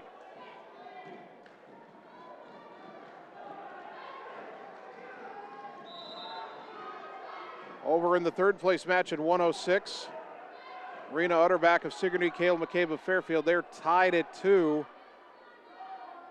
And the 3rd period's about to end. They're going to head to overtime, but we'll keep the camera on mat 2 because at 113 pounds, the championship match, Ashton Grace of Ottumwa, Gavin Sorgenfry of Sigourney Keota.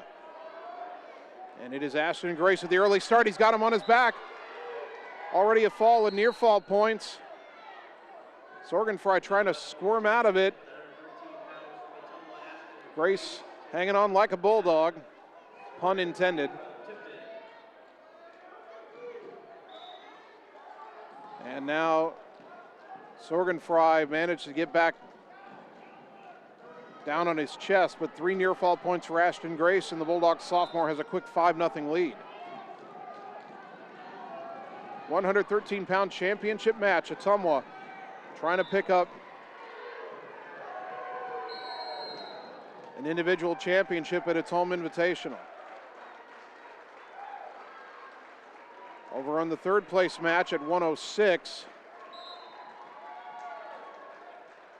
Cale McCabe of Fairfield has beaten Rena Utterback. Now the scoreboard says the opposite, but they raised the hand of McCabe. And now we turn our attention back to what's on camera at 113. Ashton Grace still in control of Gavin Sorgenfry of Tipton and leading 5-0. I think I said Sigourney Keota is fooled by the singlet. Sorgenfry is from Tipton. 30 seconds left in the opening period. And over on mat 1, the 5th place match at 113, Gorsh of Sigourney, Martin of Davis County went flying off the mat and ran into the official. Now Sorgenfrey fighting back, and he's got, I believe, his escape, but not before some more near fall points. Grace is up 8-0. I saw the near collision coming from the other mat and missed the near fall points. But Ashton Grace now leading 8-0 as the first period comes to an end, and apparently Sorgenfrey did not secure an escape.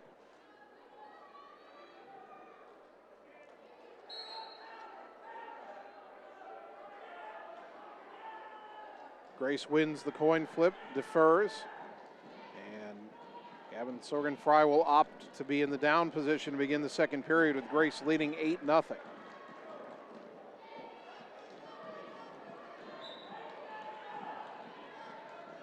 Grace acted as if he might let him go, but then switched the grip, has him back down quickly, and about to get him turned over again. Lifting that right leg, has him turned over. More near fall points. Will he get the fall here? No, Sorgenfrey gets back to his chest. 2 near fall points. It is now 10-0 in favor of the Bulldog sophomore.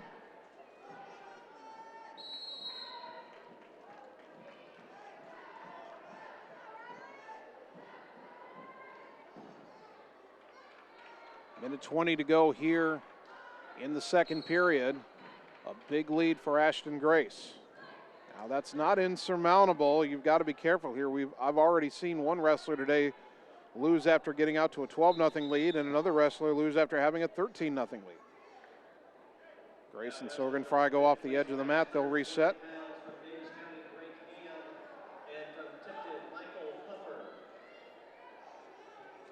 Now a delay here as Ashton Grace will go see the trainer. Maybe a little bit of blood here. While they're checking on Ashton Grace, we can tell you that the 120-pound fifth place match is underway. Drake Ham of Davis County, Michael Puffer of Tipton.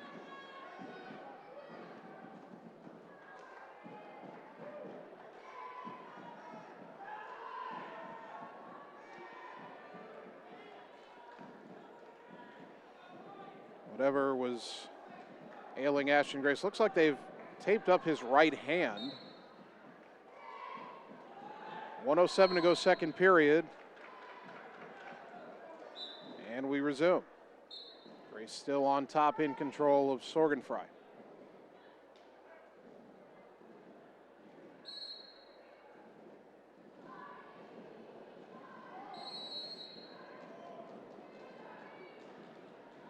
.50 seconds to go. Grace looking for a way to turn Sorgenfrey over again. He's already earned 8 points from 3 different near falls. Sorgenfrey trying to get back to his feet. Grace drives him down and over again, got him on his back. Sorgenfrey trying to push out of it.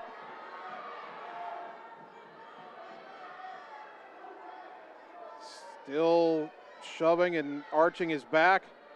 Grace trying to apply the pressure. And there's the fall.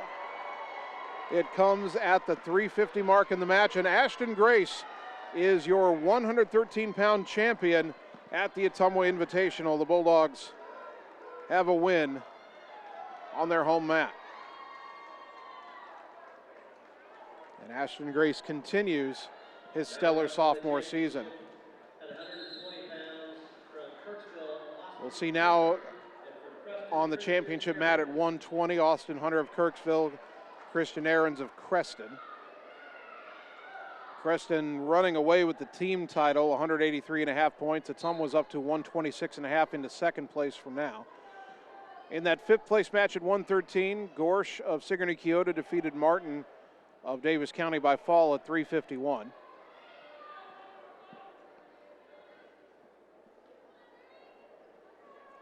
In the fifth place match at 120, Drake Ham of Davis County and Michael Puffer of Tipton, they are tied at 2, 136 in the second period.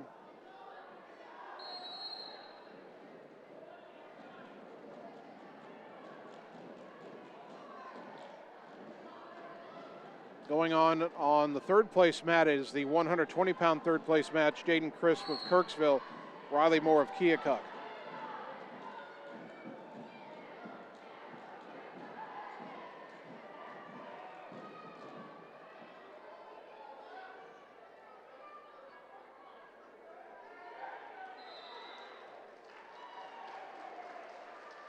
Coming up after this 120-pound championship match, we'll have the championship at 126.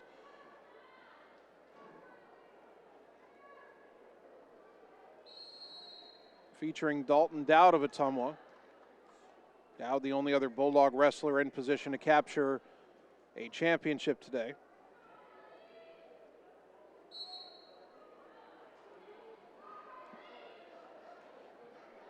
No score in the 120-pound championship match between Hunter of Kirksville and Aarons of Creston, although it is the Creston wrestler who strikes first with a takedown. Taking on Braxton Davis of Minneapolis.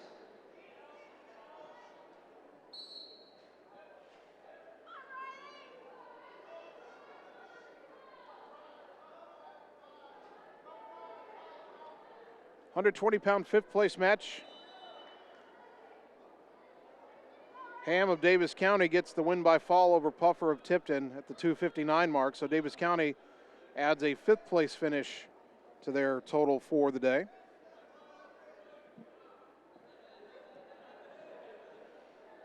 And at the moment, we don't have any area wrestlers competing on the mats. So Annie, let's take a 1-minute timeout and return on the Ottumwa Radio Sports Network. At Family First Chiropractic, it is our goal to get you and your family as healthy as possible and keep you healthy for the rest of your life. We deliver an elevated level of care for the entire family. We approach healthcare from a holistic view, incorporating multiple chiropractic techniques and physical therapy to ensure that our patients achieve the best results as fast as possible. We believe you deserve the best. A little preventative care now will eliminate pain management in later years. We want our kids to grow and live an active, healthy lifestyle. Get your family checked at Family First Chiropractic. It's time to choose the credit union with a new perspective. At Meridian Credit Union, we don't just see member profiles. We see people. People with goals. People who want to save more. People that we can help. That's why we offer financial services convenient to you. Great loan rates, online banking with bill pay, mobile banking, and credit cards. Join the many satisfied Meridian members today. See how our perspective can help you. Meridian Credit Union, where it feels like home. You're watching the Ottumwa Bulldogs on the Ottumwa Radio Group Sports Network.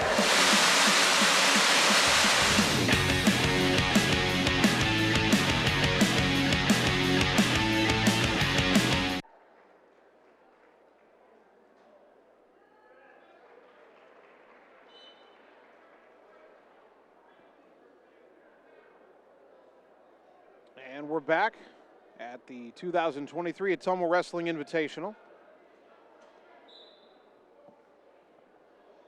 The 120-pound championship match. Less than 30 seconds to go in the second period. Christian Aarons of Creston leading Austin Hunter of Kirksville 4-0. Third place match at 126 about to get underway. Brody Connor of Albia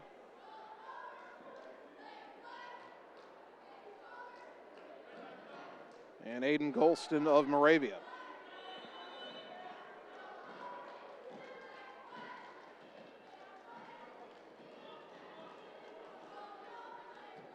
And our camera stays for now on the championship match at 120. Third period underway.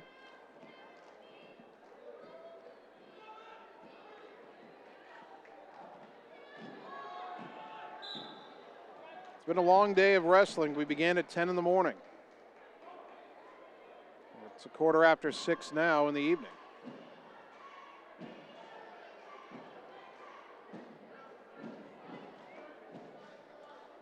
And what we're waiting for here is the championship match at 126. That'll feature Dalton Dowd of Ottumwa.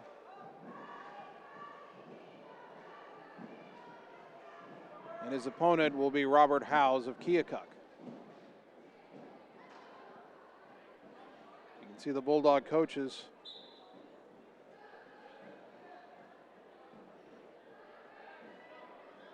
Just behind the coaching position where Creston coaches are sitting right now.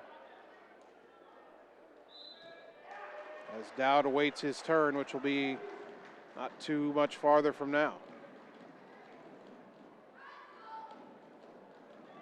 Third place match at 126 is complete. Brody Connor of Albia wins by fall over Aiden Golston of Moravia. Golston limping off the mat. He'll finish in fourth.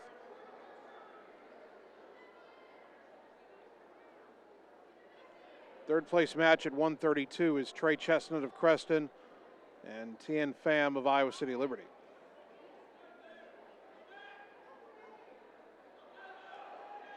"16 seconds left in the championship match at 120. Austin Hunter of Kirksville checks the clock, but he's about out of time, trailing 4-0. And an aggressive move for the takedown there, but went off the mat, 5 seconds remaining. And Christian Ahrens of Creston is about to win the individual title at 120, and Creston, who's already winning the team points race, now has its first individual champion of the day.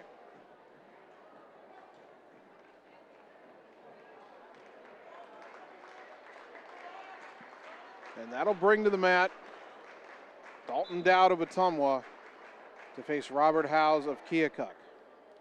Howes 14-1 on the season, Dowd 22-4.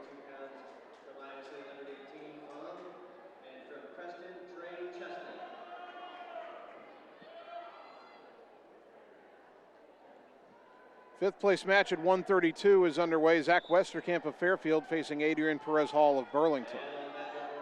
Those are conference foes in the Southeast Conference, but our focus on the championship mat. Dalton Dowd trying to win Ottumwa's second individual title of the day.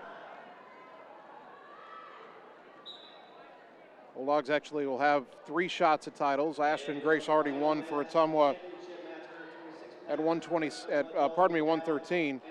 Dowd trying to win here at 126, and Braylon Griffiths will try to win it at 152.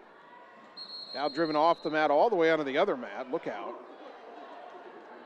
They were just about to restart that 132 fifth place match, and they had to hold up because Dowd and Howes were headed at him.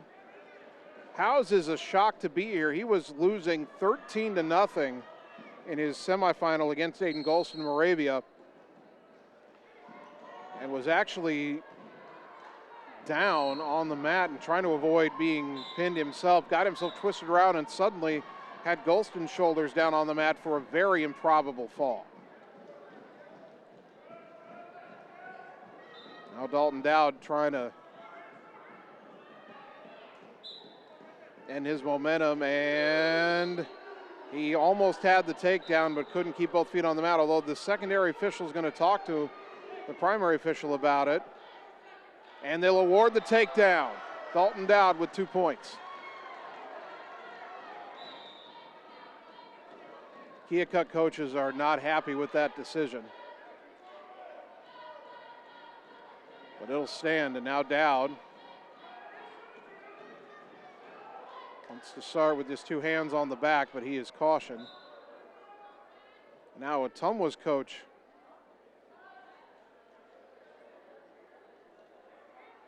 is questioning that, and they may rescind the caution given to Dowd there.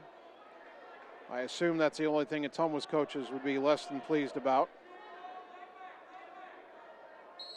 Whistle blows. Dowd allows Howes to get up 2-1. Dowd goes quickly for another takedown, and they're off the mat. Boy, this match is getting intense. Both wrestlers hurry back and reset. Whistle blows. Under a minute to go, first period. Dowd leading Howes 2-1. And now another quick move, and Howes had to spin out of a takedown attempt, ended up off the mat again. Dowd and Howes lock up.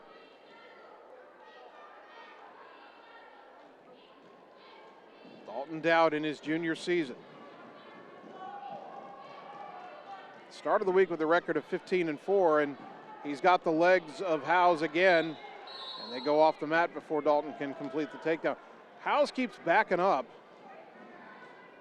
I think he's looking for some kind of counterattack. Dowd keeps getting his shots in on the legs, but by the time he gets there, they're on the edge of the mat. 25 seconds to go, opening period. Dowd with a slim 2-1 lead. Down to 15 seconds. Dalton goes down to his knees, gets back up, slams Howes down to the mat. There's a takedown and near fall points. Howes trying to roll out of it, does so. And the period ends. We've got a 2-point takedown and 2 more near fall points. 6-1 the score at the end of the first period. Dalton Dowd with a lightning quick move to put Robert Howes on his back. Dowd wins the toss, defers. Howes chooses to start neutral as the second period's underway.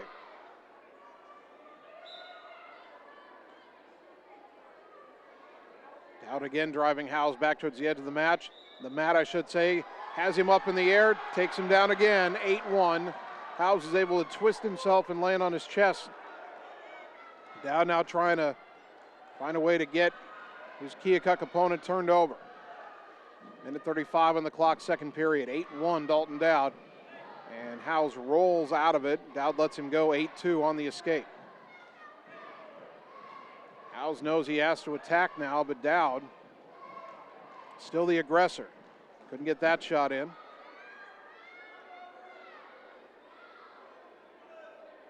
Dowd again pushing Howes back to the edge of the circle. Now Dalton will back away and allow Howes to come back towards the center. Howes with the shot, didn't get in. Dowd trying to circle around. Now grabs the head, trying to flip him down, has him down on the mat, but now Howes turns it over. That becomes a takedown for Howes, and it's 8-4. Dalton's momentum just took him too far that time. 50 seconds to go here in period 2.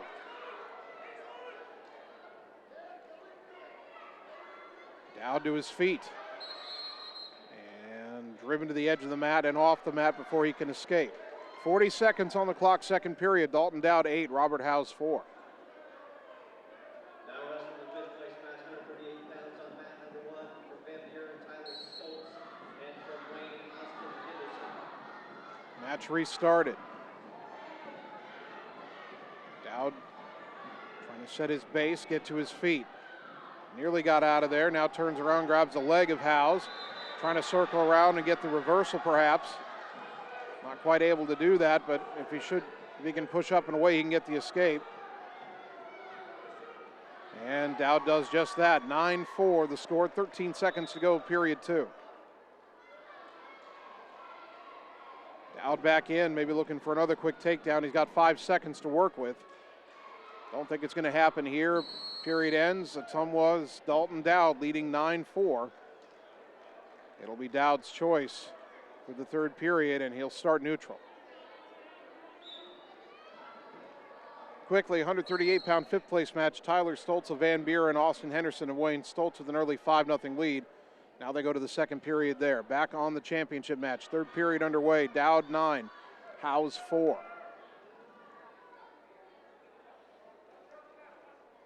Dalton Dowd again driving Howes back to the edge of the mat.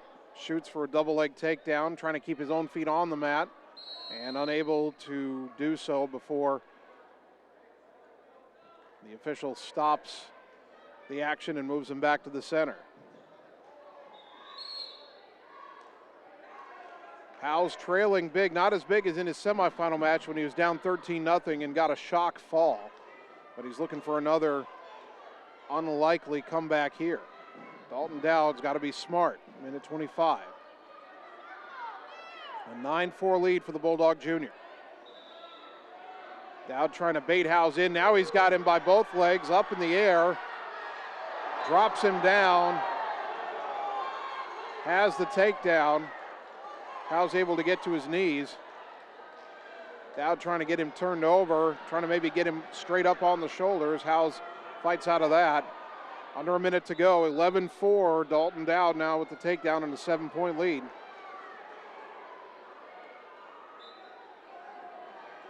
Dowd trying to break Howes down and pull him onto his back. He had him turned for a moment, couldn't maintain it. And they'll go off the mat as Howes is able to get an arm around the neck of Dowd and prevent Dowd from turning him completely over. 11-4 the score.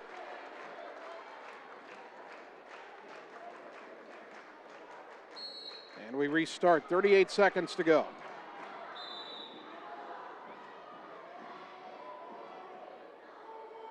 Dowd just has to be smart here. Don't want to let something slip and give Howes a chance to reverse you onto your back. That's what he's reaching for. And now Dowd has him turned on his back, near fall points. Might Dowd end this late with a fall? Official with a look. Down on the mat. 9 seconds. Down to 5 seconds. Either way, Dowd's going to get the championship, and time runs out. It'll be 3 near fall points and a major decision victory for Dalton Dowd, 14-4. And Ottumwa has its second championship as Dowd joins Ashton Grace in winning individual titles here at the Ottumwa Invitational. Dalton Dowd has his hand raised, and the Bulldogs celebrate victory number 2.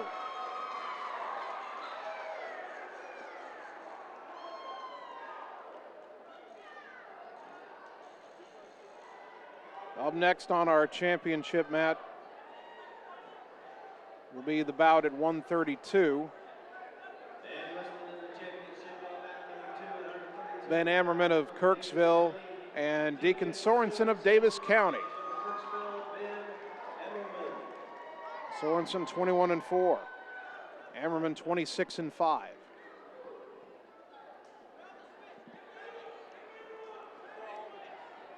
On the 5th place mat at 138, 40 seconds to go. Tyler Stoltz of Van Buren leading Austin Henderson of Wayne 9-2. Stoltz on his way to a 5th place finish, it would appear. 132 championship match is underway. Sorensen of Davis County in the maroon and gold. Ammerman of Kirksville in the orange. And they're off the mat and almost into the scorer's table.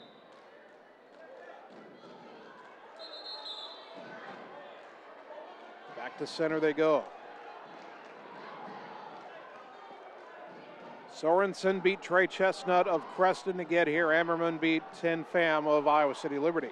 Sorensen in with the shot, double leg. And do they give him the takedown? No, off the mat, says the official. They resume neutral.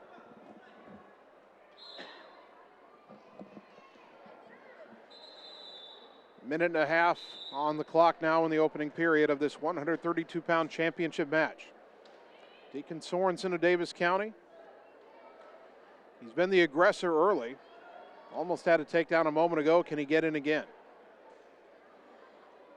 Sorensen fought off a shot by Ammerman, drives him back.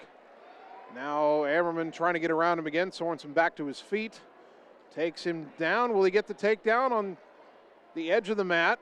Nothing yet.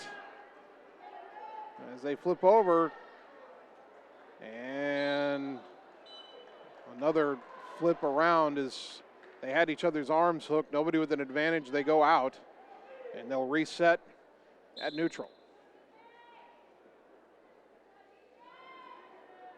Sorensen looking for his opening again. Ammerman took the initial shot on the last exchange. Ammerman went for a shot and missed. Now Sorensen gets in, has the legs. Ammerman trying to hang on to a leg for dear life. I don't think it's going to last. Well, we'll see. Now trying to push himself up, and they go off the mat again. And again, Sorensen unable to get that takedown before they go off the mat. 30 seconds remaining in the opening period. Ammerman down for a shot, not there. 5th place match, by the way, at 145 going on right now. Bodie Thompson, Albia, DJ Hammis of Sigourney.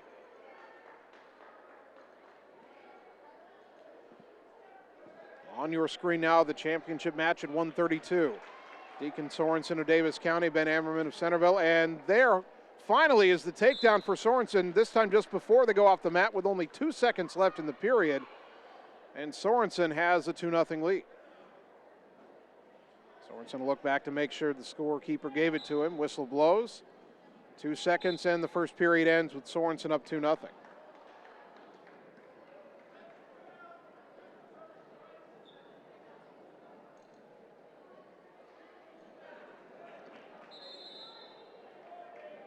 Ammerman from Kirksville chooses down for the second period. Trying to get to his feet and get the escape. Sorensen picks him up, puts him back down hard. Ammerman again trying to fight back to his feet, tries to roll through. Sorensen will not let go. Now Ammerman struggling to get to his feet, does so. Looks like, nope. Thought he was going to get away that time. Sorensen yanked him back down again.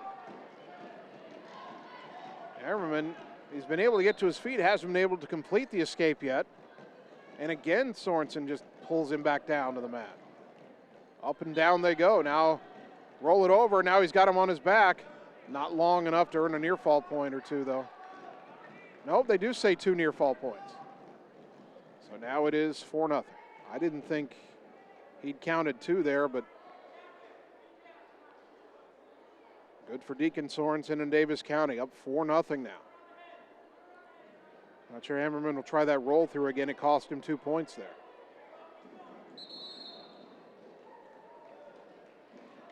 Sorensen keeping him down on his knees now. Ammerman trying to get up, but Sorensen puts him right back down on the knees.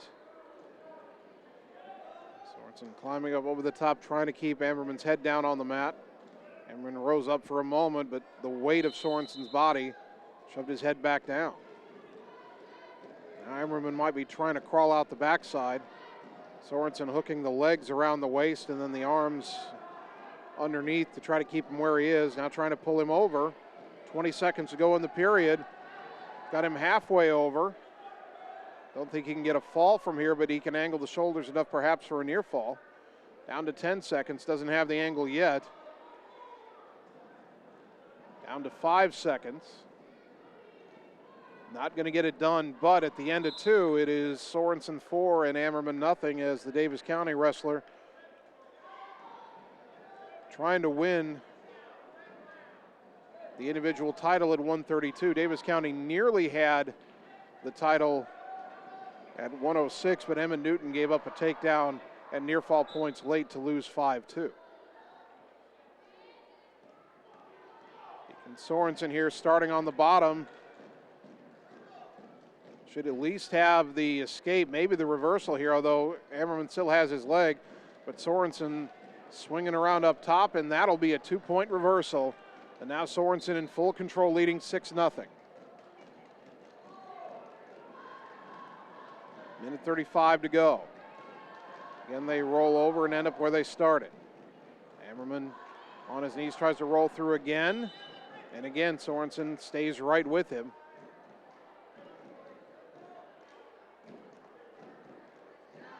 Minute 17 remaining. Another roll. Kind of hidden by the monitor there.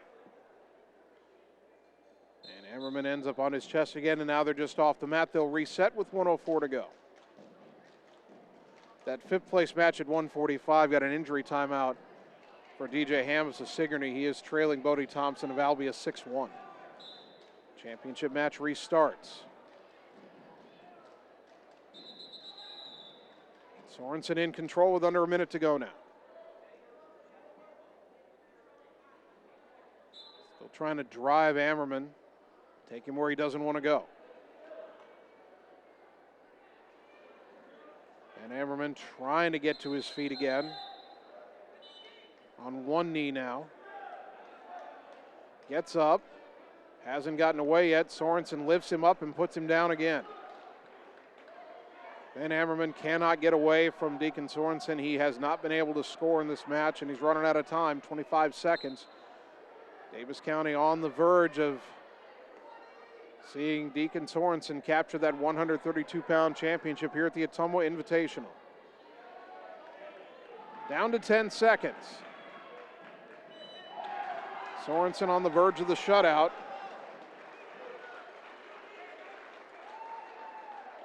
And 6-0 the final. Deacon Sorensen, your 132-pound champion for Davis County here at the Ottumwa Invitational.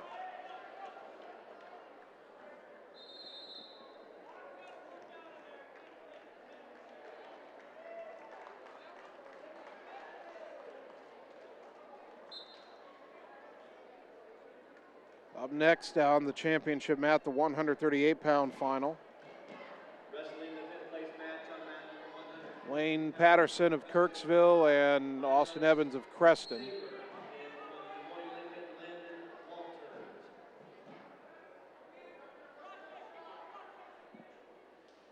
Don't have any area wrestlers on the mats right now.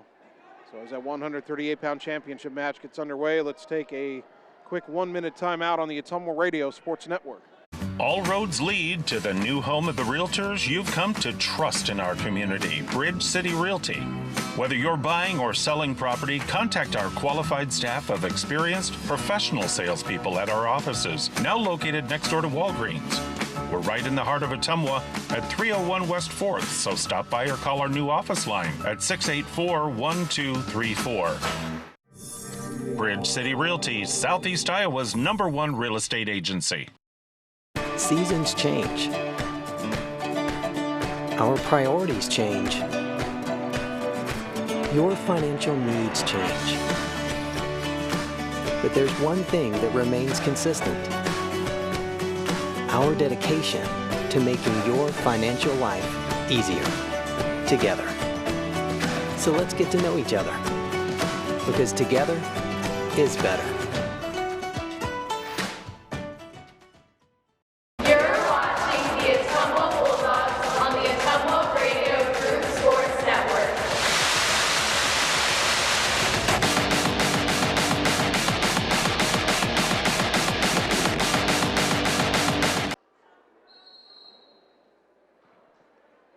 Heading down the stretch of the 2023 Ottumwa Wrestling Invitational here at Evans Middle School. Live video coverage from the Ottumwa Radio Sports Network here on the Ottumwa Radio Group Facebook page. We will have more wrestling coverage yet this season. Ottumwa's next home meet Thursday, January 26th. Andy and I will be back here at Evans Middle School to bring you coverage of that meet.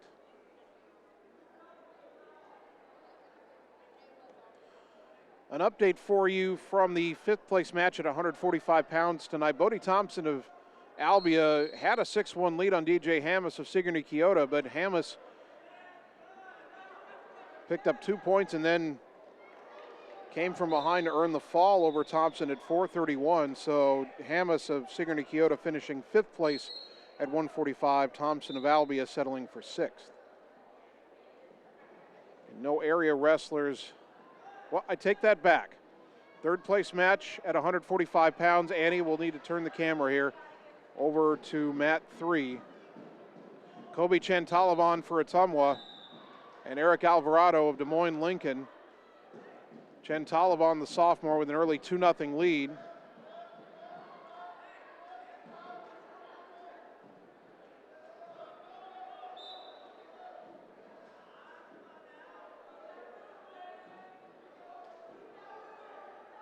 Kobe getting 3 near fall points after that takedown. As we turned over to that match, he's now up 5-0. And looking for a way to get Alvarado turned again.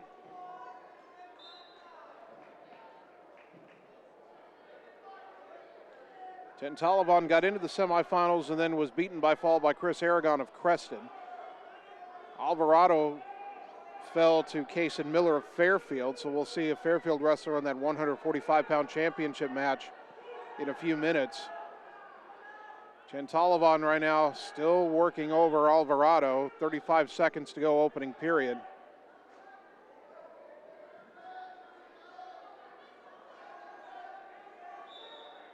And they'll stop the action here and reset with 26 seconds on the clock in period 1.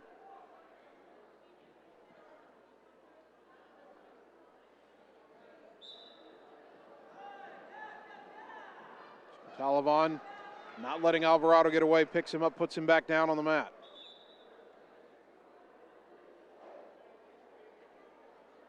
Trying to hook under that left arm there of Alvarado.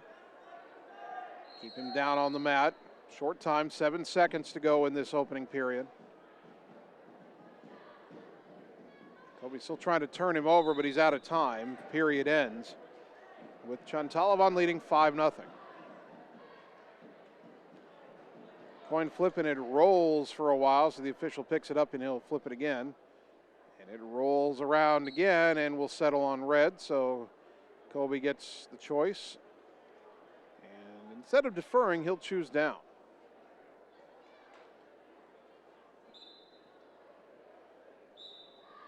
Kobe, in a flash, is out on his feet and has the escape 6-0. That was quick. 3 seconds, and he had the point. Now they lock up again.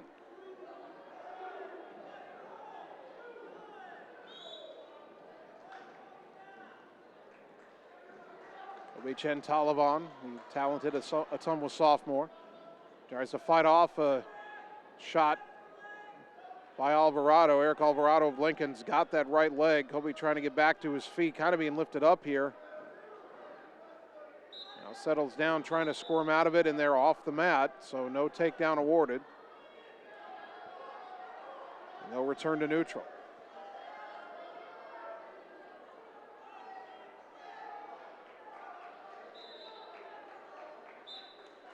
Chantalavan with a 6-0 lead. Also with Kobe's last name, Glad I Did Football had a chance to ask him how to pronounce it. As they wrap up again, Kobe tried to underhook him and throw him to the mat that way. Didn't work that time, but now it might work this time as he gets him over. Let's see who can earn control out of this. Got their arms tied up. Alvarado trying to work his way back around. Chantalavan breaks the hold and circles around behind to get the takedown. 2 more for Kobe, and he's up 8-0. 43 seconds, second period. Alvarado back to his feet, but they've backed off the mat, and they'll reset with Alvarado in the down position.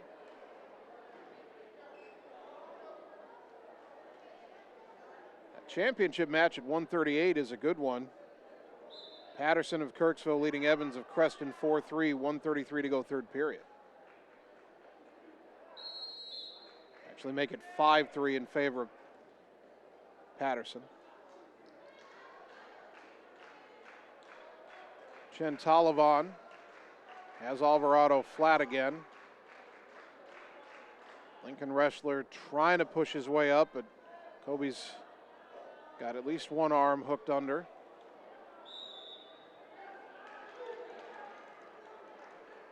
Now they will stop it, and I think they called a stall warning on Chantalavan.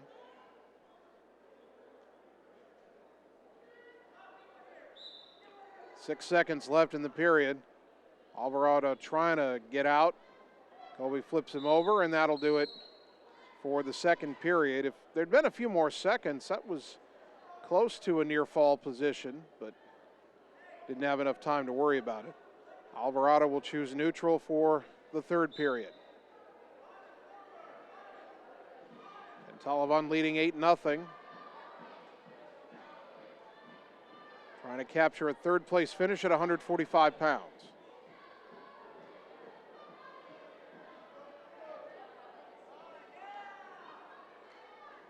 Alvarado goes for a shot, and Chantalavan just whips him over, has him twisted near the edge of the mat.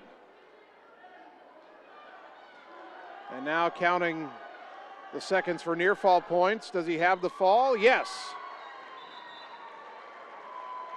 Kobe Chantalavan at the 4:35 mark earns the fall over Eric Alvarado, and Chantalavan as a sophomore earns a third place finish at the Ottumwa Invitational. And that's good timing there. Annie, let's turn that camera back to the center mat now, because we're just in time for the 145-pound championship match featuring Kaysen Miller of Fairfield and Chris Aragon of Creston.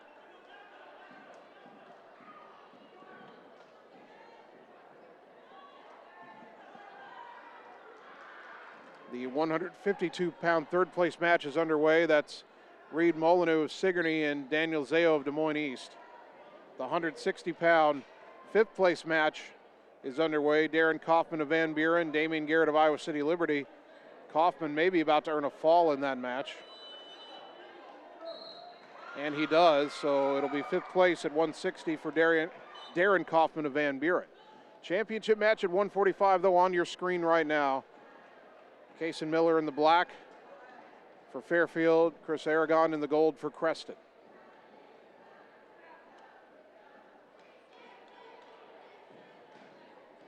Minute 24 here, opening period.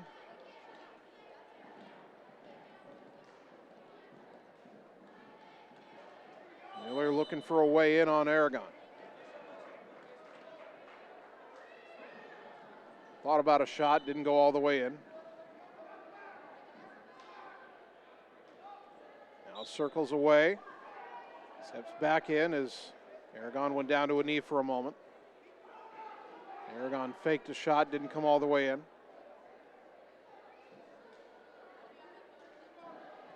.48 seconds to go, opening period. Now Miller trying to get in for a shot, turned him over, and there's the takedown. 2 for Kason Miller of Fairfield.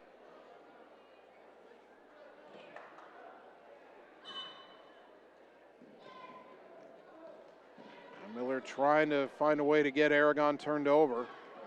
Creston wrestler up to his knees. Now up to his feet, he'll get the escape, and it's 2-1.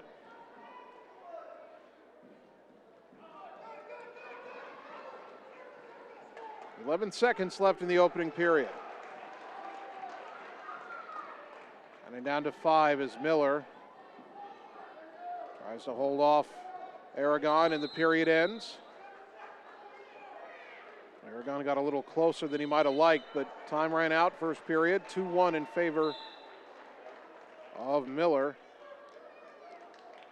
Aragon will start down to begin the second period. Miller on top.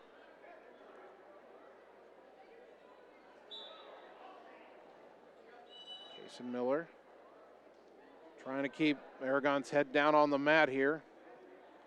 Putting that forearm on the back of the neck.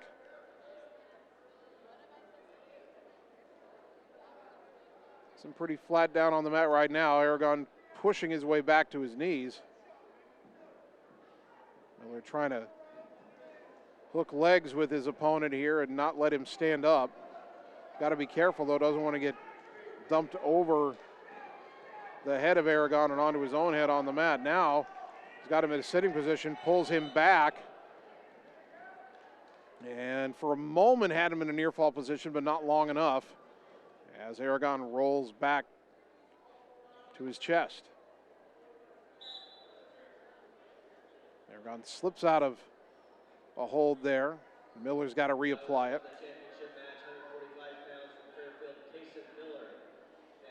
56 seconds, second period, still 2-1 in favor of Kason Miller. Fairfield trying to get him turned over again, almost had him over.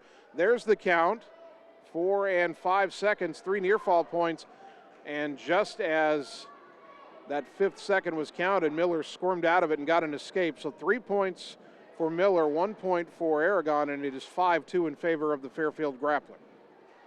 30 seconds remaining, second period. To separate on the edge of the mat. Now Miller had his hands around the neck of Aragon, had him shoved off. So blows as something fell onto the mat, not sure from where. They'll restart with 13 seconds to go.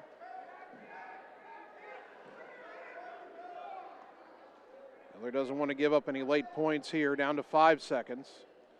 Aragon looking for a shot. It's not going to be there. 5-2 in favor of Kason Miller going to the third period. Third place match at 160 is underway. Jake Moore of Sigourney Keota trailing Dominic Kalon of Kirksville 2-0. Now 2-1 as he'll get an escape. Third period underway in the championship match at 145. Kason Miller starts on the bottom, trying to get an escape to add to his 5-2 lead. Almost out of there, but his foot still held up. Trying to hop away As Aragon's holding that foot. Aragon tried to take the other leg down, couldn't get it. Miller's still hopping around there, trying to push his way out of there. Aragon driving all the way across the mat, now gets the other leg taken down, but Miller wraps around, still doesn't have the escape. And now he's got Aragon's leg. They've got each other's legs. This might be a stalemate here if we don't get any movement soon. Minute 18 to go in the third.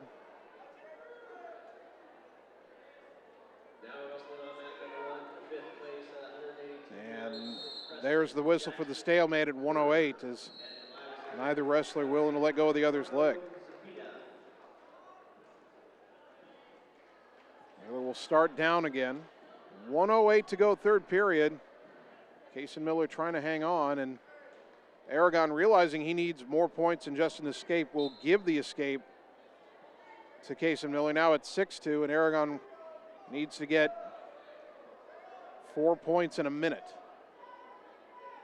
He's looking for that takedown, but Miller's coming right at him.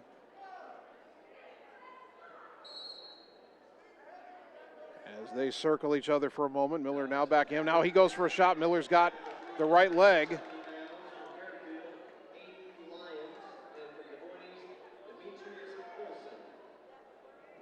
Chris Aragon trying to reach over the top and he's going for that left ankle of Miller. Miller's got a tight grip on that right leg.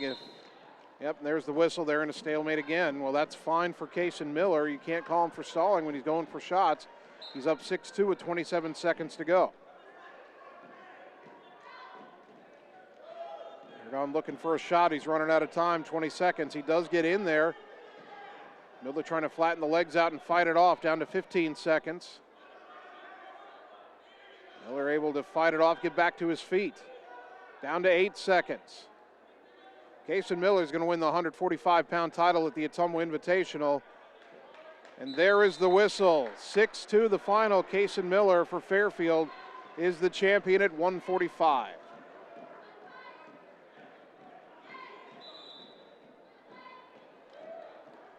And that'll bring us to what should be a very entertaining 152-pound championship match.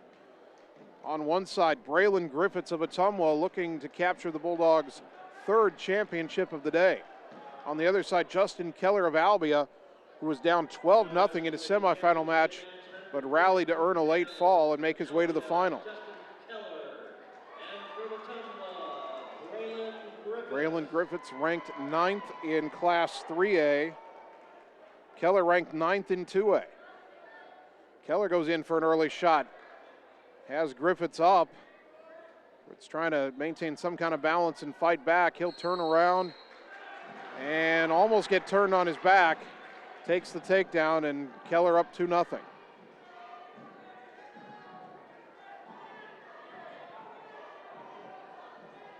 Griffiths, a junior. 25-1 coming into this match. He gets the escape. It's 2-1.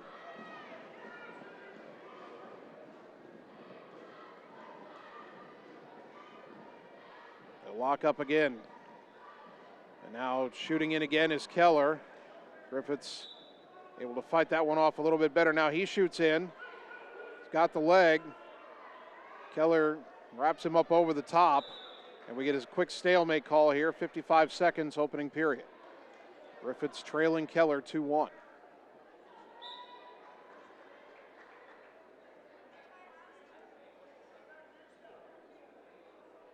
Braylon kind of bobbing and weaving, Muhammad Ali style, looking for his shot. Faked a move, and Keller darted out of the way. Now they lock up again.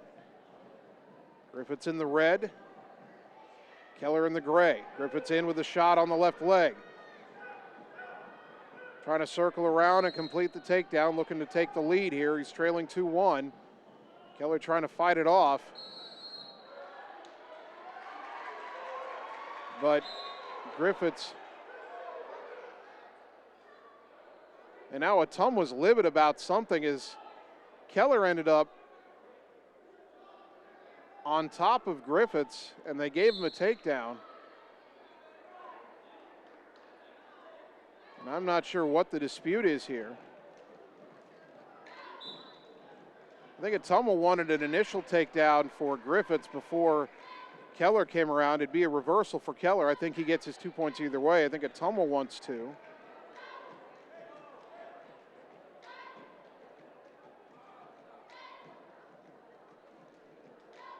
I'm not sure what they're going to rule here.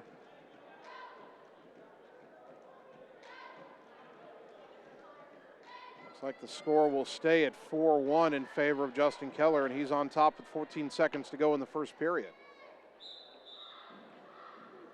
Now a whistle and a caution against Griffiths before the restart. Now they're underway. And they stop the action again. Clock didn't move. Didn't see a signal of a caution there either way. Now they'll start it, and maybe this starts for real. Griffiths to his feet, trying to get away. He's got 9 seconds trying to get that escape point, but he gets turned over and back down. Down to 2 seconds, 1 second. First period ends, and it is Justin Keller 4, Braylon Griffiths 1.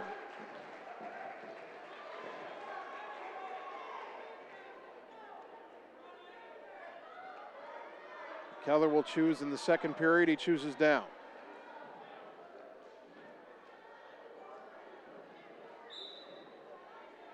Braylon Griffiths trailing 4-1. Trying to control Keller and maybe get him over. Keller, though, to his feet, and he'll get away. And it's 5-1 in favor of the Albia wrestler.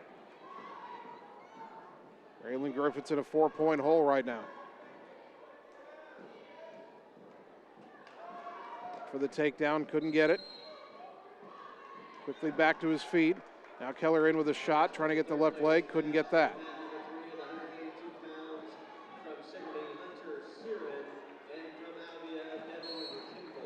They'll separate with 1:21 to go in the second and re-engage. Braylon went for another shot, wasn't there.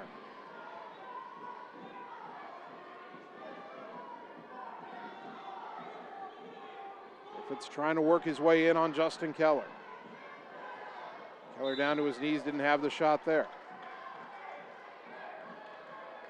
Now Griffiths in, he's got the leg. Keller reaches over the top to try to make it at least a stalemate. Griffiths trying to switch to the double leg. Now he's tried to raise up with one leg. Now they're back down and still kind of in a neutral position. And they'll call the stalemate at 38 seconds. They'll reset neutral with Keller still leading Griffiths 5-1. Braylon Griffiths trying to find a way back into this match. Keller with a shot. It's got him by the left leg. Griffiths trying to fight him off, push that head down, get that leg out of there.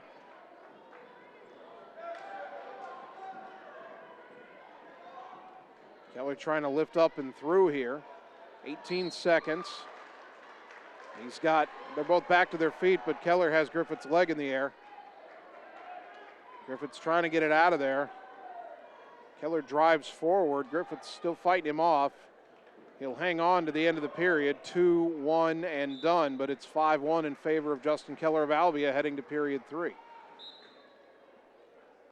Braylon Griffiths will have the choice. He'll start down. He'll need an escape or reversal quickly here. And as they start, he's pushed down to the mat, gets quickly back up to his knees. He's gotten to his feet, he'll get the escape, 5-2. Keller right back in with a shot. Braylon fights it off. He's got to get some shots in of his own here.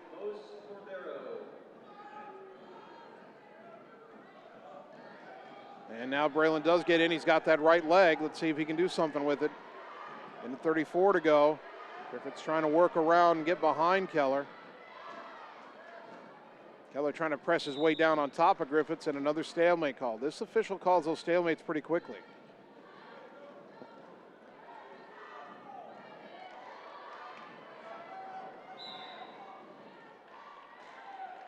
And the restart, 1:21 to go. Keller down 5-2. Got to find a way to get or Keller up 5-2 on Griffiths. Griffiths got to find a way to get in there. He's got the shot in on the leg, trying to drive through. There's the takedown. It's 5-4. He tried to turn him, or does he let him go and try to get it again? Looks like he's going to let him go. 6-4 on the escape. 1 minute to go. Braylon Griffiths down 2. A takedown would tie it here. Can he get one more shot in? He almost got in there, but then Keller had the legs for a moment, had to let go. 45 seconds. They're near the edge of the mat by the scorer's table. And they're off the mat with 38 seconds.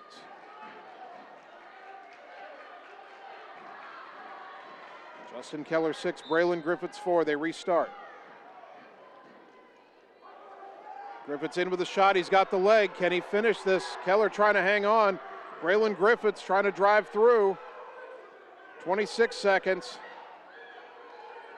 Griffiths still driving. And there's the takedown. We're tied at 6. Now Griffiths gets him on his back. Not long enough. Now Keller reverses. And it's 8-6 Keller. Now Griffiths trying to get off his back. 8 seconds to go.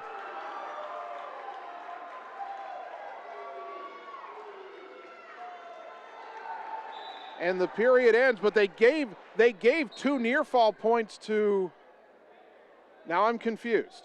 The scoreboard says 8-8.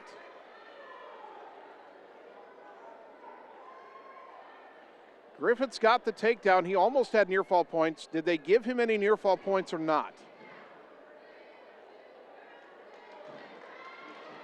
I think our scorer got confused as to the takedown reversal. Now they've added 2 more points to Keller, and it's 10-8. And that'll be the final score. Justin Keller wins the 152-pound title over Braylon Griffiths by a final of 10-8. I think Ottumwa knew they weren't coming out even at the end of that. What a match and what a finish, as Griffiths will settle for second place at his home invitational in his junior year. 160-pound championship match is next.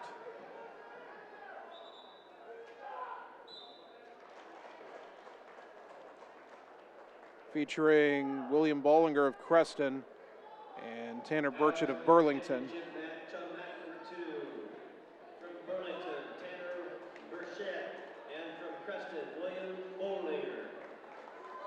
See what other matches we have going on. They're already up to 220 pounds on the 5th place mat. Cutler Boobin of Wayne, Lance Clark, Des Moines, Lincoln over there. 3rd place mat, Dre Smithberg of Fairfield, Armando Pacheco of Des Moines East. We'll leave it on the championship mat here. Although we need to take another break and get our couple more sponsors in. We'll make it a 2-minute timeout on the Ottumwa Radio Sports Network. The secret is out. You're invited to see the all-new scoring system at Champion Bowl. The first bowling alley in Iowa to have the new Bowler Entertainment System. Animated and themed scoring grids and backgrounds. It keeps score for a variety of game types. There's classic bowling, of course, as well as Build the Monster, Bowling Hood, Battle of the Lanes, and more. You can also video chat with any of the staff right from your bowling station. Come experience the brand new Champion Bowl in Ottumwa, where bowling is now awesome. It's time to choose the credit union with a new perspective. At Meridian Credit Union, we don't just see member profiles. We see people. People with goals. People who want to save more. People that we can help.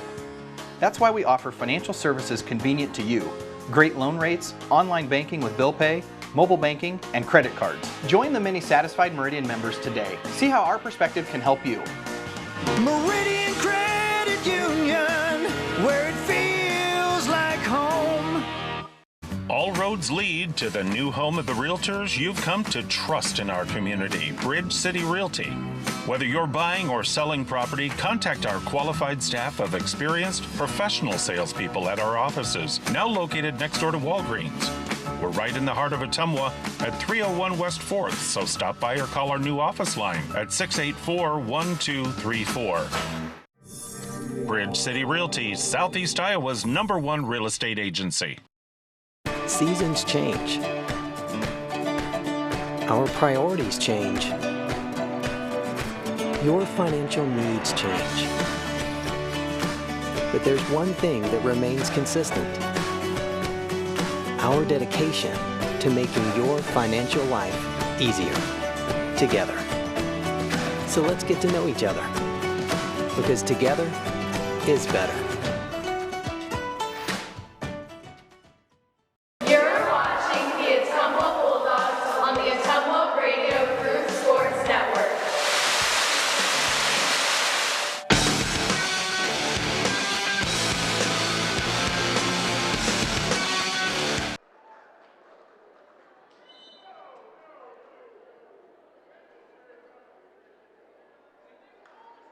And we are back at Evans Middle School, winding down the 2023 Ottumwa Wrestling Invitational. On the championship mat right now, what you're seeing on your screen, 160-pound championship match. William Bollinger of Creston leading Tanner Burchett of Burlington 2-1. Start of the second period. Ottumwa's wrestlers are now done for the day. So here are the final results for Ottumwa's wrestlers. We'll go by weight class. 106 pounds, Logan Hubble finishes 7th. 113 pounds, Ashton Grace finishes 1st, wins the 113-pound title. 120 pounds, Giovanni Hernandez finishes 12th. 126 pounds, Ottumwa's second champion, Dalton Dowd, wins that individual title. 132 pounds for Ottumwa, Ethan Huerta finishes 9th. 138 pounds, Jonathan Wales 15th. 145 pounds, Kobe Chantalavan finished 3rd, and Caden Hubble finished 9th. 152 pounds, Braylon Griffiths finishes as runner-up, 2nd place. 160 pounds, Tyler Schaus finishes 7th. 170 pounds, Connor Smith finishes 8th. 182 pounds, Aiden Lord finishes 9th. Carlos Jimenez finishes 11th. Gavin Martz finishes 12th.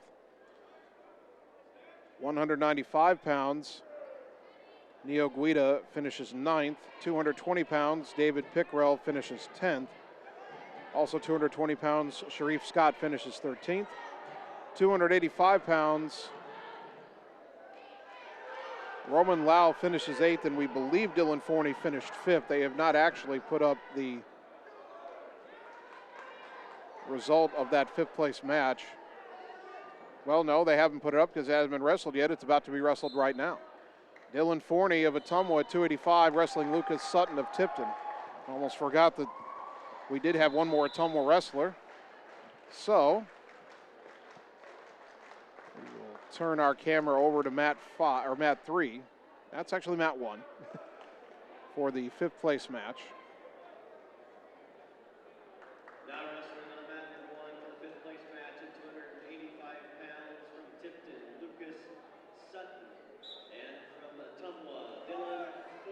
So Dylan Forney, the last Ottumwa wrestler of the night. They're underway.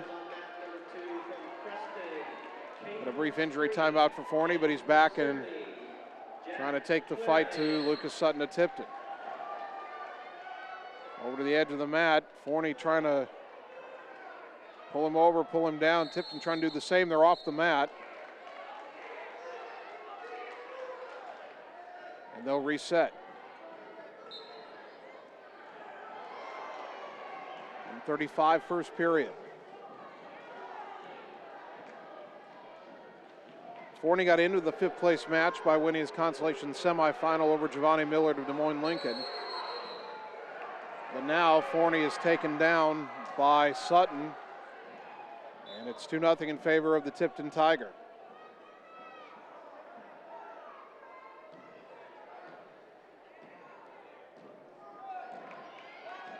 Forney trying to get, first off, just trying to get his head off the mat. Sutton keeping that forearm in the back of the neck, trying to keep that head down. Now Forney able to lift that head up. Can he follow with the rest of his body, get to his knees, back to his feet? 45 seconds here, opening period.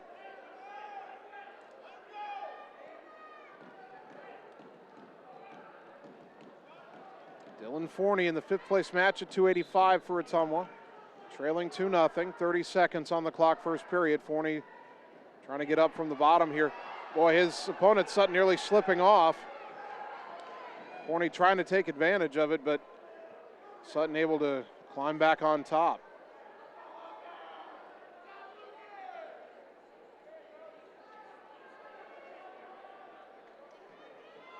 Now Sutton hooking under the right arm of Forney, trying to turn him. Dillon fought that off. Now they roll the other way. And Forney again fights it off as the period ends. So he trails 2-0 after one. And it'll be Sutton with the choice. He'll defer. Forney will choose neutral. Trailing 2-0.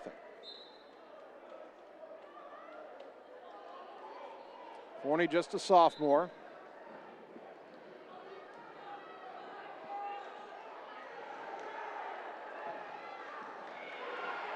And he'll get the takedown at the edge of the mat just before they go off, and that'll tie this match up at 2. Now Forney on top. Well, starting in the neutral position proved to be the right decision for Dylan Forney. They'll restart. Sutton able to quickly get to his feet, and he's back in front 3-2. Forney will relish the opportunity for another takedown, though, if he can get it. Trying to hook the arms and bring down Sutton. The two heavyweights separate for a moment.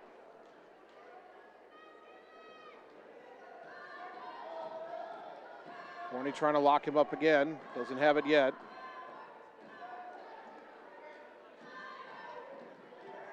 .108 on the clock, second period.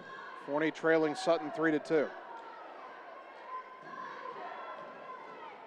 Forney tried to hook him at the edge of the mat. They go stumbling off the mat. Forney nearly hit the padding on the wall there.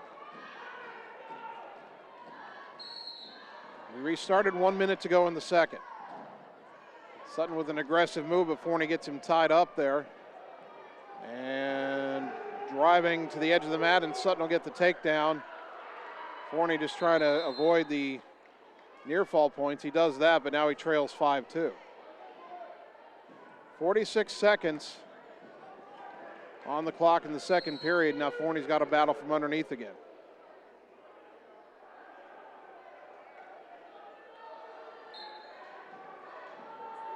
On the restart, Sutton trying to climb up top. Forney trying to roll through to get away. Almost worked.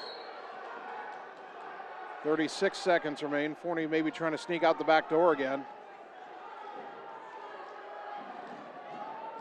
Trying to slip Sutton off him over the top. Sutton hanging on for dear life like he's riding a wild horse. But he gets Forney pushed back down to the mat. 10 seconds left in the period. And now Forney gets turned.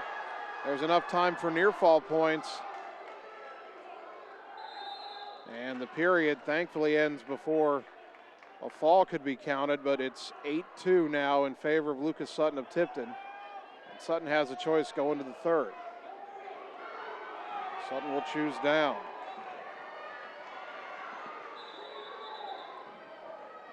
Forney's best hope here is to take advantage of his opponent being down and try to get him turned over. Dylan a little frustrated right now. He decides to just let him up. So it's 9-2 as we start the third period.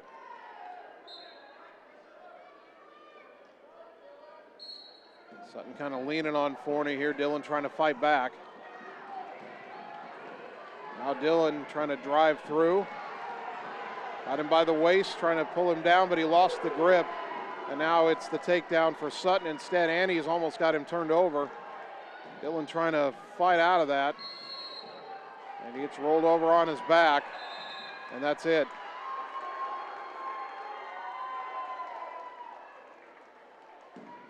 .426 is the time on the fall. Lucas Sutton wins over Dylan Forney. Forney will finish in 6th place.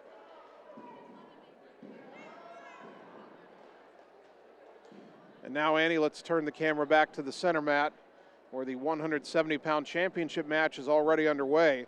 Jack Clarahan of Sigourney Keota, Caden Street of Creston, and Clarahan is leading the match 6-2. Minute 15 to go, second period. Clarahan in the bright gold jersey, Street of Creston in the old gold. Championship match, 182 pounds.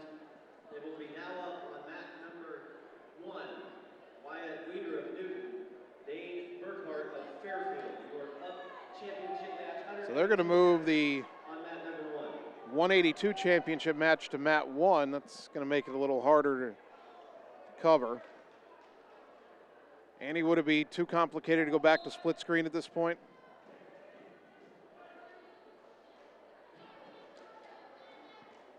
See if we can set it up with mats 1 and 2. Jack Clarahan of Sigourney leading Caden Street of Creston in the 170-pound championship match. Wrestling the 285-pound third place match right now. Keegan Pilcher of Fairfield leading Thomas Stadelman of Newton 5-4 at the end of the first period.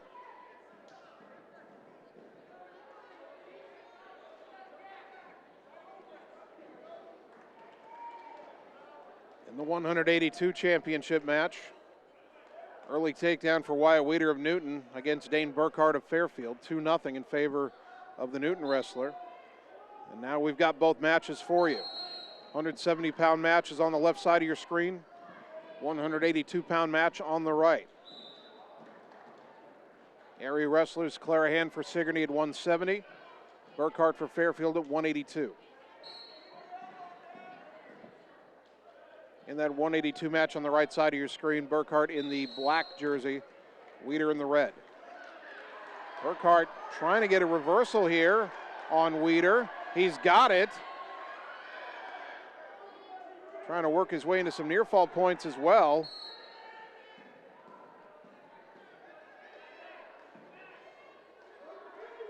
Weeder has stalled that momentum for now. Meanwhile, they started the third period in the 170-pound championship match.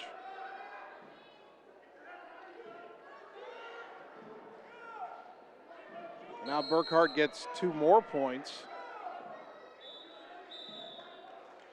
and is leading 4-2 at 182. And now they're going to give 2 points to Weeder for reversal, and that'll tie it at 4. Back and forth they go. Minute and a half to go in the 170-pound championship match. Clarahan of Sigourney still a 6-2 lead over Caden Street of Creston. Jack Clarahan, ranked 3rd at 170 pounds in Class 1A.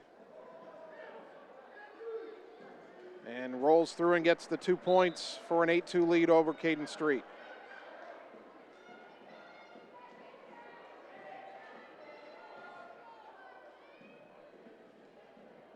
Street back to his feet, but they're off the mat. Over on mat 1. Tied at 4, first period. Burkhart of Fairfield right now on the bottom. Being worked over by Wyatt Weeder of Newton.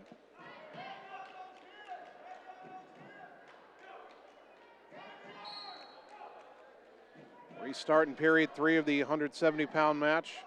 Clarahan in control, leading 8-2. He will let Street go and make it 8-3.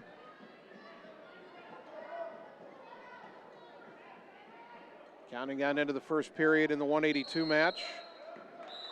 And that'll end tied at 4. 41 seconds left at 170. Clarahan ahead 8-3. Try to get that shot in on Street, who spun away.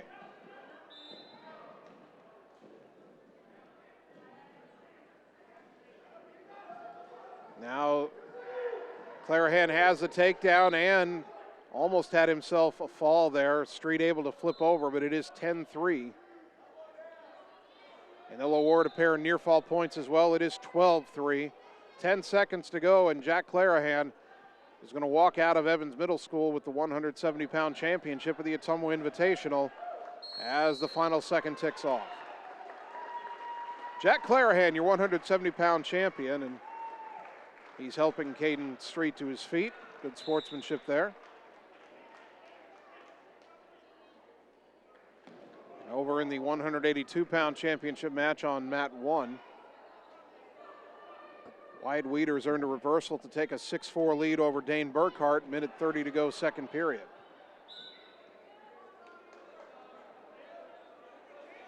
Burkhart trying to sit out of the bottom position here and couldn't quite get himself turned around.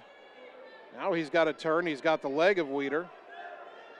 Another reversal will be good for this match. We've already had a few of them. Burkhart trying to get himself on top of Wieder here, but Wieder able to climb back up. 195-pound championship match is underway on mat 2. That's Vincenzo Lima of Iowa City Liberty and Josh Glendening of Mediapolis. Our focus right now, though, on mat 1 at 182.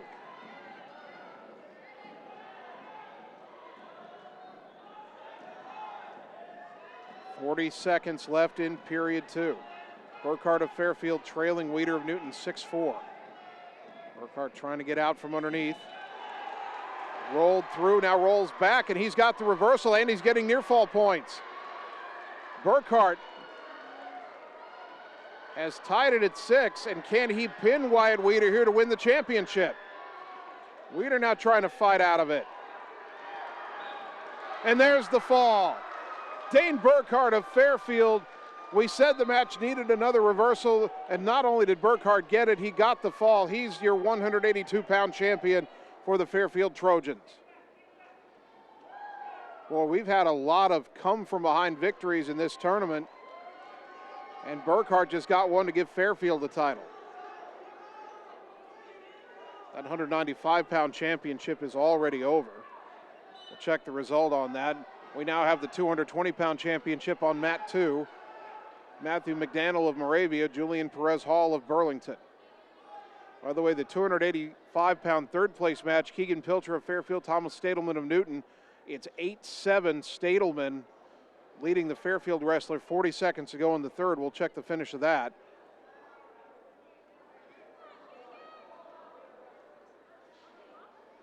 But it looks like we're going to stay with our split screen here because I think they're going to bring out the 285-pound final on mat 1.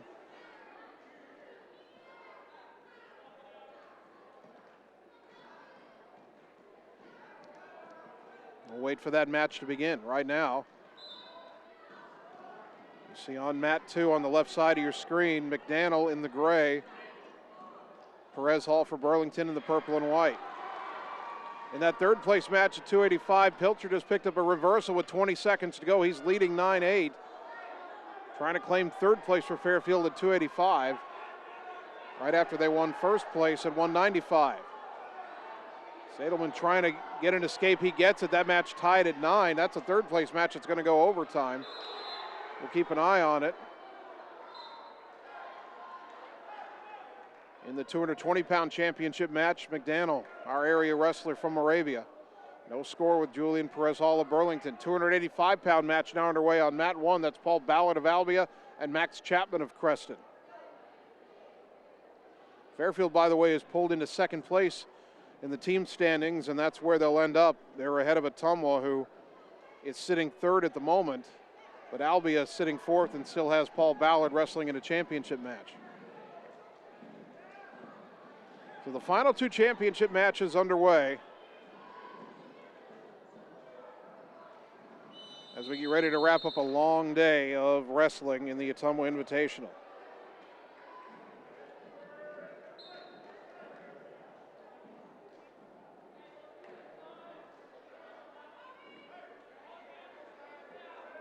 Start of the second period in the 220-pound match, no score. McDaniel on top. And now there is a score as Perez Hall gets away and the Burlington wrestler leads 1-0.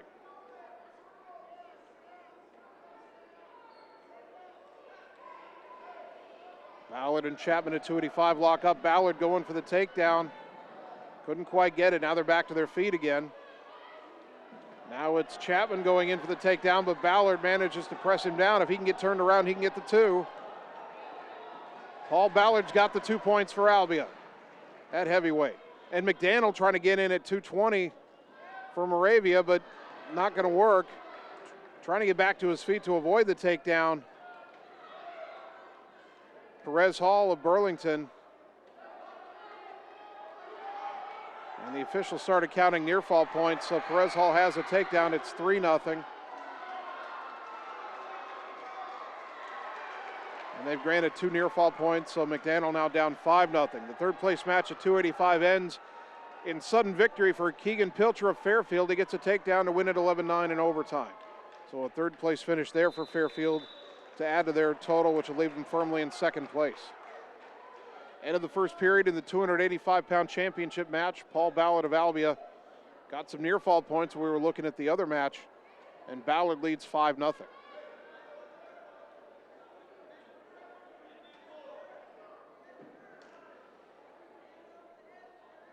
Ballard will start down and begin the second period. Over on mat 2, the 220-pound championship match on the left side of your screen. Matthew McDaniel on the bottom and trailing Julian Perez Hall of Burlington 5-0. Ballard with an escape in the 285-pound match for Albia. He leads 6-0.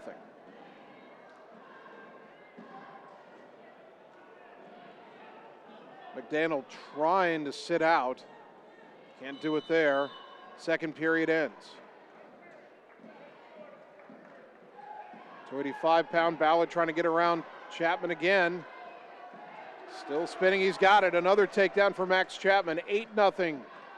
Well, Chapman taken down by Paul Ballard for Albia. 8-0, the Albia wrestler on top. Third period underway over at the 220-pound match.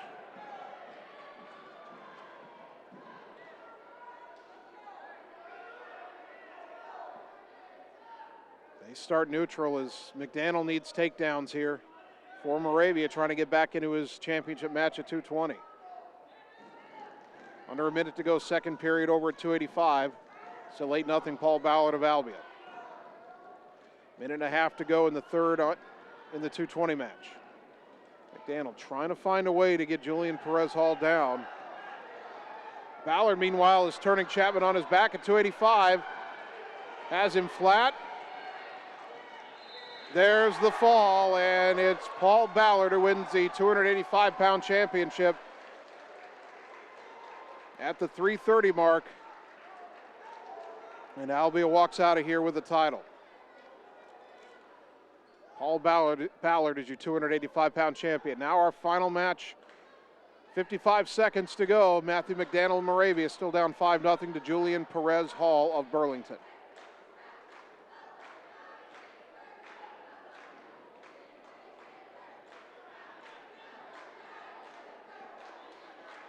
Down to 38 seconds.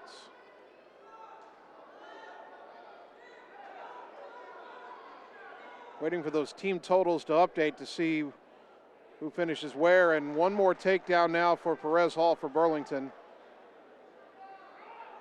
And it looks like Matthew McDaniel will have to settle for second place tonight. Still a good run for the Moravia wrestler.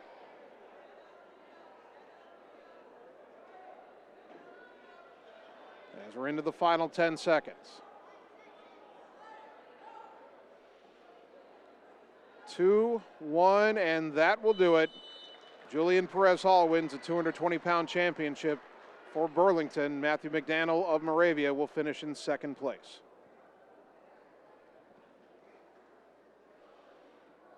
In waiting now for track wrestling to count in the Paul Ballard win for Albia.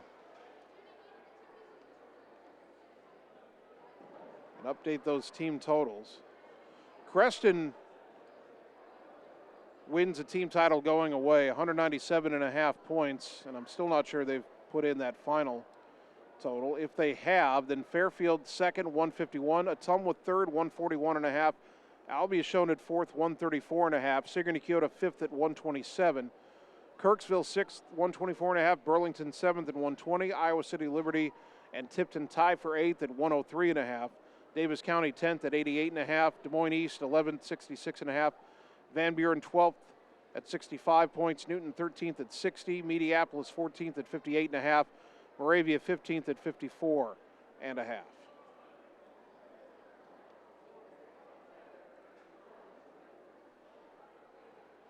We'll do one more refresh because that was showing 134.5 Albia points before that 285-pound match went final.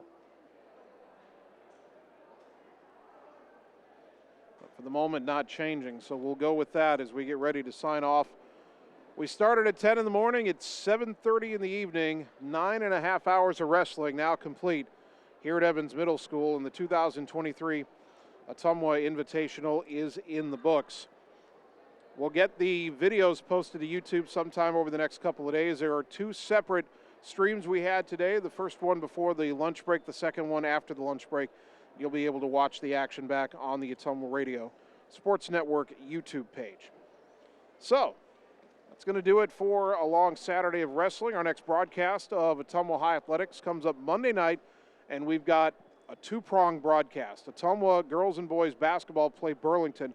The girls' game is here at Evans Middle School. The boys' game is at Burlington. Both games will be on separate live video streams on the Ottumwa Radio Group Facebook page.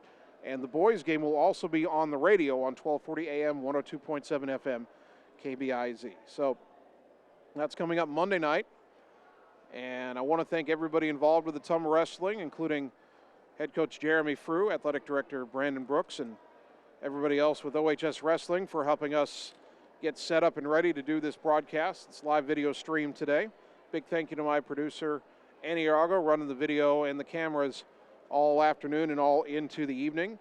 And finally, I want to thank you, the fans, for tuning in throughout the day, whether you tuned in for a few moments or tuned in for long stretches. Thank you for tuning in to our wrestling coverage, because without your support of these broadcasts and of Ottumwa High Athletics, none of this would be possible. So again, thank you for tuning in to Bulldog Wrestling on our live video stream on the Ottumwa Radio Group Facebook page. It's been a long day. My name's Jason Van Arkel. Thanks again so much. I will talk to you Monday night when the Bulldog boys basketball team plays at Burlington. Until then, good night, everybody.